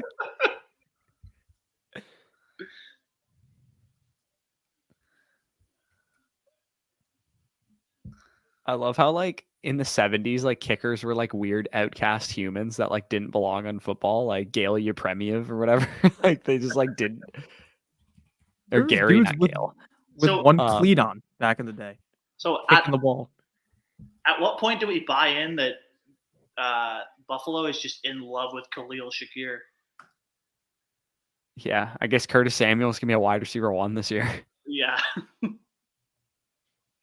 This better be worthy, bro. I need to get something right. Actually, I guess they could still go receiver at 31 or whatever, or 32. I'm gonna guess Kingsley Suamataia. Dude, I low-key thought that was Mahomes' dad. I'm like, is that guy in like jail for like multiple DUIs right now? He is in jail, I think. Fuck. Oh no, Mike. I think Chiefs going worthy here. Yeah, I would love to see it. I agree. I would absolutely love to see it. My cable just went out, so you're gonna have to tell me who they picked. Oh I no, got not the during pick the spoiled, 28th and pick. Bush is going to hit the gritty. Oh God, it's worthy, isn't it? Can you hit the gritty first then? Is it worthy? Oh no. They got That Marquise dude was Brown. wearing a Justin Fields Steelers jersey in the crowd. Did anyone catch that? That is It fucking must be crazy. fantasy football AZ. I love that guy. All right, here we go. Here. So it's a receiver because everybody's saying Bryce is getting locked up for real, for real. Let's not spoil the pick, please. So it's a receiver? Well, it already happened on my screen. Oh, I haven't seen it. Watch it be like lad. Oh my God, I'm hitting the gritty so hard. Oh my God, I love it. I love it. Damn. Mason, let me bring you back. You still gonna take Michael Penix over him Over where they went? to the Chiefs? The Chiefs? Chiefs traded up to get him. Yeah. Yeah, probably not. I'm probably Yeah, gonna go not worthy. chance, dude. Hitting the It's- gritty. Hey, So- and to think, it might just be the year if you stockpiled a bunch of 1-2 turn picks, eh? Like, because holy Christ. Oh yeah, Calling this value man is I going would hit the down, gritty that and be is loud right now, but disrespectful, Maria's trying to sleep, so I'm not gonna do that. I'm gonna be nice. Hey, But how's yes, Messi? I'm gonna hit the gritty in spirit here. Dude, Cowboys pick is in. God dang, Nick, what the hell's going on in your room? What do you mean? I swear it just like flashed yellow. Oh, dude, it's the fucking UFO TV. coming to Because I have abduct him two right now. TVs. I have a TV above me and a TV on the left. You had like a It's just on strobe the light left. back there, and you're excited for where they going. Like, No, time my to light up party. thing is a Dolphins logo, but like you can't tell on Oh, camera. so 'cause I only have Bush. like a 4K camera. What's up? You know what that means, right? Yeah, I'm taking him over Brian Thomas if that's what you're gonna ask. That's not all I was going to say. Oh yes, the fun time here. Xavier Worthy, strengths, obvious 4.2 speed. Everybody knows that, but what he brings to the table, that's not John Ross or Henry Ruggs or Dree Archer or whatever name you're gonna pull out that ran in the 4.2s. He has elite lateral agility as well. He's tough as nails. Even though he's small, he doesn't play small. He has a phenomenal age-adjusted production profile, which usually we don't see with these smaller receivers who run in the 4.2s. Productive all 3 years, even though, you can point to some of his efficiency numbers not being as high as some of the other guys in this class. I mean, he's producing on the same field as Adonai Mitchell, as Jatavian Sanders, great run games that they've had at Texas the last couple of years. He's got some drops, needs some refining. He's a young player and he's undersized. But honestly, man, like Xavier Worthy brings everything to the table that I think I want in a modern NFL wide receiver. The game is not, you need to be 6'3", 215 pounds to succeed at the NFL level. My comp for him is Jalen Waddle. I believe that is on the higher end of the comparisons for him. I think Marquise Brown, Danny's comp is a little bit more realistic for him. But I do think Jalen Waddle's within the range of outcomes, because with Jalen Waddle, I mean, he didn't have the like youth production coming into the NFL. He was like 22 years old when he came into the league, and he basically developed into a full-fledged, route runner and all that kind of stuff. And I absolutely see Worthy doing that at the next level as well. Yeah, and not to mention, obviously, it is the nuts landing spot, landing with the best quarterback in the league. And for a player that may have some struggles in year one, guess what? My comp for him is Marquise Brown, who is currently on the Kansas City Chiefs. So hypothetically, year one, you're learning from Marquise Brown, slender receiver, how to make the adjustment to the next level. By year two, I mean, we should be expecting him to be the main target on that team, depending on what happens with Rashid Rice. Obviously, Travis Kelce is a threat to possibly retire after the season. We don't know that. If not this year, possibly the year after that, considering the age, considering how he sounded this offseason.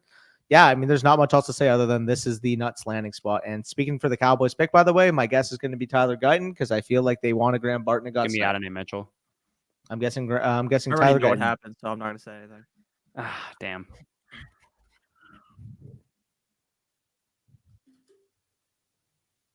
There it Nothing will beat is. when Yeah. CeeDee Lamb stole his phone from his girlfriend that one time when she got. Yeah. That was hilarious.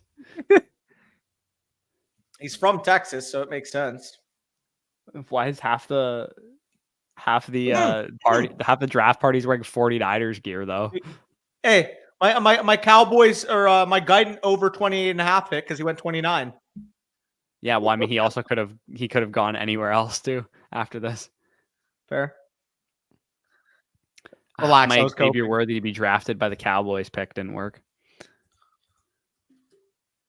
Tough scene. Why are all these picks going so fast? The Ravens have already made. Was their that the pick. 9th offensive lineman off the board, I believe so.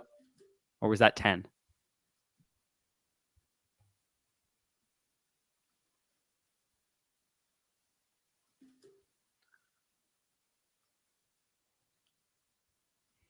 I'd be interested to see what Baltimore is going to do here, because they're a team that I find hard to figure out, to be honest.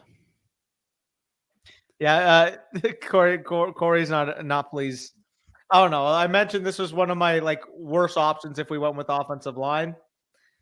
It's what it is. Could have been worse. You could have taken Edgerrin Cooper or Jonathan Brooks or quarterback. So I mean, at least we took an offensive lineman with some upside. I don't know. I give it like a C plus. Would it be I'm crazy to go defending the Xavier prayer, over the Rome reason now? they Yes, it don't in wanna, fact would be crazy. Wait, which team is it? I'm sitting to prepare the reason they don't want to sign Dak is they saw what they have in Lance and they went, you know what? Mason still we holding got on to the something Trey in here. Lance A bag. couple shares here and there. You never know. Never give up. See Nation. Please be Lad McConkey, just so I can get the combo back with him and Monken. An AFC GM reported about KC drafting Worthy. Quote, "Fuck me." Love that. Dude, the NFL really let the Eagles get Quinyon Mitchell and the Chiefs get Xavier Worthy. You guys are fucking trolling. I feel like just AD because the Mitchell makes a Falcons ton of wanted to sense take for- Michael Penix Jr. But he's a right tackle. We're going to have to switch his position. I'm not worried. We've shown the ability to develop offensive linemen. I said the same thing about Tyler Smith a couple years ago. Yeah. How do you feel about the Vikings getting JJ and Dallas Turner? A+. It's a hell of a draft for them, man. The fact they didn't have to give up A+. all those picks to go up and get JJ is an awesome draft for them. Yeah, definitely an A+. I feel like AD Mitchell makes sense at any of the next 3 picks. Agreed. Oh, Flutsky is back. By the way, perfect sense for the Graham Barton pick to Tampa. Fun fact, he graded, according to Kentley Plant over at MathBomb, as the most athletic center in the system. 10.00 RAS grade. That's Graham Barton? 10.00. Really? As a center, yeah. Shit. Okay. Yeah. Guess we'll take it. What did I miss, by the way? Tyler Guyton to the Cowboys. And Kansas City? Xavier Worthy. Traded up for him too.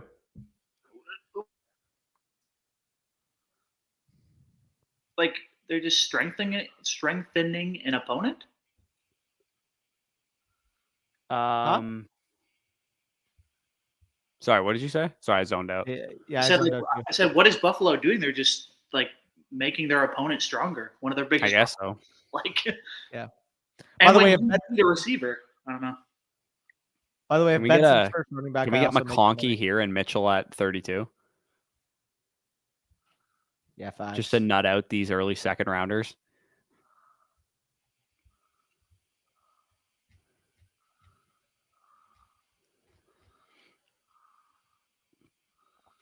What else we got here? What are the thoughts on Rashee Rice now? I mean,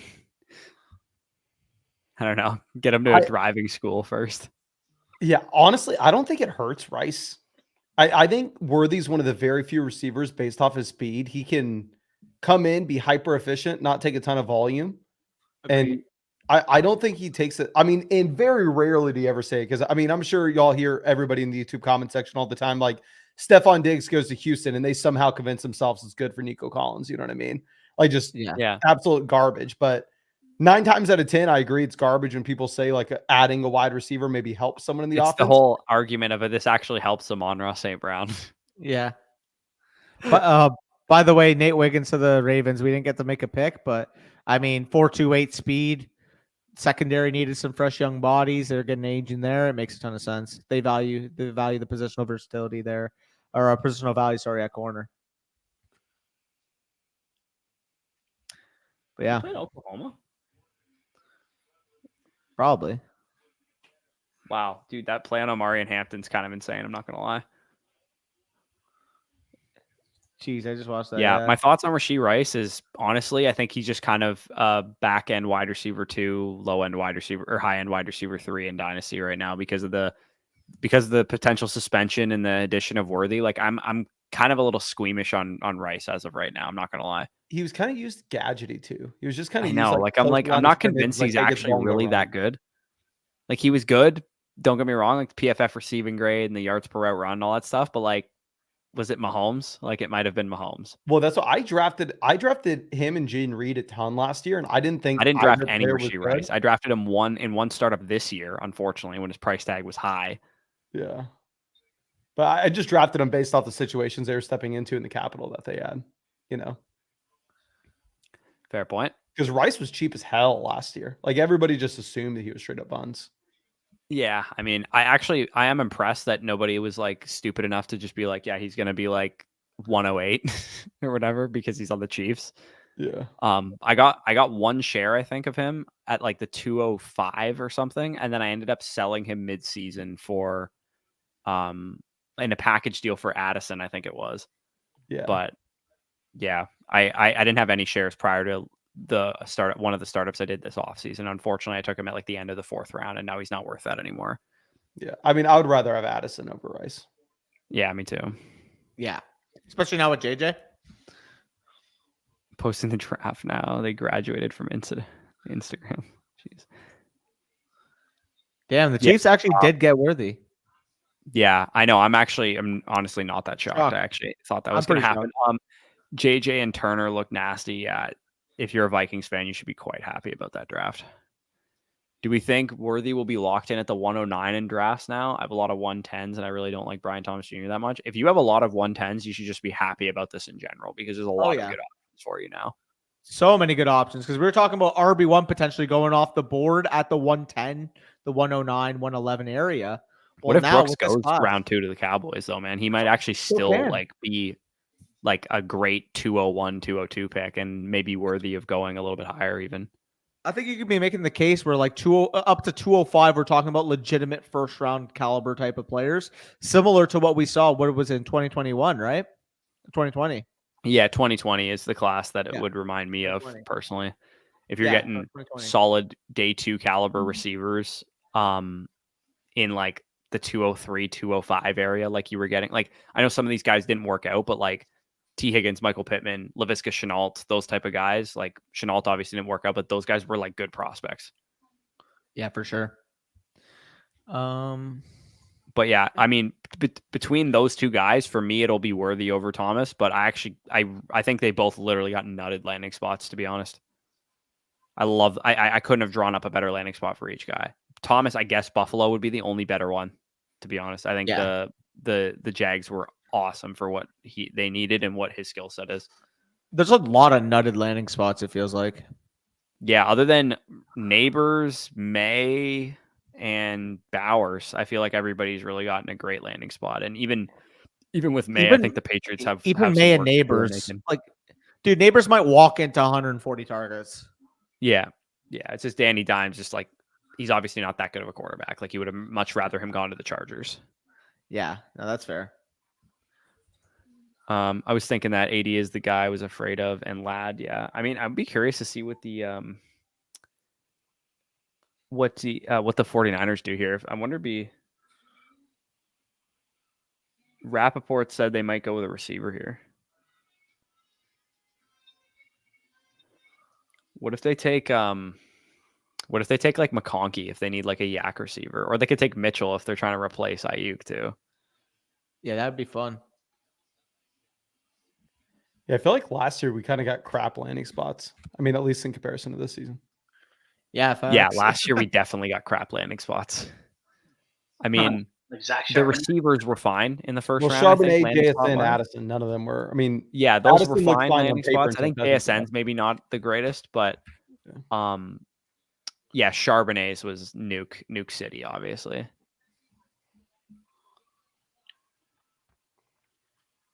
Yeah. I think if they take Mitchell here, they're going to trade Ayuk to the Patriots. Legit. I know the pick. I did not mean to look. I was on Twitter, on my not on my phone, on my PC. I'm not going to say anything. I'm not going to say anything.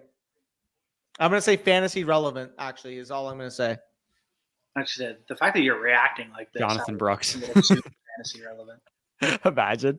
Nah, it's all right. My guess is Xavier Legette. That's an interesting one. I think fantasy relevant. It's not a quarterback. It's not a running back. It's not a tight end.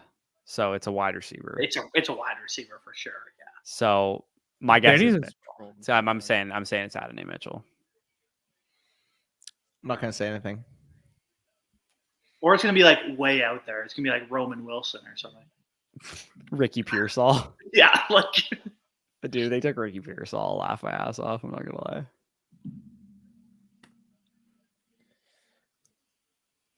The pick is in. Dude, how sick will Buffalo be if they just took Adonai Mitchell? Buffalo will be absolutely sick. Like Danny. I'm absolutely sick. Danny's laughing. They must have taken Pearsall or something. No, Danny was trolling so hard. I looked it up too. It's an offensive tackle, isn't it? Wait, dude, I must have read some fake news. Oh my god. Oh my god. I read fake news. Whoever Michael tweeted Gallup that. is the comp? Holy shit. Why is Michael Wait, Gallup the It's comp? not even remotely close to the comp. They're going to be polar opposites. Kyle Shanahan fake sharp? What the hell? announce Ayuk to the Patriots right now. Ricky Imagine Pearsall? trading Ayuk could be like, we're good. We got Ricky Pearsall. Is Ricky Pearsall good? Pearsall over Ladd is crazy if you wanted that type of receiver. Yeah. The Niners always just take the most random receivers and they end up being good. Ayuk was good though. The Bills just traded this pick as well. What? They're getting Well- sniped left. They got sniped on Ricky Oh, Pearsall. Carolina just traded up. Wait, dude, I got a notification that 49ers pick was Cooper DeJean. That's why I was like, oh, Danny's Oh. trolling so hard. Oh, Ricky, what the I hell? can't believe I guessed that too. I was like, yeah, Ricky, it's watching me Ricky Pearsall. Dude, when you said Ricky Pearsall's name, I was like pushing my tongue against my teeth because I didn't want to reveal Also, anything. I'm actually pissed at myself because I saw that Ricky Pearsall was like plus 700 to go in round one, and I nearly bet it, and I fucking should have. So why did Carolina jump one spot? I don't get it. Also, I think I'm going You're to opting. nail this first round still O have lineman 33 thing, picks. unless Carolina takes opting. one here. I think there's been 9 O linemen taken. This could be Oh, Adonai. How much you want to bet this is Xavier Legette? This is Xavier Legette. Yeah, this is like Xavier Yeah. Legette. That's who I'm rolling with too. Yeah. That would make fun. That would make sense. I'm so happy I don't have to care about AD Mitchell. Did you see that Dave Canales interview about like Legette Bush? No, what happened? He basically said, Oh, right. He says we tell that to everybody or whatever. yeah, he was like, or Legette said that if he was there when they selected, he'd probably be the pick. But Dave Canales was like, yeah, we tell them all that. Like, what? Why would anyone? Dude, Dave Canales is the biggest fake sharp I've ever seen in my life. Literally such a fake sharp. What pick was worthy? 28? Yeah. 28, right? Yeah. I'm putting their draft capital into the model right now. Thomas Jr. was 23, I think, right? Yeah, Yep. 23. Oh my god, dude. I think Ricky Pearsall might stack up as the worst prospect to go in the first round. I'm not gonna show it in chat, but I'm gonna link it in the private chat. Look at this tweet.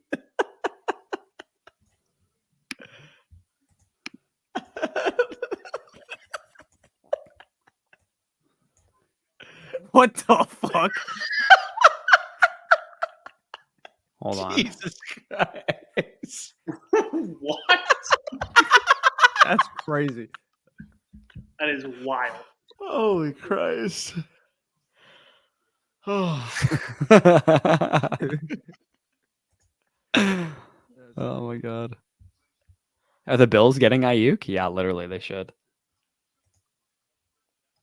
Okay, so I'm happy to report that Calvin Ridley is no longer the worst first round receiver in the prospect model. He is beaten out by 4.5% by Ricky Pearsall.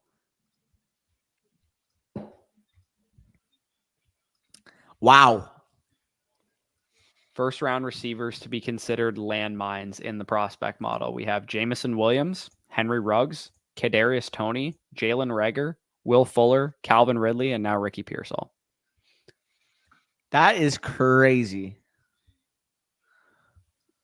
This has got to be Xavier Legette, right? Yeah, I think so. See, while everybody's going to be talking about the Pearsall, give me all the Legette, baby.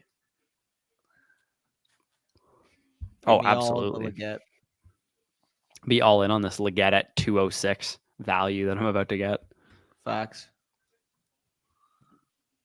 Spicy hot with the Panthers trade. Do you It's have internet fantasy score? relevant, this guy. Pretty Ricky is a Hall of Famer. The funny thing is, why do I actually feel like this is going to be Xavier Legette? Because Canales. Fuck, Canales is a fake sharp. I told you. No, so Xavier Legette's actually half decent. So it's going to to be Roman Wilson. He's good. I think it's going to be Legette though. Like all my life, I actually think it's going to be Legette. Because like Twitter, it's going to be Johnny Wilson. I don't even have Twitter open. it's because like you said, it seemed like a Carolina thing to do. And It Canales is. talked about getting him at 33. This is screaming Brendan Rice. Oh, last time Flett made a statement like that, he's like, I could see it being Luke Schoonmaker for the Cowboys. Danny's annihilating us in these picks, man. I got 3, Nick got 3, Flett got 3, and Danny got 6. Yeah. Honestly, I thought we were down by more, to be fair. Yeah, Yeah. facts.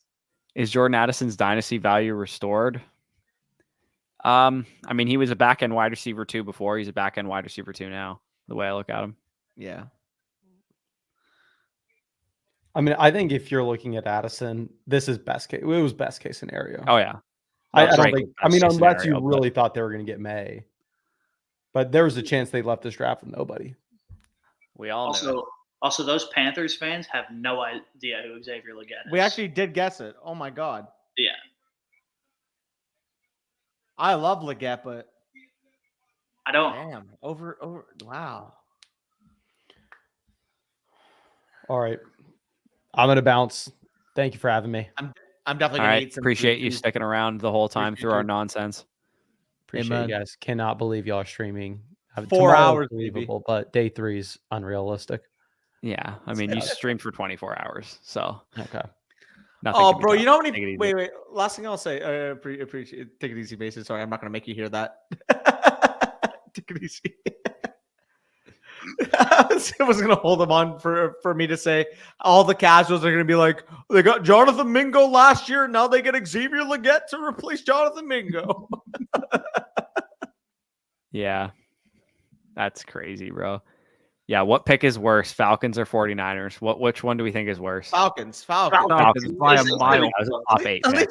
At least the 49ers make sense. Even if we're lower on Pearsall, he's like a day 2 player at a position of need if they traded Brandon Ayuk. I can actually make it make sense. Signing an old quarterback off an Achilles to a 4-year deal and then drafting one at 8 is objectively an awful, misguided pick. Bro, Also, my Bryce also Young drafting bags the are kind of in old okay shape. AJ Brown comp, let's go, baby. They signed an old quarterback and paired him with an old quarterback from the draft. Is Legette at 112 crazy? I do not think so at all. I think he's well worth that pick, at least in that range. We're going to have a final idea after the draft, but I was already higher on Legette from a film standpoint. He gets first round capital. 112 is too high. Like he'll be in that discussion though, like 112 to 204 area, 203 area. Yeah, depending but where like given the Legette's first go. round QBs, like I would. Oh, right, that's fair. Yeah, That's fair. You And wanna plus hear the an running backs could go. unpopular take here. Mm. I might take him over Michael Penix. Maybe that's an outrageous take. I can't Maybe do I don't it. have to I actually can't do make it. that decision. Maybe I just trade down at that point in time. Sell It's the quarterback. It's for eighth somebody. overall quarterback. I just think the value. How do I say it? The value floor is just so much higher, like Mason said, because For a 24-year-old quarterback who might not start for a year and a half, 2 years. he's still going to be worth an early second round pick next offseason. I don't think so, dude. You I don't think think so? that if he doesn't start his entire rookie season because Kirk Cousins is on the field and he stays healthy the whole time, he's going to lose value. But people are gonna know that contextually coming in that they have. That's still Kirk not going to Cousins. stop him from losing value. I don't know, man. People knew that about Jordan Love, and he lost value.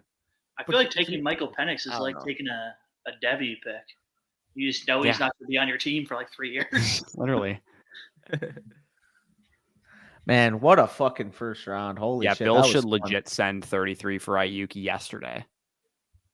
I forgot they had 33. They do now. Oh. They didn't make a pick. Yeah, no fair. I forgot. Ayuk is a Patriot, I fear. Oh my God, So I have 150 in the account now. If fucking Benson goes, I have $80 more. Okay. Yeah, I don't even want to say how many bets I lost today. Yeah, I went Dude, 0 for 6, I think. If Benson goes RB1, I'm gonna make a good amount of profit. If Benson doesn't go RB1, I'm gonna make like 80% ROI. I did just hit the first round O-line bet, right? Because only 9 went. 10 went, no? I think it was just 9, no? I think it was 9. Oh, fair. Right. How did JPJ didn't go, right? Huh? JPJ didn't go, right? No, he did not. Yeah, so it was like all the tackles that were projected and then not JPJ. Wait, Cooper DeJean didn't go. No, he didn't. Neither did Trade Kool-Aid, up, right? Trade up. Yep. Needed a Kool-Aid. Yeah. And Jerzon Newton dropped out of the first round. Adam Newton Yeah. too. Adonai There's- Mitchell dropped out. Yeah. There's so much talent still available. There was 23 offensive players, by the way. That is Nobody's stupid. denying the Absurd. talent. Okay, over under. Bo Nix. Everybody who got the under obviously going to smash that. So we're going to hit the greens. Brian Thomas Jr., me and Fleck got the over. So did Ron. Oh, are you going through the sheet? Yeah. Okay. I think we'll sign off on this Yeah. on this stream here. Thank you guys for joining us. We will be back tomorrow around the same time. I believe, what is it, 8 o'clock or 7 o'clock or whatever when I think day it's 2 7 kicks off. Yeah, about 15 minutes before the actual day 2 kicks off is when we'll be live. So yeah, if you want to come hang out with us tomorrow, hopefully we'll talk some running backs and some more wide receiver prospects. Yeah, ton of stuff to digest. We'll be working away at our rankings throughout the day and stuff tomorrow as well. And I don't know, maybe we'll go live around noon and just discuss the fantasy prospects once we've had some time to digest and develop what happened on tonight, Thursday night. So we might be live tomorrow for about an hour or two, or an hour at like noon, but we might just save that talk for the nighttime live stream anyways. But appreciate you guys for joining us. Like, subscribe, all that good stuff. Peace out. We'll talk to you soon.